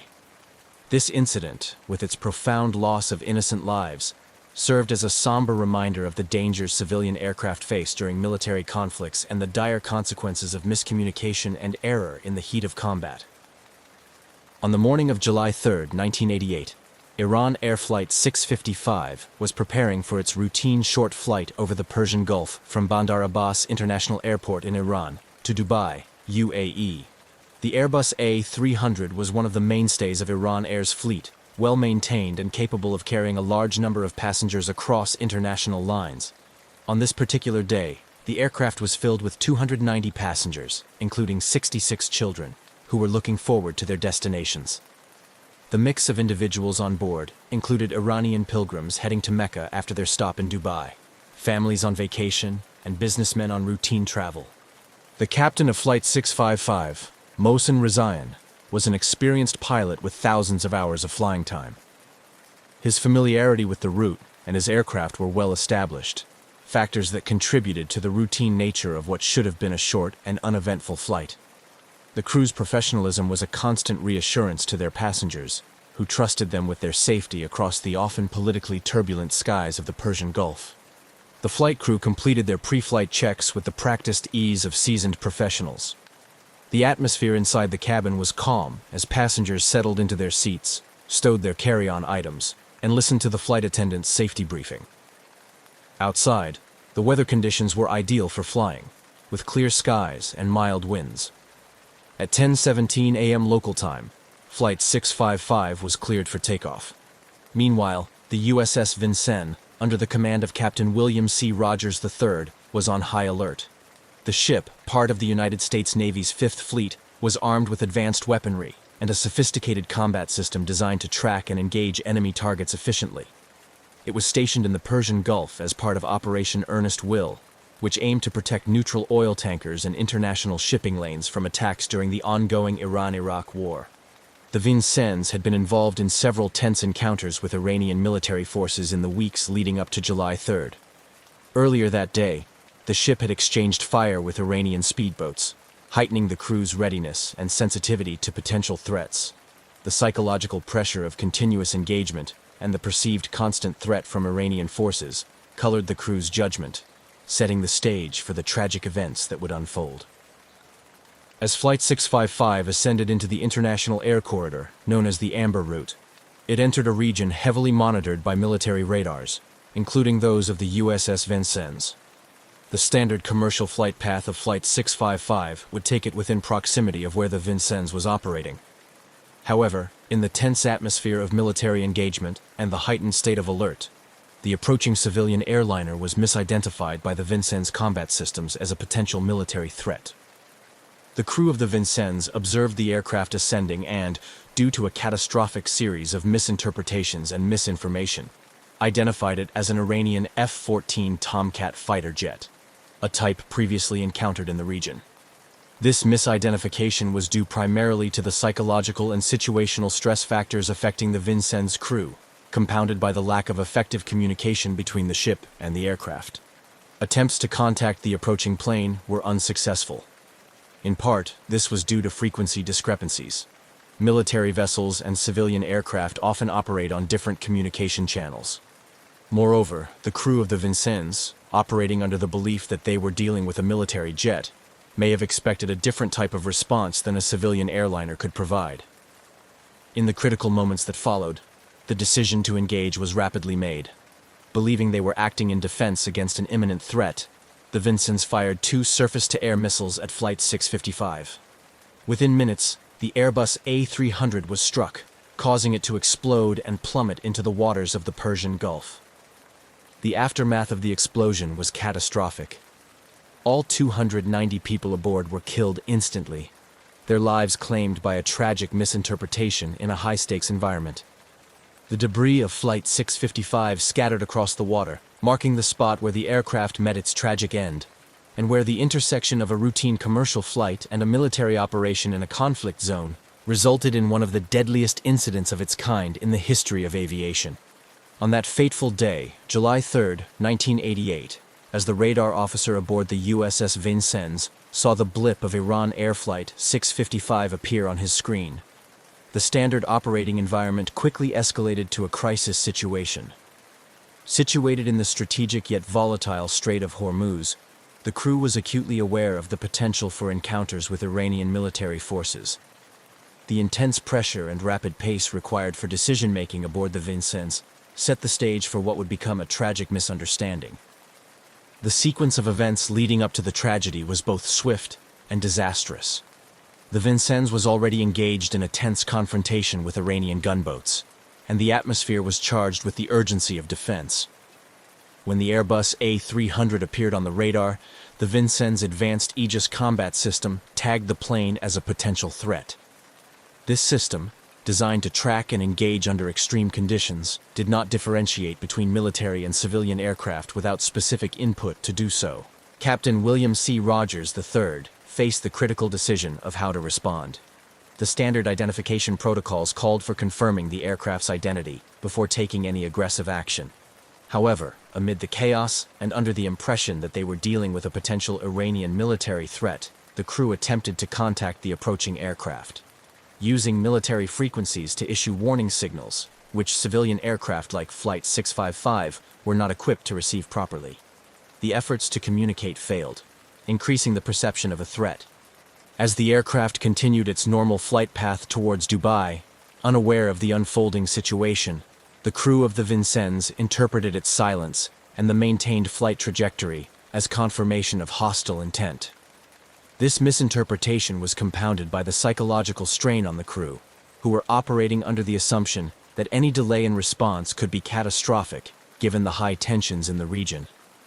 In the critical moments that followed, the decision to engage was made. Captain Rogers, weighing the perceived imminent threat against the rules of engagement, authorized the launch of 2 SM-2MR surface-to-air missiles. The decision, made under the duress of active defense during perceived wartime conditions, was aimed at neutralizing what they thought was a military threat. The missiles were launched and tracked until they struck Iran Air Flight 655, causing a catastrophic explosion. The plane disintegrated in mid-air, killing all 290 passengers and crew aboard instantly. Debris scattered across the water as the reality of the situation began to dawn on the crew of the Vincennes. The immediate aftermath was one of confusion and horror. The U.S. Navy, realizing the magnitude of the error, scrambled to assess the situation. However, the damage was irreversible, and the grim task of accounting for the civilian lives lost began. This tragic incident highlighted the dire consequences of miscommunication and the devastating impact of military engagements on civilian lives. In Iran, the reaction was one of immediate outrage and profound grief. the loss of 290 civilians, including many children, in such a horrific manner, exacerbated the already tense relations between the US and Iran. The Iranian government condemned the attack, mourning the loss of innocent lives and demanding international condemnation and justice. The incident became a symbol of American aggression and a rallying point for Iranian national sentiment. Internationally, the shootdown of Flight 655 stirred a wave of criticism against the United States. Governments and human rights organizations around the world questioned the protocols and the judgment that led to the use of lethal force against a civilian airliner. The tragic mistake prompted calls for a thorough investigation and a re-evaluation of military rules of engagement to prevent similar incidents in the future. The downing of Iran Air Flight 655 remains a poignant reminder of the perilous intersection of military operations and civilian aviation, underscoring the need for stringent measures to protect innocent lives in conflict zones. The tragedy has had a lasting impact on international relations and military protocols, serving as a grave lesson in the costs of warfare and the absolute necessity for vigilant, informed command decisions in combat situations. The destruction of Iran Air Flight 655 by the USS Vincennes reverberated through the corridors of power in Washington and Tehran, sparking a complex aftermath characterized by political turmoil, international outrage, and profound grief. The immediate response from the U.S. military and government was a mix of defensive posturing and cautious regret, reflecting the delicate balance between national security interests and the tragedy of civilian casualties. Immediately following the incident, the United States Navy conducted a preliminary internal investigation to understand the sequence of events that led to the tragedy. The initial statements from the U.S. government were carefully worded, emphasizing the tense situation in the Persian Gulf and the Vincennes crew's belief that they were engaging a hostile Iranian military aircraft. Captain Rogers, commanding officer of the Vincennes, and his crew were initially defended by U.S. officials who highlighted the challenging conditions under which they operated. However, as details of the shootdown became clearer, the U.S. administration faced increasing pressure to address the incident more fully. President Ronald Reagan expressed deep regret over the loss of life, but stopped short of a formal apology, citing the need for further investigation. The administration's stance was seen by many as an attempt to mitigate diplomatic fallout, without fully acknowledging the extent of the error. In Iran, the reaction was one of immediate and profound indignation. The Iranian government condemned the downing of Flight 655 as a barbaric act and a gross violation of international law. The incident was portrayed in the Iranian media as a deliberate attack, exacerbating anti-American sentiment and rallying public support against the U.S. Mourning turned into anger as thousands took to the streets in Tehran and other cities to protest against what they saw as an act of aggression. The Iranian leadership used the tragedy to reinforce their narrative of victimization by Western powers, particularly the United States, which served to strengthen the regime's domestic standing at a time when it was still recovering from the prolonged and bloody Iran-Iraq war. Ayatollah Khomeini, the supreme leader of Iran, described the incident as an example of American savagery and declared that it exposed the true face of the United States to the world. Internationally, the incident drew widespread condemnation. The United Nations Security Council convened to discuss the shootdown, and while a resolution explicitly condemning the United States was not passed due to diplomatic maneuverings, the incident led to a series of debates about military engagement and the protection of civilian lives in conflict zones. Numerous countries expressed their condolences to Iran and called for comprehensive measures to prevent such tragedies in the future. In the months following the disaster, the International Civil Aviation Organization, ICAO, and other international bodies scrutinized the incident, leading to discussions about improving communication channels between military and civilian aircraft.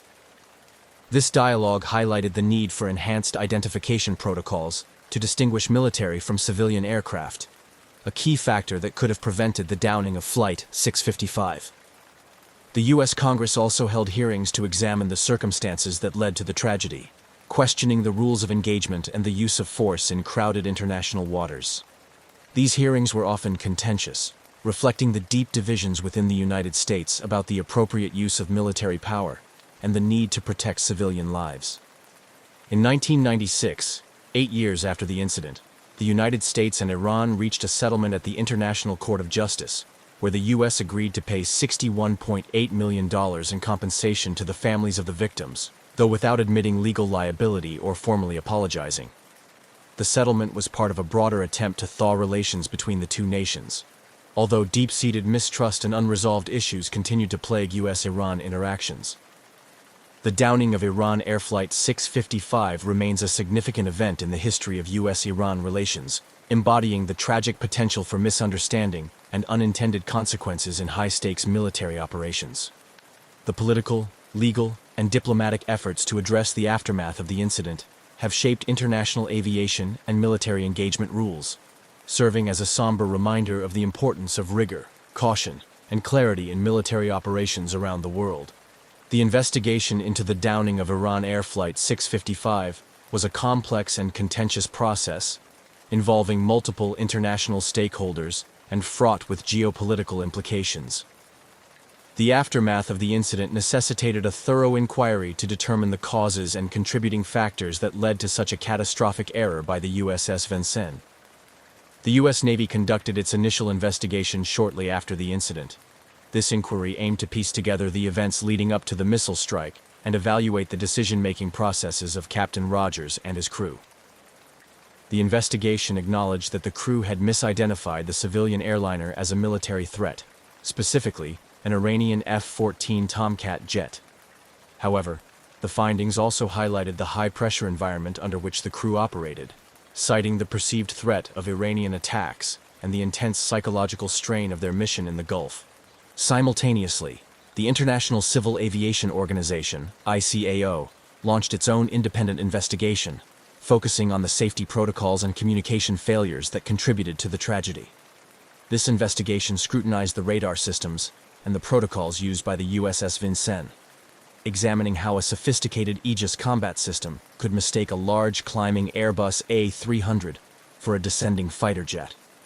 The ICAO's findings were critical in understanding the technical limitations and human errors in complex combat systems. These investigations revealed a series of critical missteps and misunderstandings. The USS Vincennes had been operating in a declared war zone and was on high alert due to previous skirmishes with Iranian forces earlier that day. This context contributed to the crew's heightened defensive posture and readiness to engage perceived threats rapidly. Furthermore, the investigation found that the Vincennes radar operators had misinterpreted the standard commercial airliner's flight profile, mistaking its larger radar signature and steady ascent as aggressive maneuvers. Compounding these errors were failures in communication. Flight 655 was transmitting on a civilian air traffic control frequency, not the military frequencies monitored by the Vincennes. Attempts by the Vincennes to warn the aircraft used military channels, which the civilian plane was not equipped to receive. Additionally, psychological factors such as confirmation bias and tunnel vision exacerbated the crew's misjudgment, as they interpreted incoming data through the lens of an expected military confrontation. The findings of these investigations led to significant controversies and debates. In Iran, the U.S. Navy's explanation was met with skepticism and outrage, perceived as an inadequate response to the loss of 290 civilian lives. Many Iranians saw the incident not as an error, but as an intentional act, reinforcing deep-seated animosity and distrust towards the United States. Internationally, the incident sparked a broader discussion about the rules of engagement and the protection of civilian lives in conflict zones.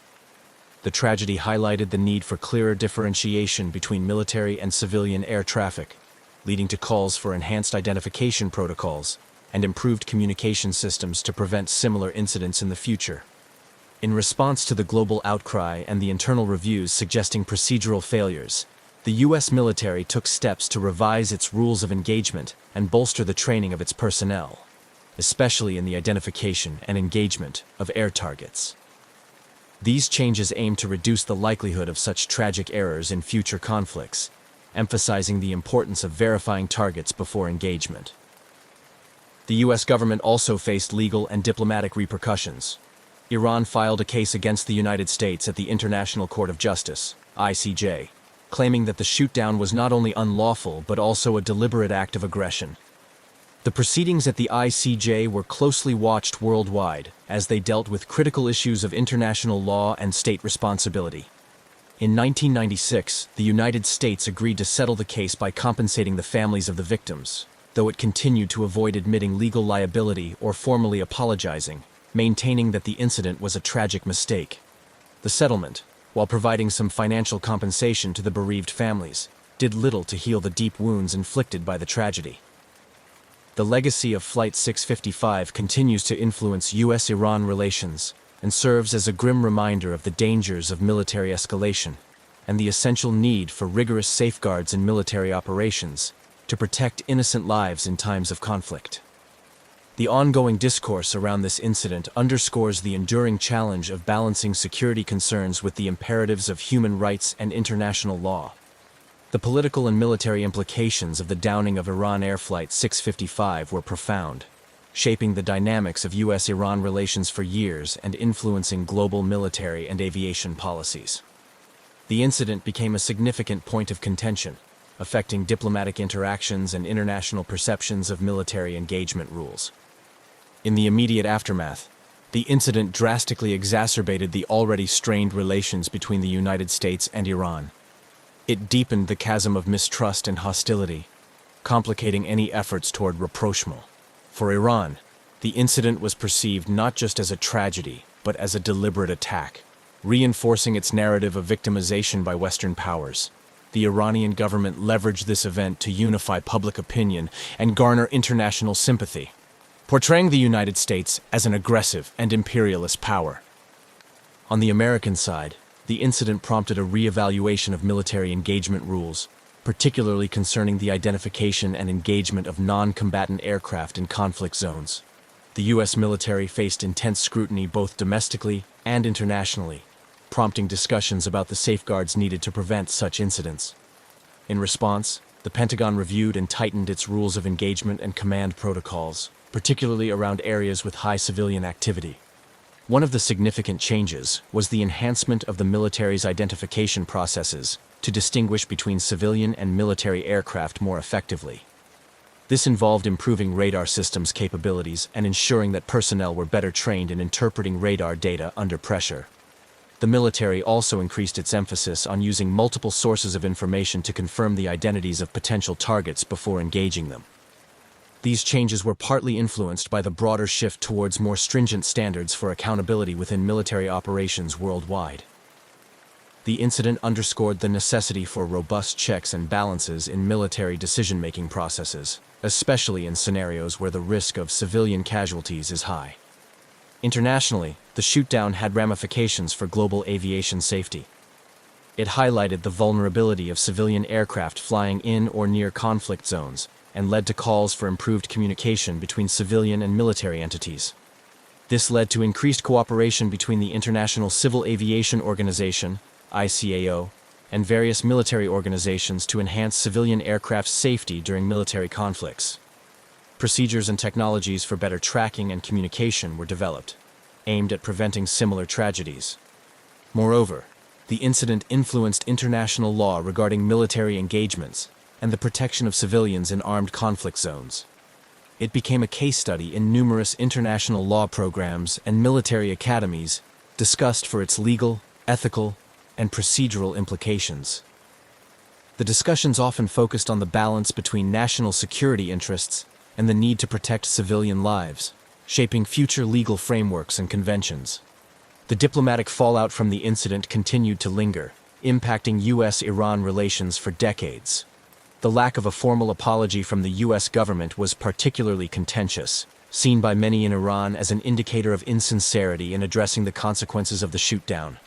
This perception hindered diplomatic dialogue and contributed to the cyclical escalation and de-escalation of tensions between the two countries. Despite the passage of time, the legacy of Iran Air Flight 655 remains a poignant reminder of the catastrophic consequences of military miscalculations.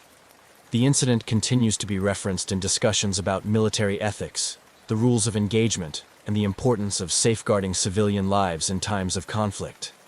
It serves as a somber lesson in the importance of vigilance, precision, and accountability in military operations, ensuring that the memory of those lost continues to inform and guide future military and diplomatic endeavors.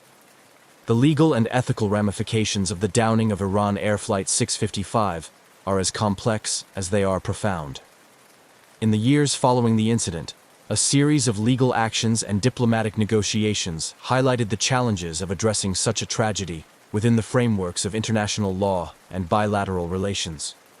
These proceedings also raised significant ethical questions about accountability and reparations in cases involving military mistakes with civilian casualties.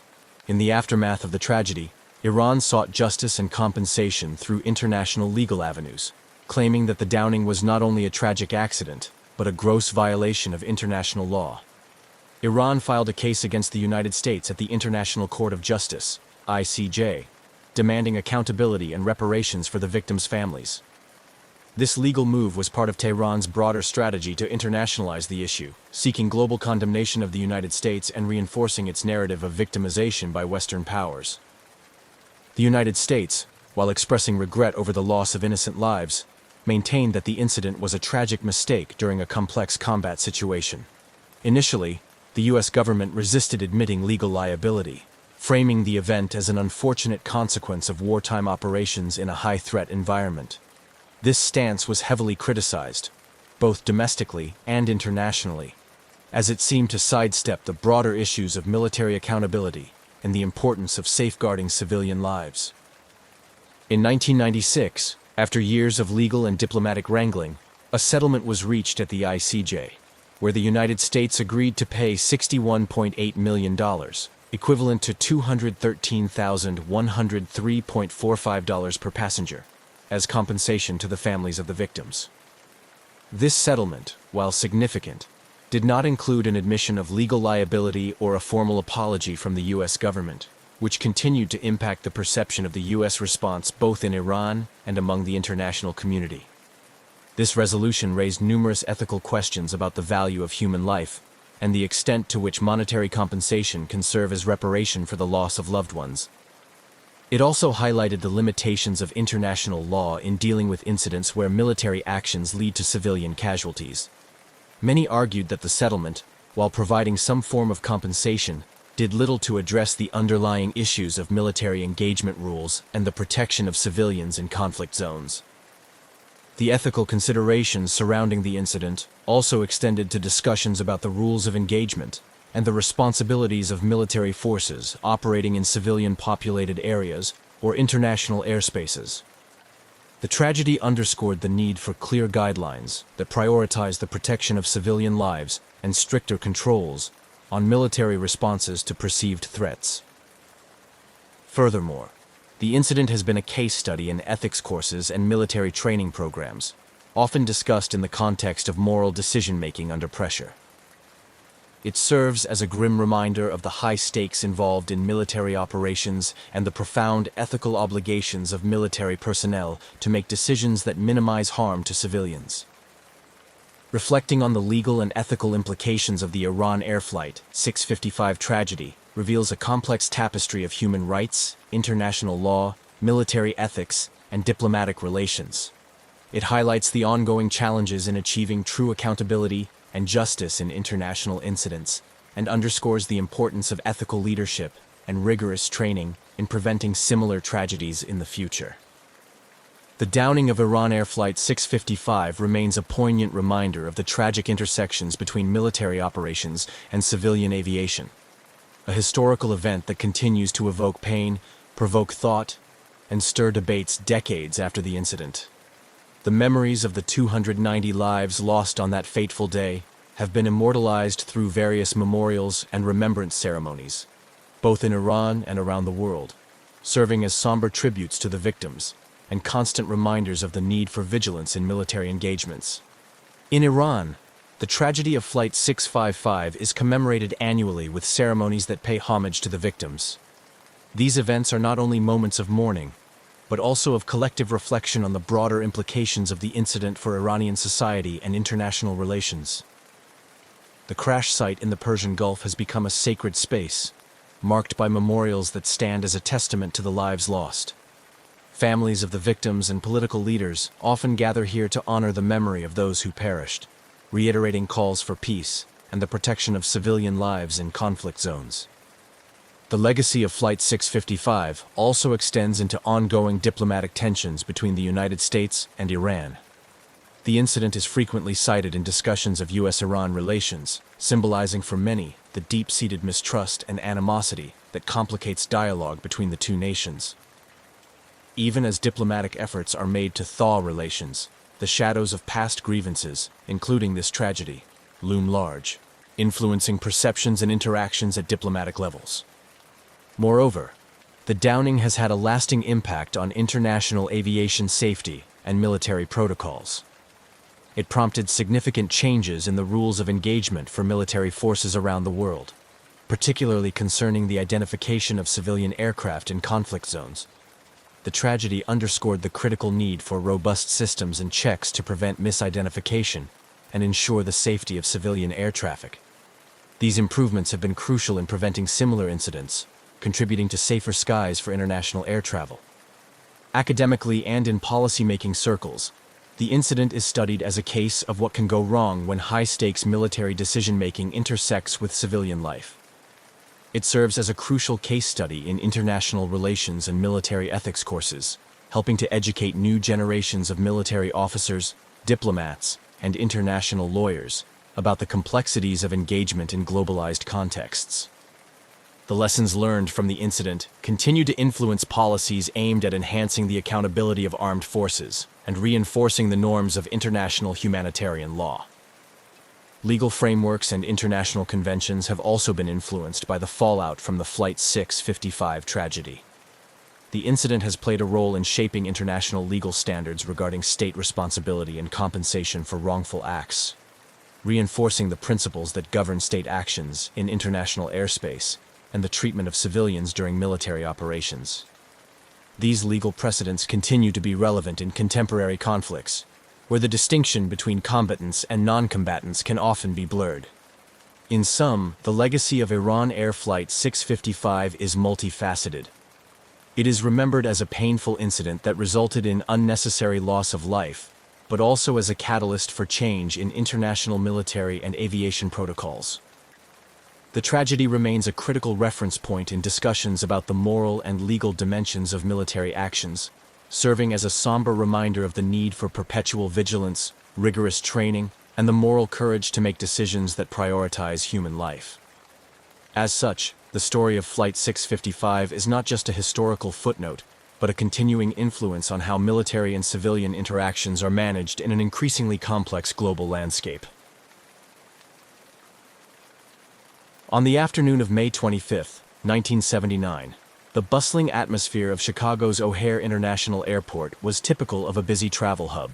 Passengers of American Airlines Flight 191, bound for Los Angeles, were boarding the McDonnell Douglas DC-10, a familiar workhorse in the fleet, recognized for its distinctive three-engine configuration. Inside the terminal, families hugged goodbye, and travelers made their final calls before switching their devices to airplane mode. As they settled into their seats, the flight crew, led by Captain Walter Lux with over 22,000 flight hours, was methodically conducting pre-flight checks. The cabin crew efficiently demonstrated safety procedures, their routine polished by countless repetitions. The energy on board was a blend of excitement and the monotony of routine travel, with passengers adjusting overhead bins and leafing through magazines. Outside, ground crew buzzed around the aircraft. The hum of the jet engines blended with the clatter of loading equipment as luggage was stowed and fuel lines were secured. The final checks were marked by a visual inspection of the aircraft's imposing frame, which showed no outward signs of distress or malfunction. The DC-10 pushed back from the gate, its engines roaring to life with a surge that vibrated through the cabin. Air traffic control cleared the flight for takeoff, slotting it into the busy sequence of departures. As Flight 191 taxied to the runway, pilots reviewed the flight path and weather conditions, confident in the aircraft's ability to deliver another routine flight. As the aircraft aligned with the runway, Captain Lux increased throttle, and the DC-10 began its takeoff roll. Acceleration pushed passengers gently back into their seats as the plane gathered speed, racing down the runway. However, unbeknownst to those on board, a critical failure was unfolding. As the aircraft reached takeoff speed, a loud thud was heard. a sound unbefitting of a normal takeoff. From the cockpit, the crew felt a jolt through the controls. Warning lights flashed as an engine pylon holding engine number 1, located under the left wing, failed catastrophically. The engine, along with its supporting structures, broke away from the wing, flipping over the wing and severely damaging control lines and part of the wing itself. Despite the chaos, the aircraft momentarily lifted off the ground, climbing into the sky. But the damage was too severe. Control was compromised. The DC-10, struggling against the physics of its crippled state, began to roll ominously to the left. Onlookers at the airport watched in horror as the aircraft's wing dipped, grazing the ground. The plane crashed just beyond the runway in a massive fireball, sending black smoke billowing into the sky. Emergency services at O'Hare, trained for rapid response, were dispatched immediately, their sirens cutting through the shock of the onlookers. Firefighters and rescue teams raced towards the flames, but the devastation was apparent from a distance. The impact was not survivable. As the first responders made their way through the wreckage, the aviation community was already buzzing with the news of the disaster. Flight 191 had become the deadliest aviation accident in U.S. history at that time, a tragic record marked by the loss of all 271 passengers and crew, along with 2 individuals on the ground. In the control tower, confusion compounded the tragedy, with reports that the flight crew had communicated with air traffic control post-crash, an impossible scenario that muddled an already chaotic situation. This eerie detail sparked immediate speculation and a flurry of theories about what had actually transpired in the cockpit in those final moments. This bizarre communication would later become a focal point of the investigation, adding a layer of mystery to the crash. As federal investigators descended upon the crash site, their task was to unravel not only the mechanical failures, but also to explore the procedural and human elements that led to this catastrophic event. The implications of their findings would resonate far beyond O'Hare, rippling through the aviation industry and leading to critical changes in aircraft design and maintenance practices. The crash of Flight 191 was a watershed moment in aviation safety, serving as a harsh reminder of the vulnerabilities inherent in complex systems and the perpetual need for vigilance in monitoring, maintenance, and regulatory oversight. The legacy of this tragic day would shape the future of aviation, compelling a re-examination of safety protocols to prevent a recurrence of such a disaster. As American Airlines Flight 191 ascended into the afternoon sky, those on board were unaware of the imminent disaster. The sequence of events on that fateful day in May 1979 unfolded rapidly, beginning with a critical failure that occurred just as the aircraft reached takeoff speed. A loud sound, almost like an explosion, was heard as the left engine and its pylon assembly separated from the wing, flipping over the top and slamming against the fuselage. This catastrophic failure was not only audible, but also visible to those watching from the airport, who saw parts separating from the aircraft as it struggled to climb. The aircraft initially continued to ascend, albeit with difficulty. Inside the cockpit, Captain Walter Lux and his crew were suddenly fighting to control an aircraft that was quickly becoming uncontrollable. The flight data later revealed that critical hydraulic lines had been severed when the engine detached, leading to a loss of hydraulic power to the control surfaces on the left wing.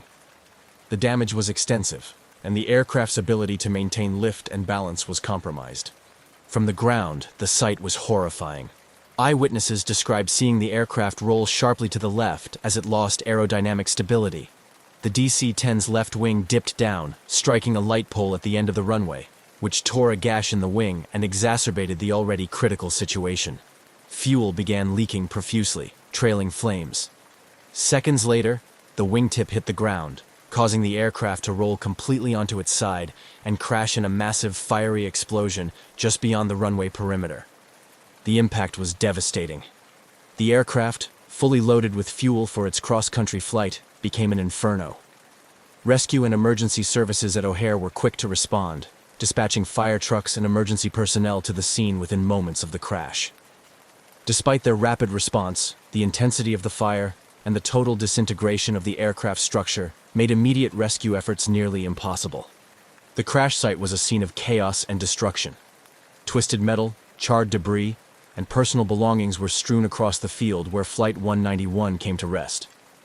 First responders described the scene as apocalyptic, with thick black smoke billowing into the sky and the acrid smell of burning jet fuel and materials filling the air. Their primary focus was on extinguishing the fire, which took hours to fully control, and searching for any possible survivors, a hope that dimmed as the scale of the devastation became clear. Meanwhile, air traffic control at O'Hare, having witnessed the crash from their tower, were in a state of disbelief and shock. They immediately initiated emergency protocols, which included shutting down the airport to incoming and outgoing traffic. The control tower personnel, trained for emergencies but seldom confronted with a disaster of such magnitude, worked to manage the crisis, coordinating with on-site emergency teams and rerouting flights scheduled to land or depart. As news of the disaster spread, the National Transportation Safety Board, NTSB, was alerted, and a team of investigators was quickly assembled and dispatched to the site. Their task was daunting: to determine what caused Flight 191 to crash so disastrously just moments after takeoff. Initial theories ranged from catastrophic mechanical failure to possible pilot error, but the eyewitness accounts and early examination of the debris pointed strongly to a failure related to the aircraft's left engine and pylon. In the days following the crash, the area around the crash site was cordoned off as a massive investigation unfolded. Pieces of the aircraft were meticulously catalogued and examined. The engine and pylon were of particular interest, given their unusual behavior during the takeoff roll. Investigators began the painstaking process of tracing the maintenance history of the aircraft, particularly recent work done on the engines and pylons, which had involved a technique known as the milk stool method.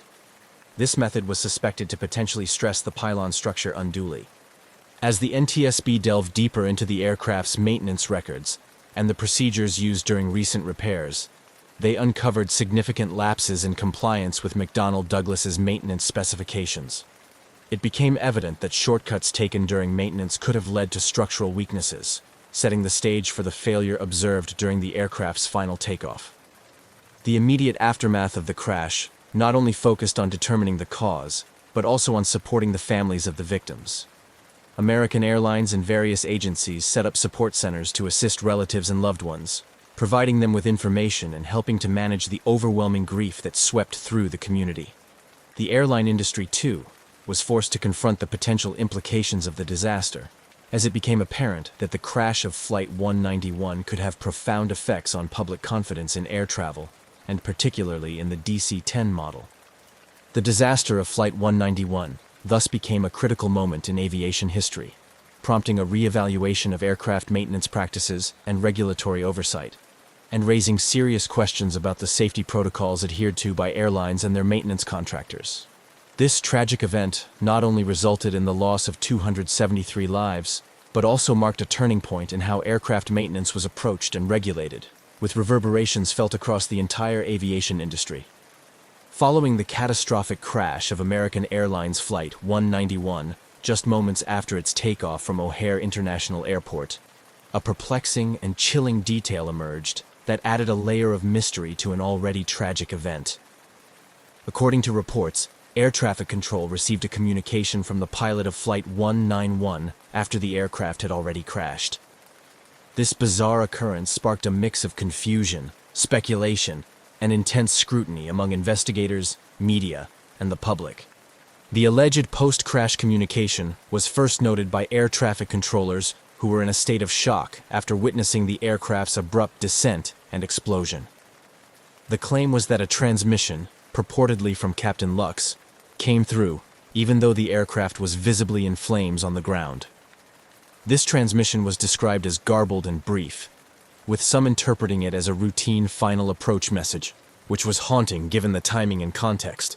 This eerie twist propelled the National Transportation Safety Board, NTSB, and the Federal Aviation Administration, FAA, to delve deeper into the incident, examining every possible angle to understand how such a transmission could have occurred. Investigators began by scrutinizing the air traffic control audio recordings from that day, looking to verify the authenticity of the reported transmission and to pinpoint its origin. Technical experts were brought in to analyze the communication systems of the DC-10, along with the procedures followed by air traffic control. One theory considered was that there might have been a cross-channel interference or a malfunction in the communication equipment that replayed a previous message from Flight 191. Another possibility explored was a phenomenon known as phantom transmission, where stress and expectation lead listeners to misinterpret background noise or static as voice communications. Simultaneously, the broader investigation into the crash itself was gaining momentum. Autopsies and forensic analyses were underway to identify the victims and understand the dynamics of the crash impact. As each victim was respectfully identified and returned to their families, the community began to mourn the tremendous loss, with vigils and memorials springing up across the country. The investigation also focused on gathering and analyzing eyewitness accounts from other pilots, airport staff, and passengers who were at O'Hare at the time of the incident. These accounts were crucial in reconstructing the sequence of events leading up to the crash and provided additional context for the mysterious transmission. Some witnesses corroborated the timeline of the crash and the subsequent transmission, while others were unsure, adding to the ambiguity surrounding the event. As weeks turned into months, the NTSB compiled a detailed report that combined technical findings with human factors analysis. The goal was not only to provide answers about the crash, but also to address the haunting question of the post-crash communication, which remained a topic of fascination and horror. The final report suggested that the most likely explanation was a misinterpretation of static or a technical glitch that coincidentally mimicked a voice transmission. This conclusion, however, did little to quell the public's intrigue and the emotional impact of the incident on the families of the victims and the survivors. The idea that the pilot might have communicated post-crash had a profound effect, highlighting the human aspects of the tragedy. It served as a poignant reminder of the unexpected and often inexplicable nature of catastrophic events. The aftermath of Flight 191's crash and the mysterious communication underscored the importance of comprehensive emergency response planning and the need for rigorous maintenance and safety checks. It also highlighted the critical role of clear and reliable communication systems in aviation safety, leading to improvements in aircraft communication technology and protocols. Ultimately, the story of Flight 191, marked by this mysterious communication, became a case study in aviation safety courses and emergency response training, teaching future aviators and controllers about the complexities of crisis management and the importance of maintaining a clear head during emergency situations. The legacy of this event thus continued to influence aviation practices, ensuring that the lessons learned from this tragedy would contribute to safer skies for future generations. As the National Transportation Safety Board, NTSB, and the Federal Aviation Administration, FAA, intensified their investigation into the crash of American Airlines Flight 191, they encountered a complex web of factors that had led to one of the deadliest aviation accidents in U.S. history. Their inquiry extended beyond the initial impact and the unsettling reports of a post-crash communication, delving deep into the aircraft's design, maintenance history, and operational procedures. The DC-10, like any sophisticated aircraft, relied heavily on its design and maintenance to ensure safety. Early in the investigation, it became evident that the engine and pylon assembly detachment was central to the catastrophe. Analysis revealed that the pylon attachment points had been subjected to maintenance using a procedure known as the milk stool method shortly before the incident. This method, though not standard, had been used to expedite the maintenance process, but was now under scrutiny for its potential to impose undue stress on the structure of the aircraft. Investigators discovered that during this procedure, improper handling and insufficient support of the engine assembly might have caused microscopic cracks or stress points at critical junctures of the attachment.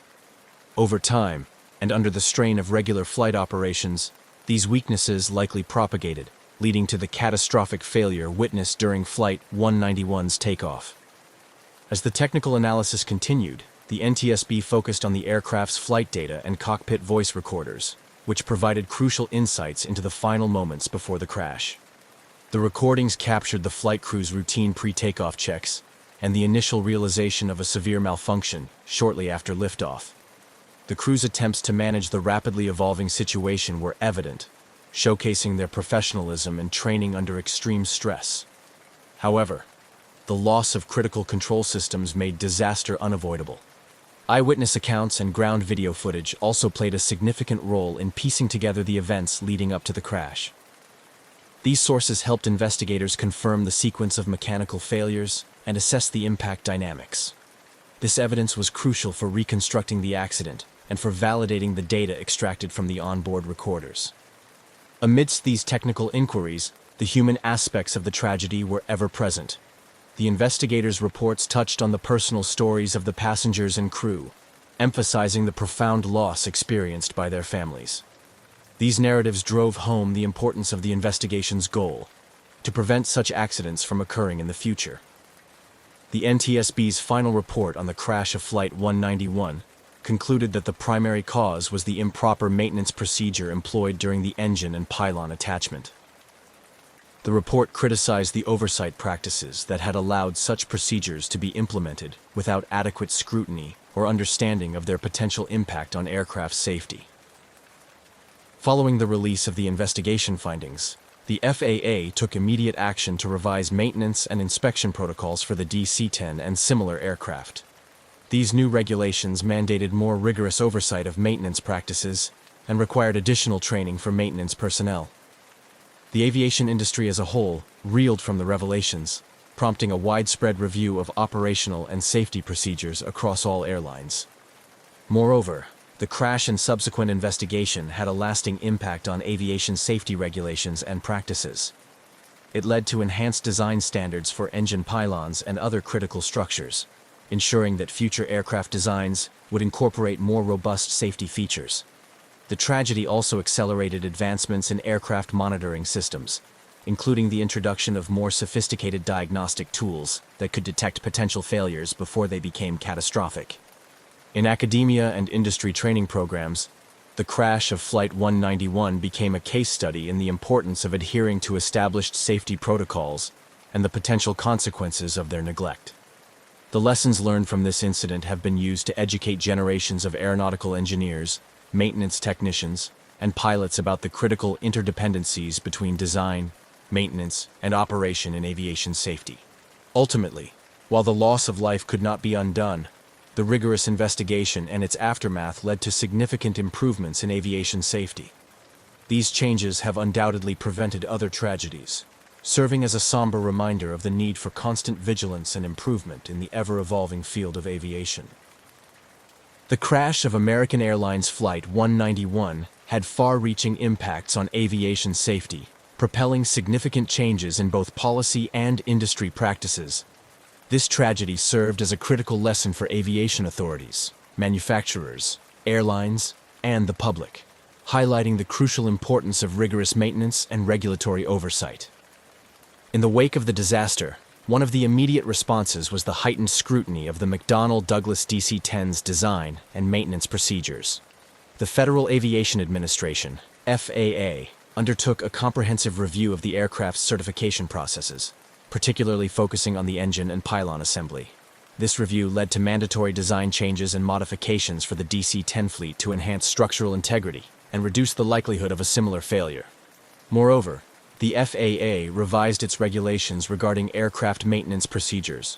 The crash had underscored the potential consequences of deviations from standard maintenance protocols. As a result, the FAA tightened its oversight of maintenance practices, requiring more detailed documentation and rigorous compliance checks. These new measures aim to ensure that all maintenance tasks were performed correctly and that any modifications to procedures were thoroughly evaluated and approved by regulatory authorities.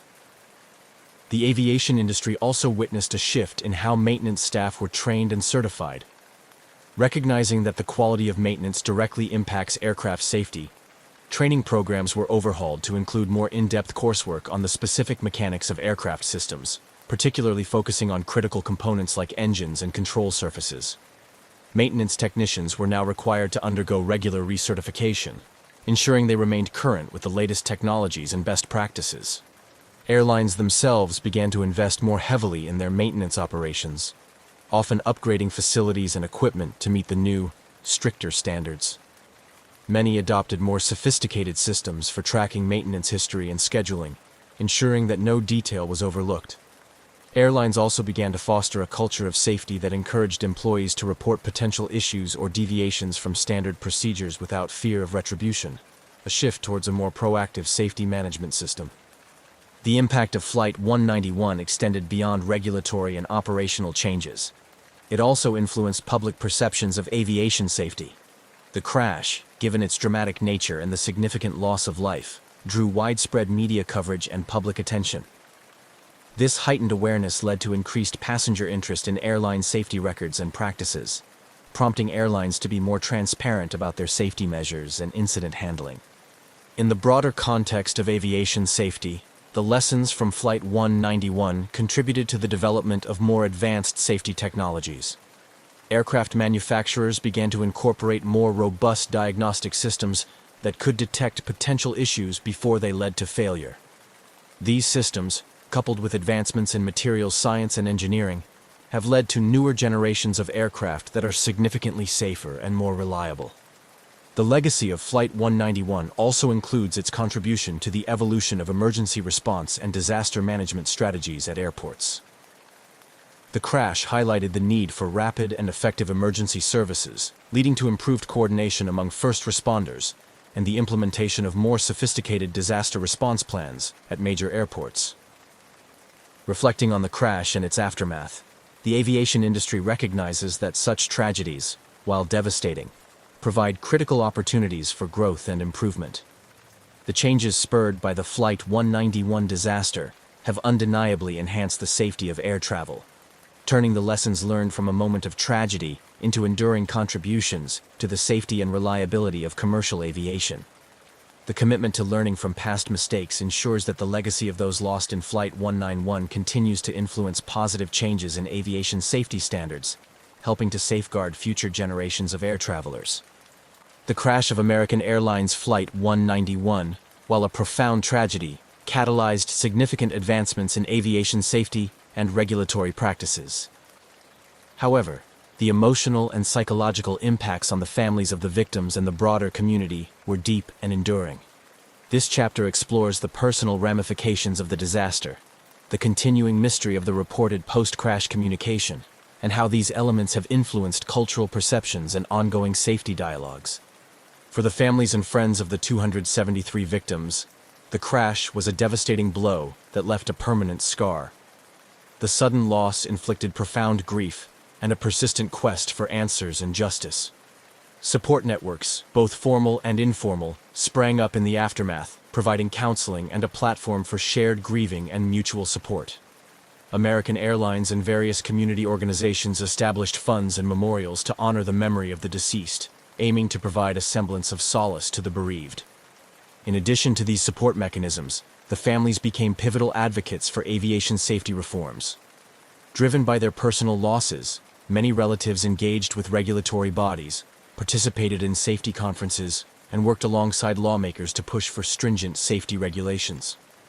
Their efforts ensured that the lessons from the crash translated into concrete legislative and industry changes, embedding their loved ones' legacies within the framework of improved aviation safety standards. The incident's mysterious aspect, particularly the report of a post-crash communication from the aircraft, added a layer of intrigue and continued public interest in the crash. This unresolved detail fueled speculation and numerous conspiracy theories, which found their way into media portrayals, books, and documentaries. The eerie nature of the alleged communication led to various interpretations, some seeing it as a technical anomaly, while others speculated about less explainable causes.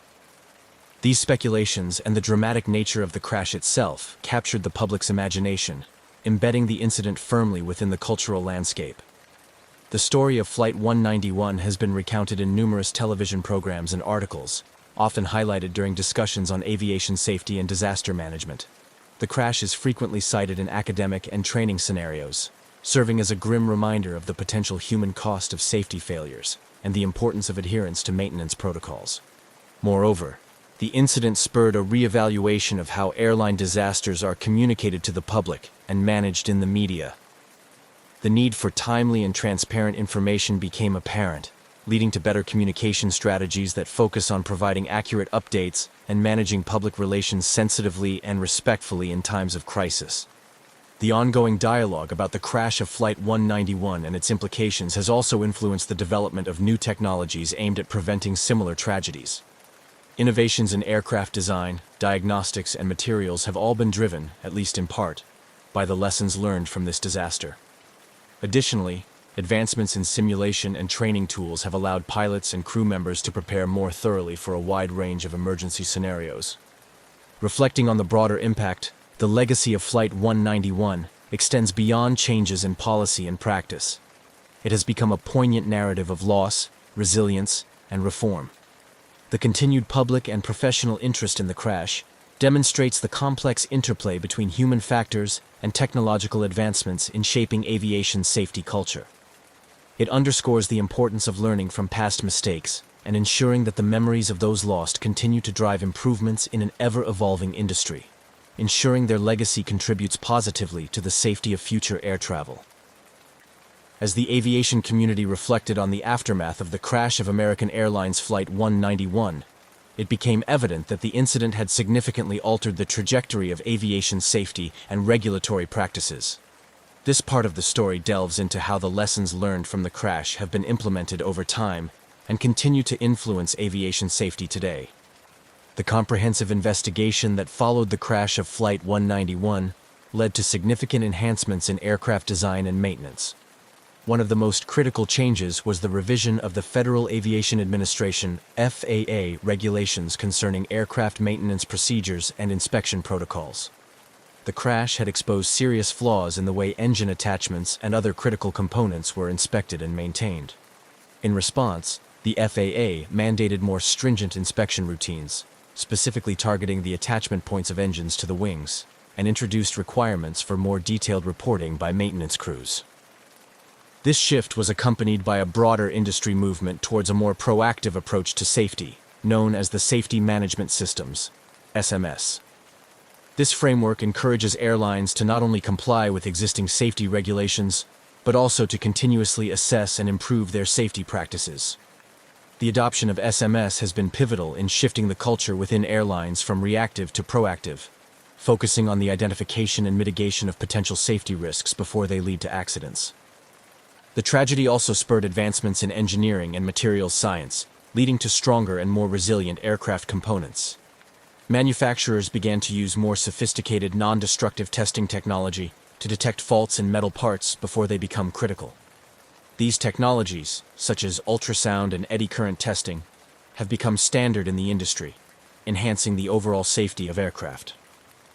Training for pilots and maintenance personnel has also evolved in response to the crash. Simulation technology, which has significantly advanced since 1979, now allows for more realistic and varied training scenarios.